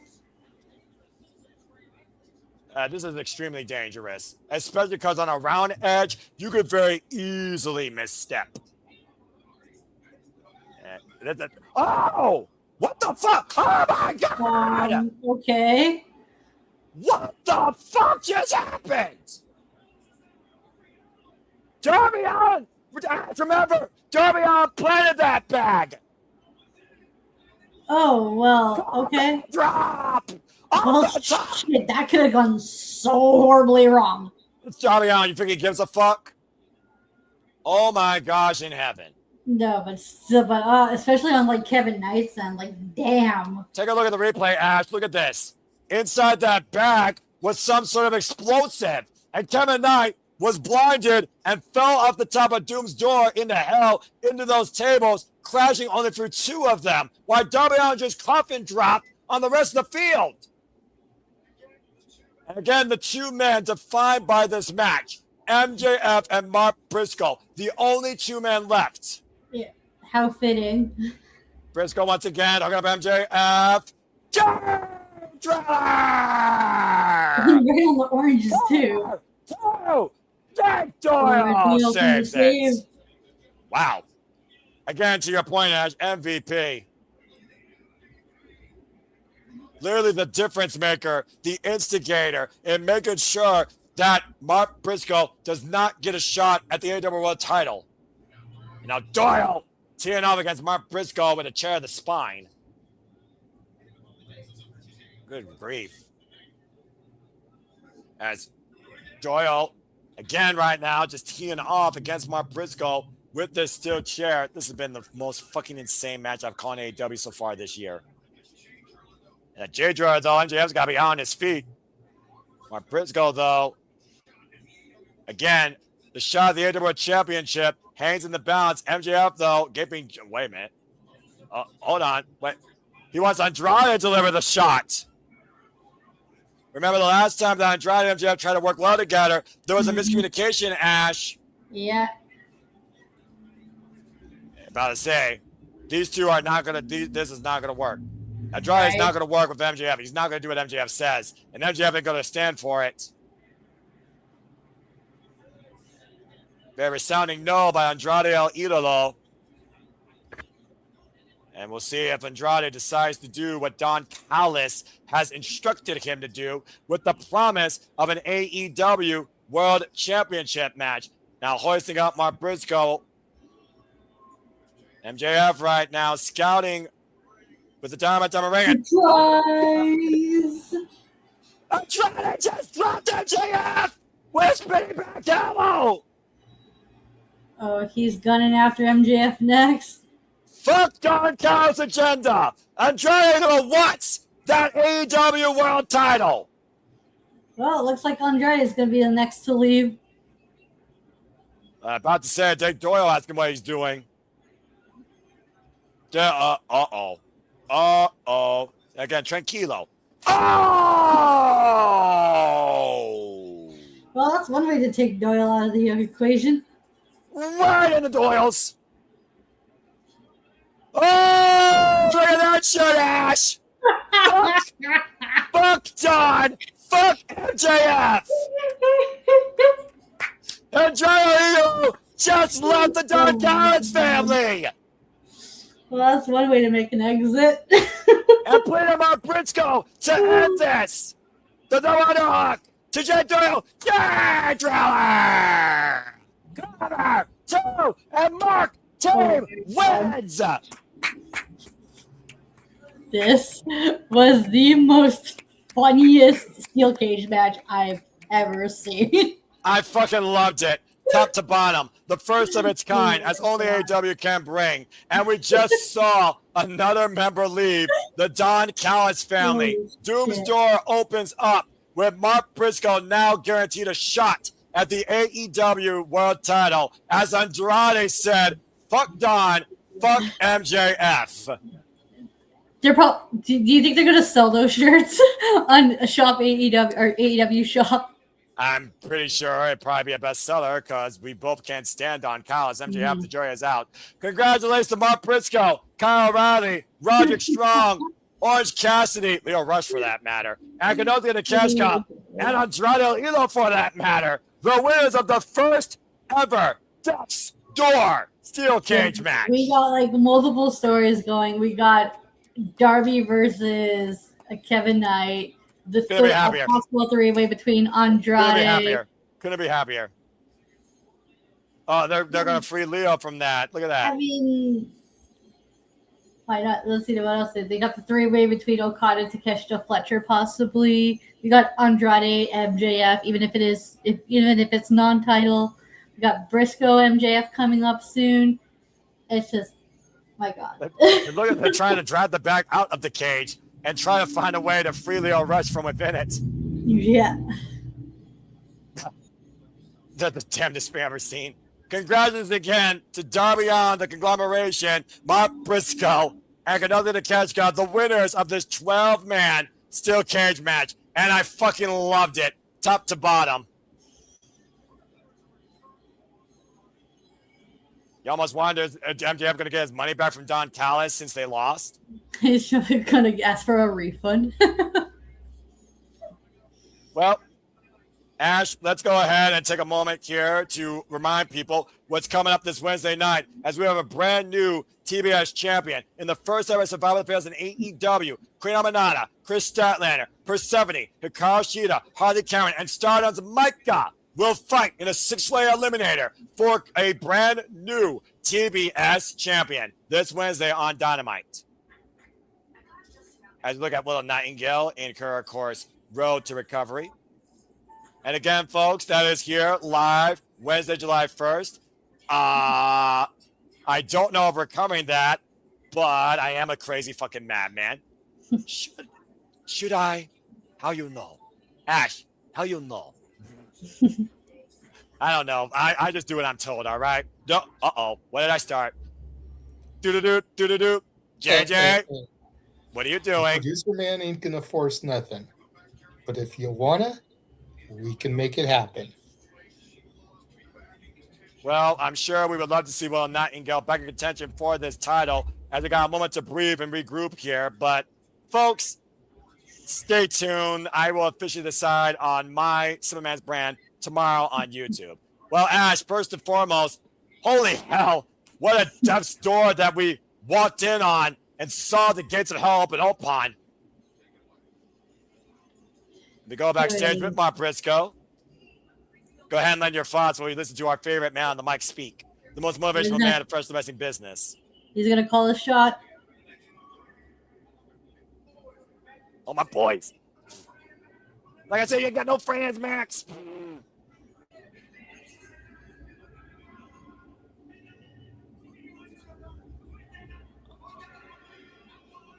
Wednesday night on Dynamite. Well, shit.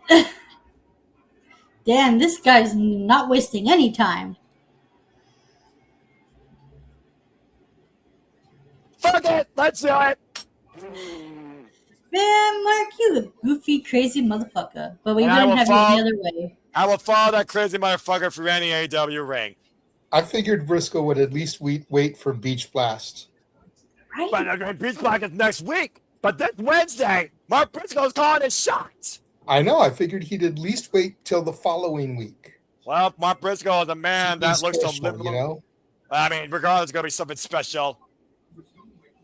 Well, again, it's not official yet, but I'm sure Tony Khan AEW will officially update us, and we'll update you if that match is official. But Ash, on the night where we saw the return of Switchblade Jay White, Andrade said, fuck MJF, fuck Don Callis. We saw the first ever Death Store where Team Mark Briscoe won. The Divine Dominion show domination over Thunder Rosa and Olympia. Maika punched James with the Fittest at the expense of Skye Blue. The Young Bucks were able to win that interpromotional freeway. Shota Umino retained against Pac. Monster defended against Bandito. Yeah, exactly. Thugger defended against Starlight Kid. Desecrated her match, the Stardom present, the Stardom logo. And Myra and Mercedes Moné gave us a match for the ages in women's professional wrestling. It all comes down to this. As ladies and gentlemen, all elite fans, wrestling fans, we have finally made it to our main event. It is now time for Will Ospreay versus Swerve Strickland for the Owen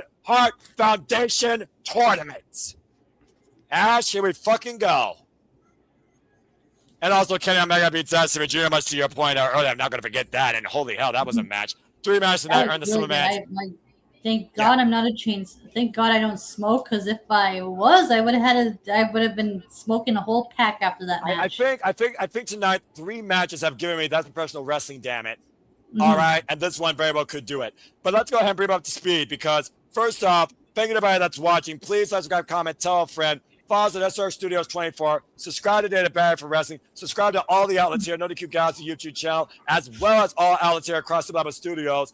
And now we get ready for Will Ospreay versus Strickland. The most dangerous, the most determined, the most hungry, the most deserving, the most willing, the most that needs it. Last time that Ospreay said he needed to win this was last year in the finals against Heyman Page at Double or Nothing. And he said that was his ascension. But Heyman Page was the better man that night. And now this year is his second chance on life in redemption and a dream, not just for himself, but for his country. But he has to beat a man he hasn't beaten in a decade in Swerve Strickland. It's man time at Forbidden Door. Oh, boy. The scary thing, Ash, every time these two men meet in the ring, they set a bar and they raise it each time. And they're the main event of this phenomenal pay-per-view tonight, where everything is on the line.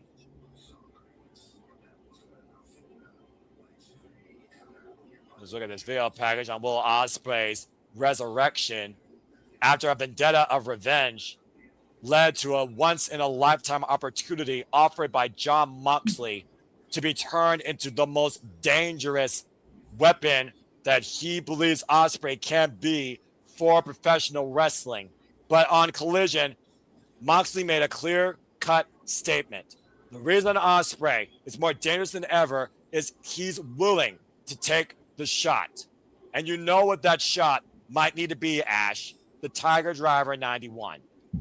If he does decide to do it, guess. When was the last time he's done that? Against MJF at Wembley Stadium in his pursuit of regaining the AEW International Championship. And now the Ariel Assassin looks to rise one more time in what could be his last time to become the ace of all elite wrestling.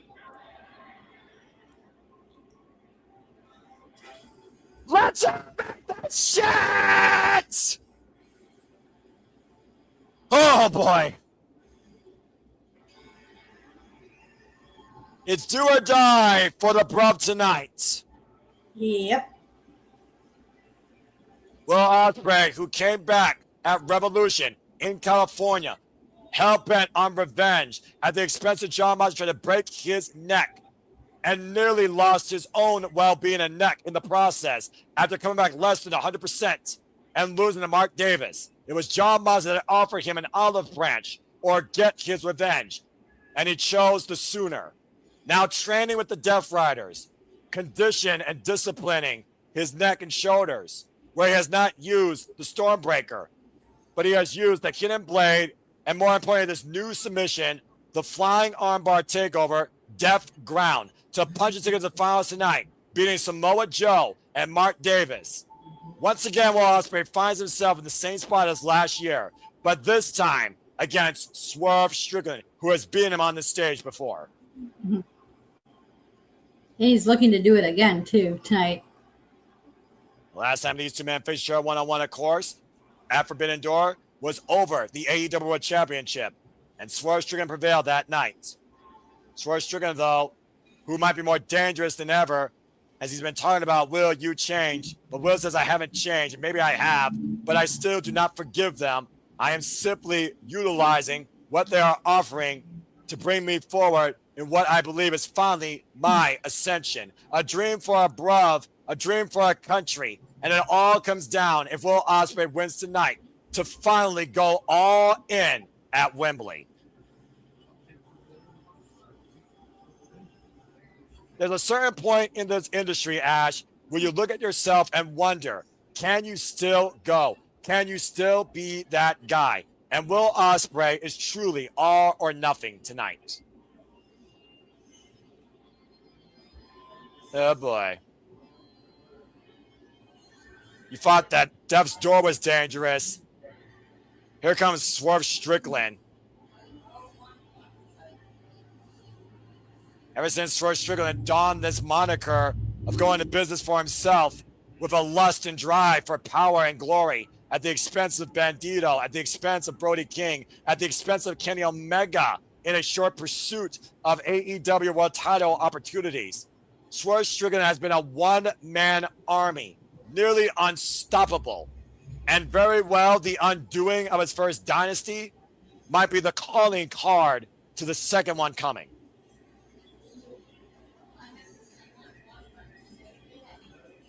What's going on for your head right now, Ash, seeing this entrance? I'm wondering, like, what's Swerve supposed to be dressed as? We're Strickland right now, adorned heavy metal, and the chance to become the main man once again as a mogul to worlds in all elite wrestling. Okay. I don't know what he's channeling besides something extremely dangerous with that get up here with a mock of a freaking biker gang overlord and someone ready to stick a sickle in someone's throat. Okay. And maybe it's like a Slash or some sort of like dark vigilante. I'm not even sure here. And the fact of the matter that this time last year, these two men were fighting together for AEW's very well-being and existence. Yeah. 1 year later, find themselves finding each other for the very state of AEW's future that they want to control, that they want to lead, that they want to be the AEW World Champion. Let's go down to Renee Paquette for the sports takes. Once again, bringing forward the story, of course, that I just illustrated.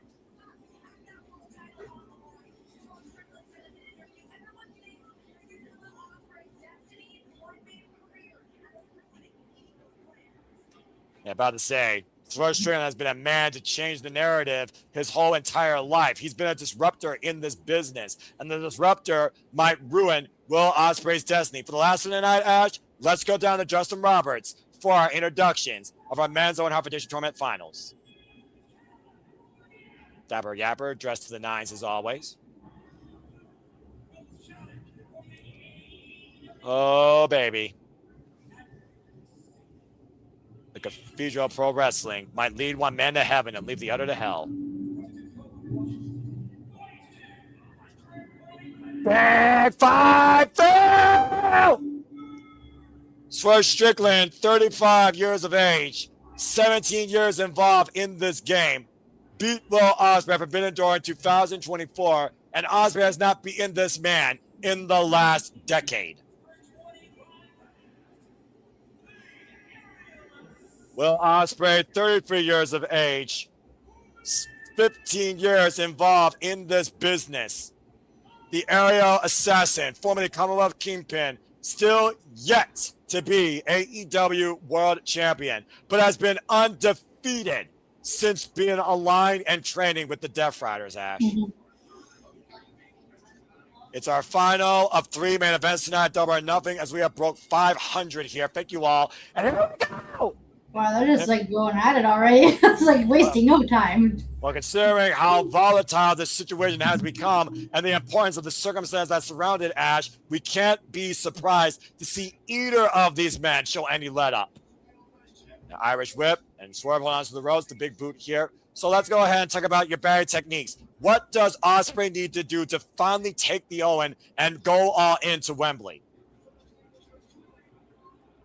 I mean, it's freaking Will Ospreay. He's just going to do Ospreay things and hope it works. Like, there's no analyzing this man. Whoa!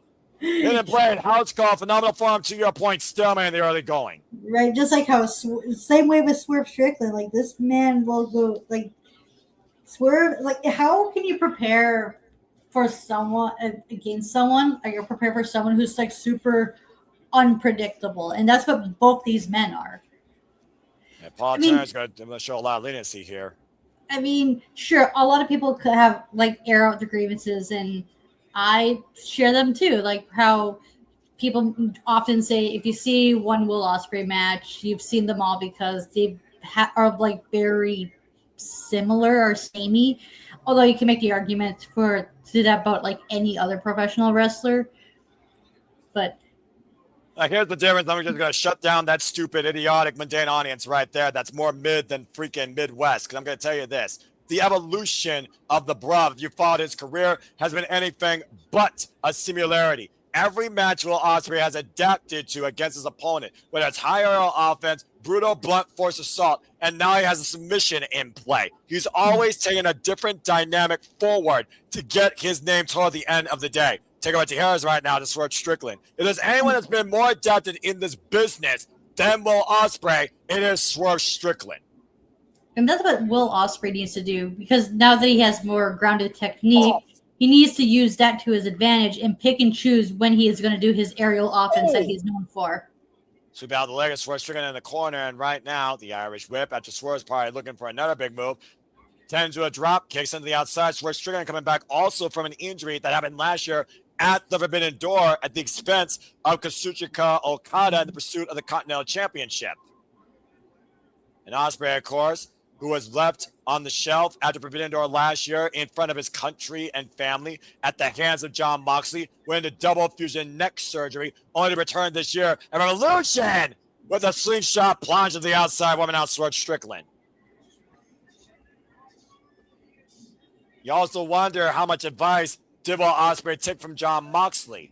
When Swerve Strickland was talking about that brittle, vulnerable neck, and Ospreay threw a sucker punch, Moxley told Ospreay, are you really going to let this get to you? Because words can only hurt you if you let them. You're better than this. And is Will Ospreay even better than what he was prior to this? The result of this match will foretell that for sure, especially since in a bygone world of the United Empire, ruled by somebody that has gone to devious means and winning by any means necessary, just lost the IWGP Heavyweight Championship to Yosuji.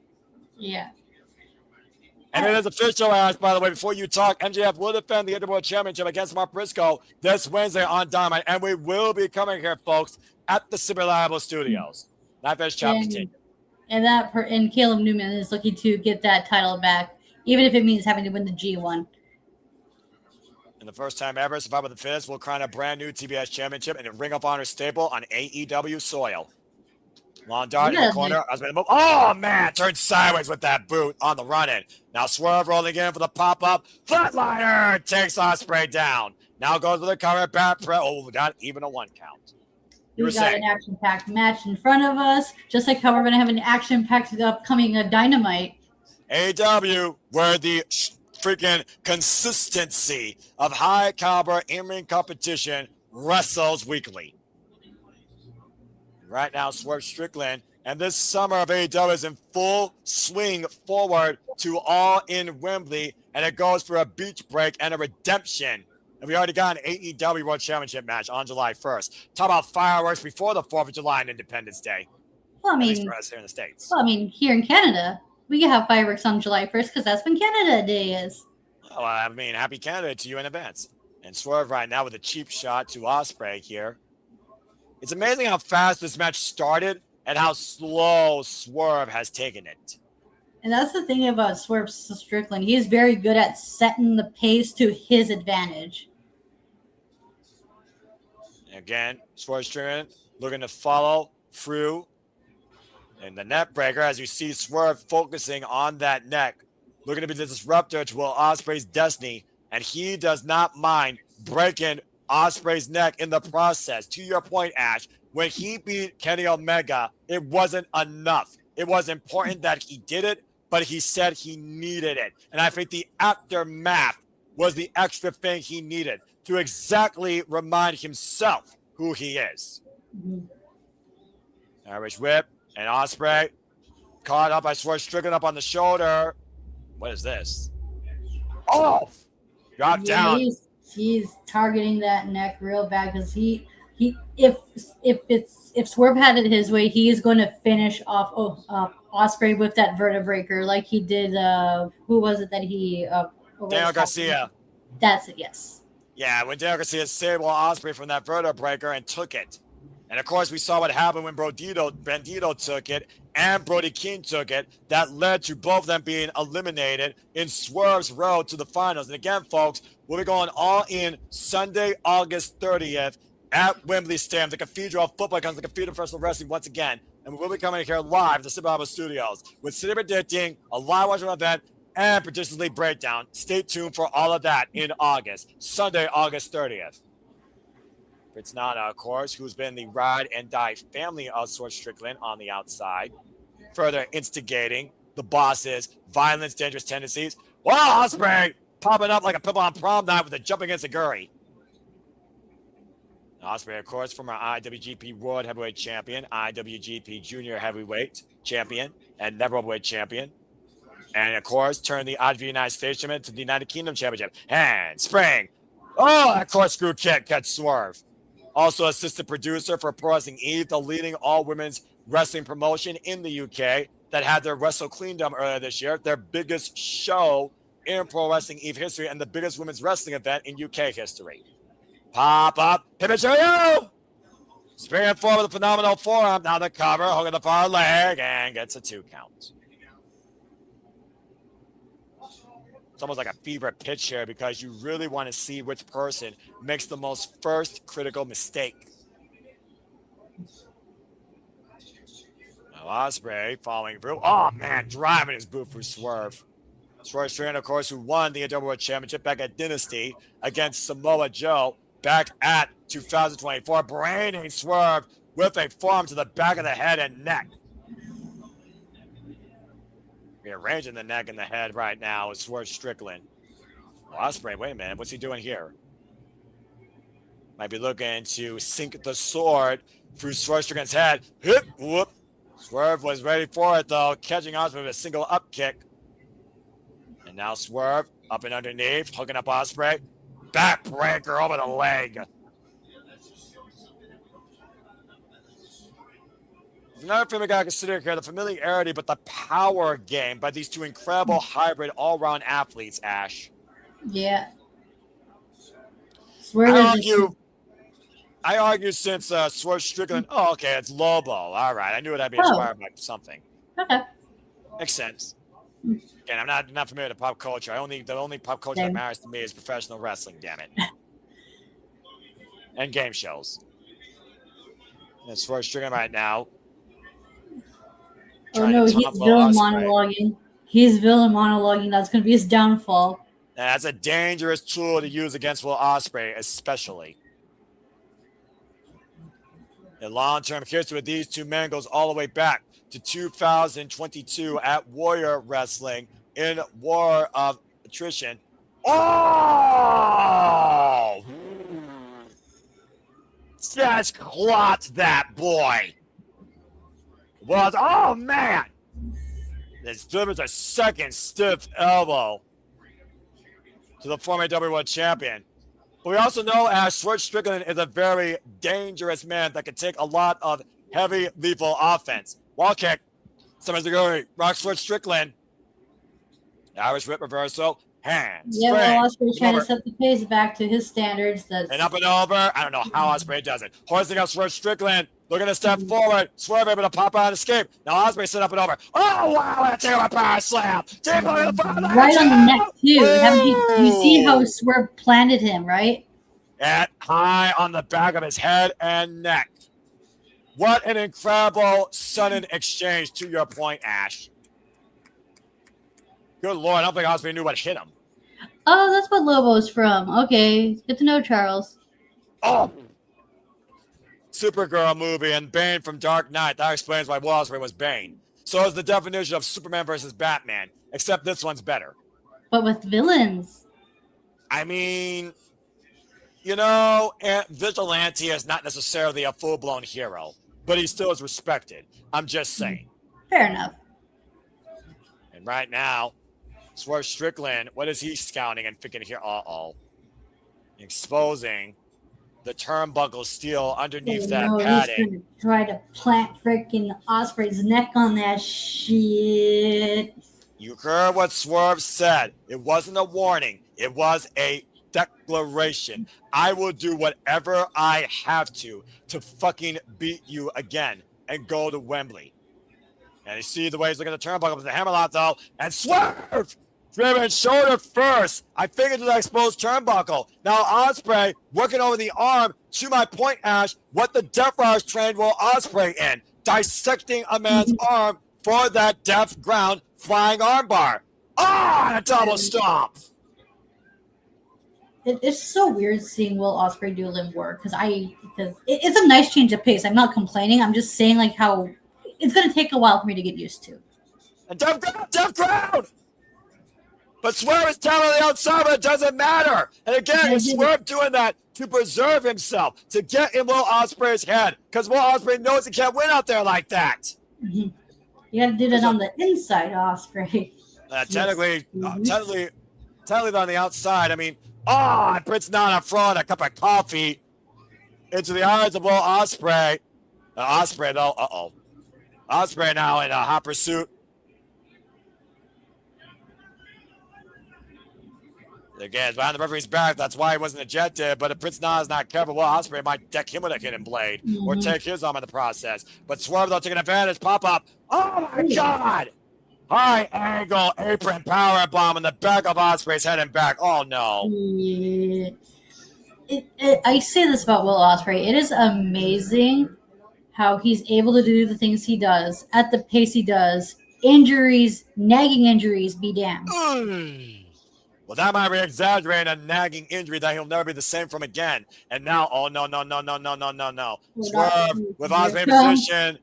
Ospreay right now in the world of trouble. Catapult, I think, across the bridge of the nose into that exposed turnbuckle. And thanks to Prince Nana's interference, Swerve Strickland has found a new opportunity for devastating results. And, of course, Paul Turner leading it with his count. Leading with both competitors on the outside because he knows what's at stake here, and we have to have a winner. Mm-hmm. Now, Strickland right now just taking a lot of time here, not following up on Will Ospreay, who is now shedding crimson red. Ospreay busted open truly the hard way here, Ash, bleeding like a sieve. Yeah. Leaking like a faucet here.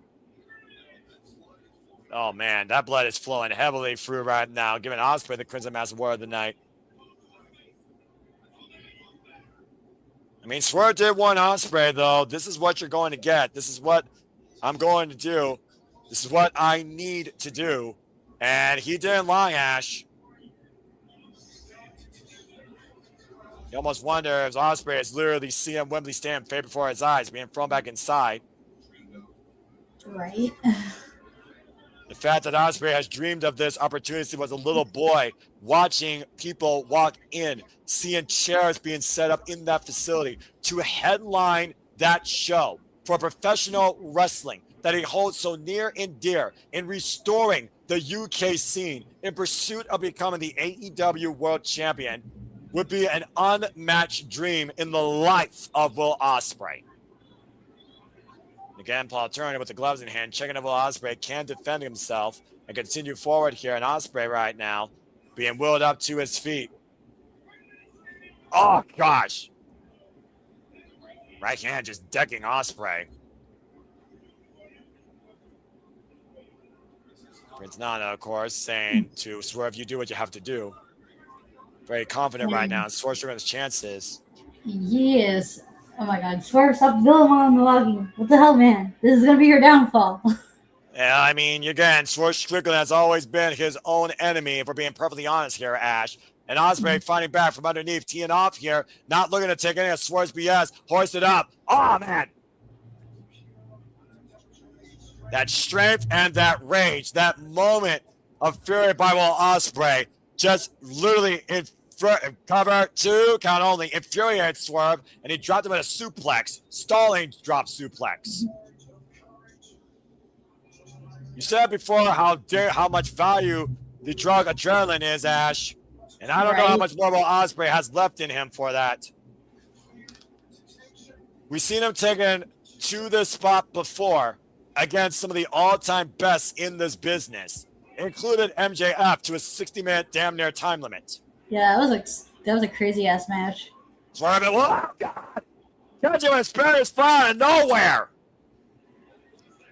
Was that the last gas and a desperate defensive move, though, by the Brothel? Right, there's a desperate move to get him to get momentum. Yeah, an act of desperation to create momentum. That's what I'm trying to say. Ash, I knew you would get it out. I'm going to make sure you were going to get it out, damn it. And right now, we're going back to live action in this match, and Ospreay is back up to his feet, swinging for the fences, trying to hold on, ripped down by his hair. Now Swerve floating over, hook on the head, hoisted up again. Oh, the camera stunned on there. Great counter, deep roll-up cover. Two, hoisted up, in position, stepping through to your point. Styles Clash connects. Center Ospreay slow to shoot the half, though. Now for the cover. Two win the O. Gets a 2 count. Swerve over the shoulder over. You saw the way the legs were displaced, by the way, Ash. The leg was not over the left shoulder. Mm-hmm. And right now, Ospreay finding a whole nother gear that he may not knew he had when it comes to fighting for a dream you may never get again. Here that blade! Oh my gosh, and Swerve just drove it off! And Ospreay won his own! I've never seen that before. Right, that's a new one for Swerve. Just basically just fucking bitch slapped Ospreay. I mean, the blood loss, you wonder, did you get the blunt impact of that hidden blade? Again, how disoriented was Will Ospreay on the run-up, though, Ash? Right away. Man.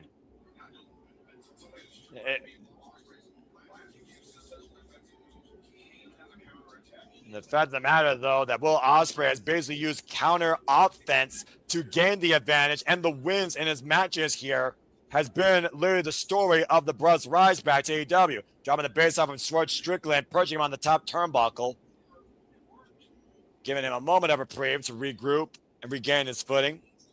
The first time these two-man featured each other one-on-one, by the way, Ash, was back in Progress Wrestling 2016. 17 minutes. Swerve Strickland won that night.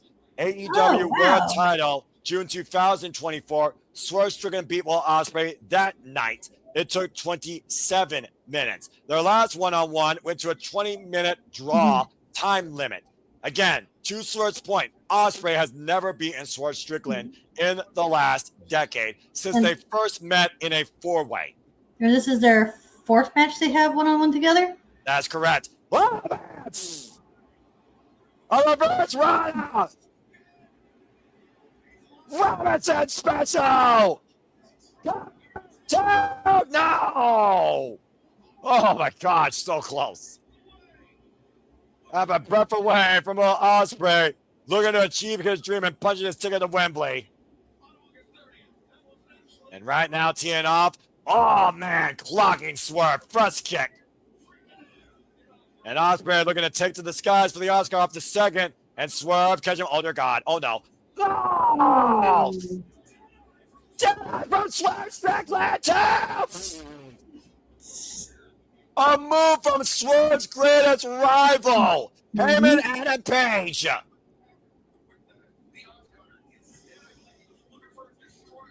It felt like for me, though, that Ospreay, looking for the Os cutter, couldn't do it and was trying to turn into a destroyer, and instead Swerve hooked him in a deadeye. Heyman's finishing move.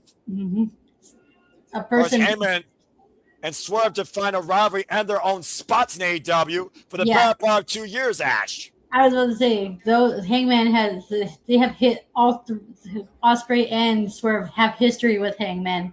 Oh, for the Swerve stomp, I tweaked the ankle there as Ospreay got out of the way, and Ospreay on the move, up and over, sunset flip to the outside, Swerve holding on to the ropes, and once again, Ospreay He's going to has do Swerve's another position. cross touch, but this time onto the outside, or so we Zip. thought. Well, Swerve's maybe not making sure he say. doesn't do so. Oh, Zack gets swung face first in the steel ring steps. The unforgiving I think Swerve caught the corner of the steps as well. This match is taking lethal proportions right now on both these competitors, and we knew how dangerous this could become, Ash, when it was made official. Take a look at the replay here. Watch the way Swerve's head hits. Oh, Ooh. gosh. Ouch. Nasty. Right in the corner of the steel ring steps. I'll be surprised if he's not busted open, even if black can't crack. Easy for me to say as I'm heart black. Oh, there he is. Oh, shit. Swerve Strickland now seeing red. A crimson mask now on the most dangerous man in AEW. And Ospreay seeing blood in the water. Attacking a kid's prey, looking to become the ultimate predator. To seek the ultimate trophy in the All-Out Edition tournament. To punch a ticket to Wembley. Now driving Swerve relentlessly in the steel ring steps. And this is the violence that the Death Riders have also instigated into Will Ospreay.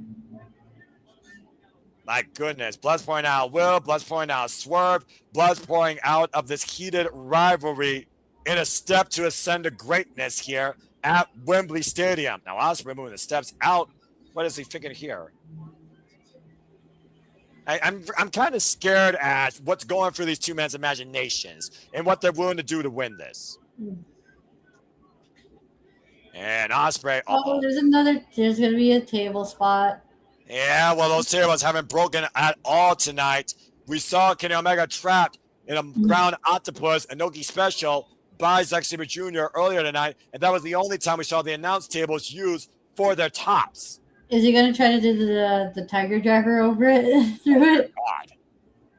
Ospreay right now and Swerve Strickland in a very precarious situation. Paul Turner pleading Ospreay to stop, and Prince Nana once again trying to distract Ospreay. And again, right now, Ospreay had enough. Whoa, swing and a miss. And again, Swerve. Flying house call on target off the steel ring steps. Use the momentum of Ospreay off the swing and a miss to Prince Nana, the most distracting neck here tonight. Perhaps punching his ticket close to the Wembley Stadium as both these men are down the outside. Take a look at the replay here, Ash. Boom! Right on the neck, too, again. Talk about, again, your fragile-ass neck. And He's going to do the Vertebrae Breaker on Ospreay. Oh, dear God, no. He did this to Kenny Omega, let's forget, on the announce table, Ash, when he first said, I needed this. I needed this.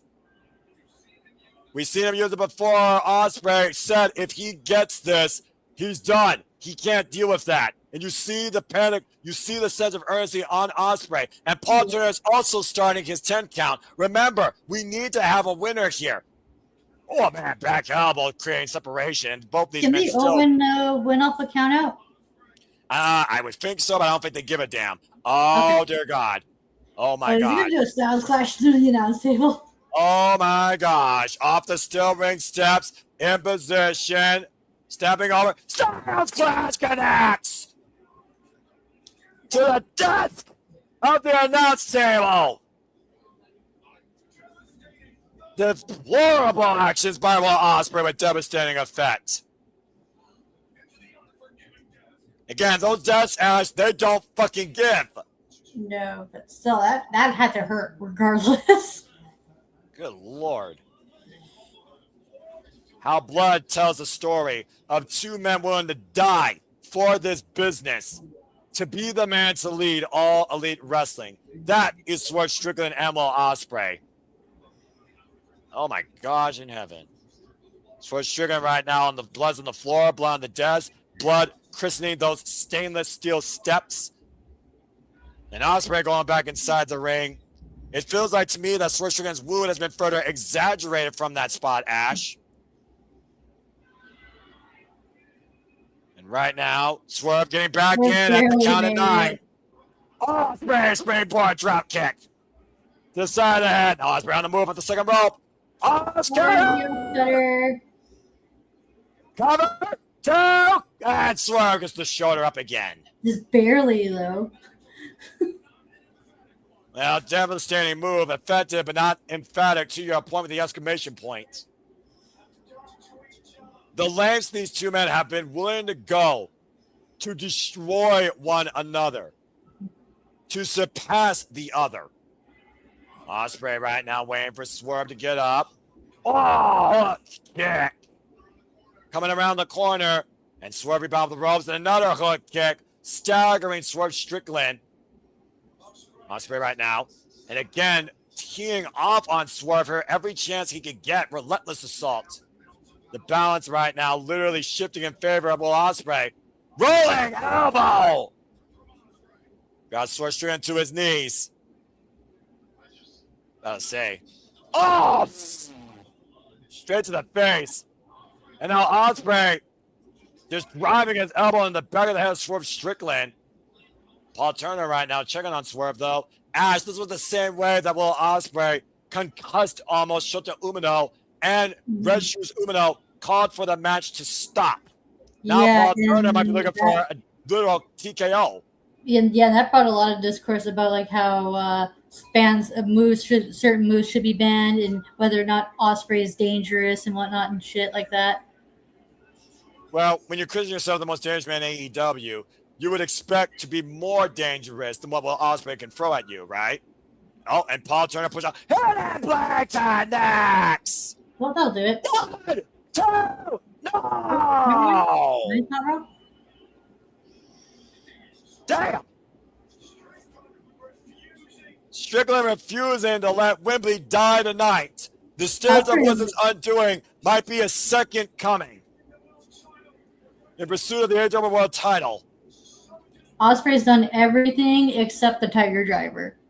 Well, again, was Jon Moxley's word ringing true? And will that be the one shot he needs to call to win tonight here in AEW?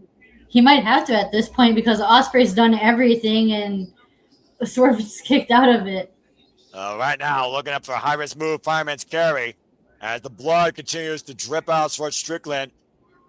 Instead, hammers down on Swerve, and now Swerve attacking the back of the head and neck. Well, Ospreay now. Oh, gosh, and oh, no. Oh, my God. Is he going to stomp on his neck in that position? Oh, please, God. No. Oh, Stop! Jesus. Ospreay literally with a blind kill shot delivered to him. Just the way he folded that boy. You see the blood still trickling down Swerve Strickland's face. Pools of blood literally defining the disruptor of this business. What the hell is going to happen here at this point after this? How are either of these men going to be the same again? But again, there has to be a winner, Ash. We have to have a winner. Swerve again looking for the cop killer. Ospreay able to escape. Double leg Nelson. The clutch. Gato clutch. Oh! Swerve house call. In the center ring, cover. Kick out one by Ospreay. Black axe. Cover. Kick out Swerve by one. Oh shit. Going to another gear. Bulldog collide. Middle of the ring and both men down.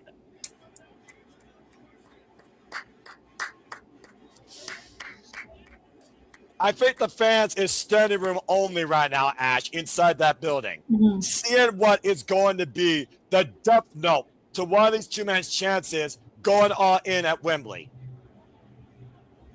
This crowd's been red hot tonight, too. Kudos to the All Elite Fleet. Capacity crowd attendance here tonight at Forbidden Door in San Jose, California. Capacity crowd watching us virtually tonight at Survival Studios. Thank you all again so much. You continue to allow this passion to pursue, be perpetual, and for our coverage of all these incredible professional wrestling events to be possible. Paul Turner starting his staying 10 count. If nothing else, encouraging one of these men to get up to their feet and be declared the winner. Count of 6.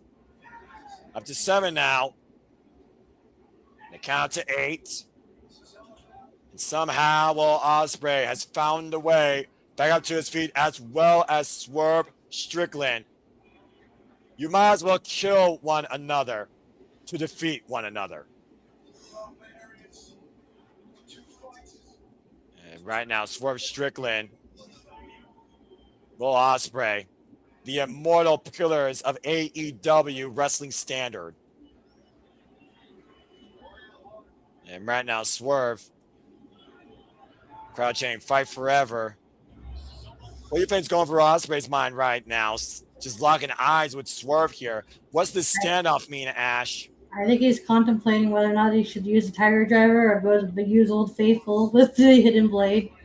Well, the fact that Swerve's taking off those gloves and exposing those knuckles, and Ospreay took off the elbow pad, much like the shootout with him and Adam Page, we might be seeing a standoff here of lethal proportions that might define the winner of this year's Owen Hart Foundation tournament. Whatever meets in the middle will be the decider of who is crowned this year's Owen Hart Foundation tournament winner. This is it, Ash. Ospreay, Swerve in position, locking eyes, ready to ignite. Whose house? And Ospreay blade. Expose elbow. There it is. Starbreaker. Come in, 1, 2, no! Oh no, that's a different move. Yeah, Ospreay needs to do the Tiger Driver because he's done everything and Swerve's kicked out of.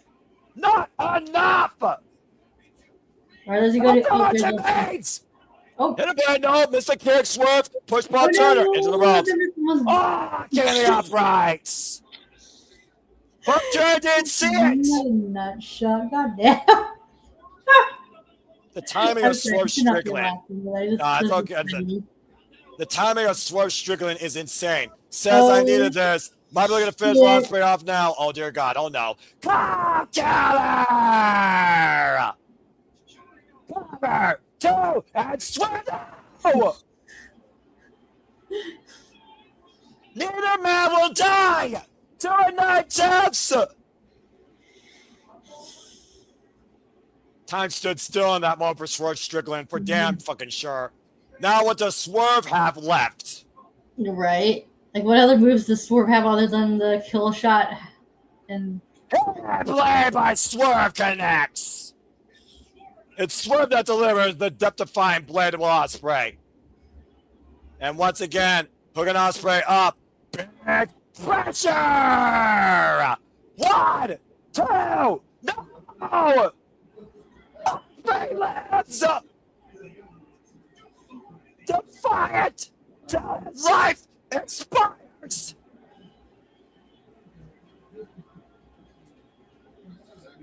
Wait a second, Swerve Strickland and John Moxley and the Death Riders now at ringside here. Oh, well then, this is Look at, they're the ones that will Ospreay into the second chance at freaking Resurgence. They're gonna try to persuade Ospreay to be like, you know what you need to do, man. Just have you changed?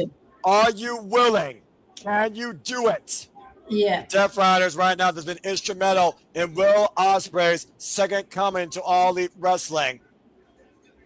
That have helped him try to pursue his destiny. House call. It just doesn't lock sides with Moxley. And it's almost like John Moxley. It's Will Ospreay on. Ospreay rising back from the dead. Play connects.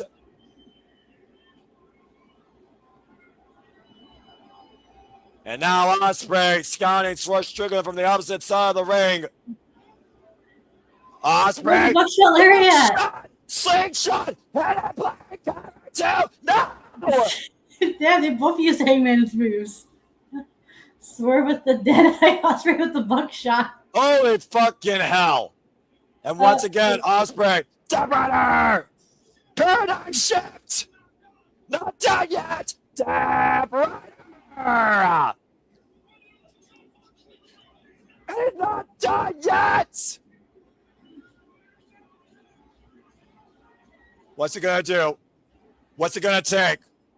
What's the final tool? Oh my God. There it is. Tiger Driver! 1, 2, 1, we fucking win!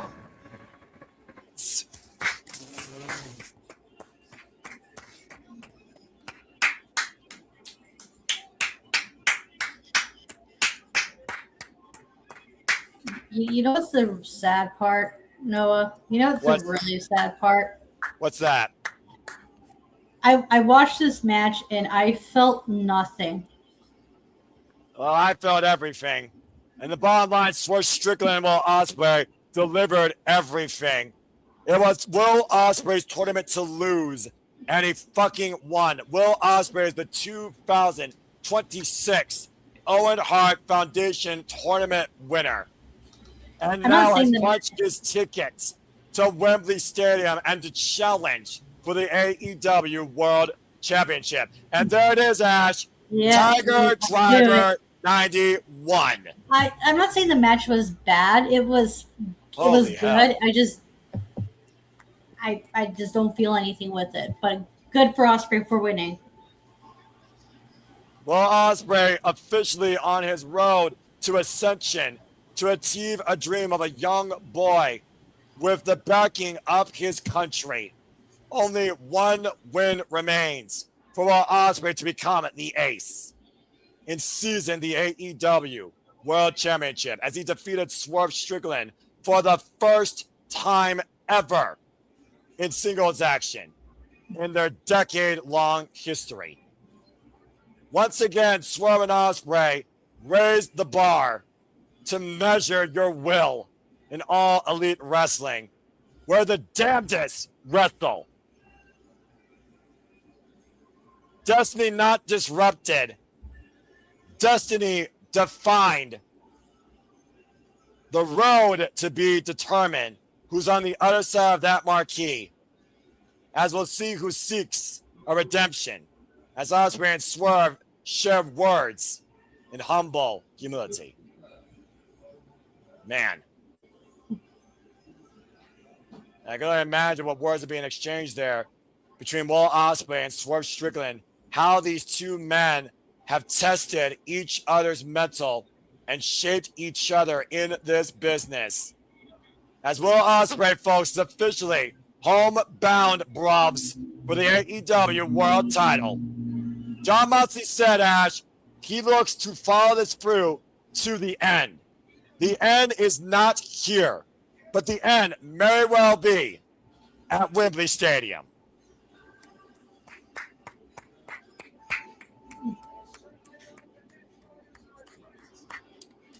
He may not trust them. He may not forgive them.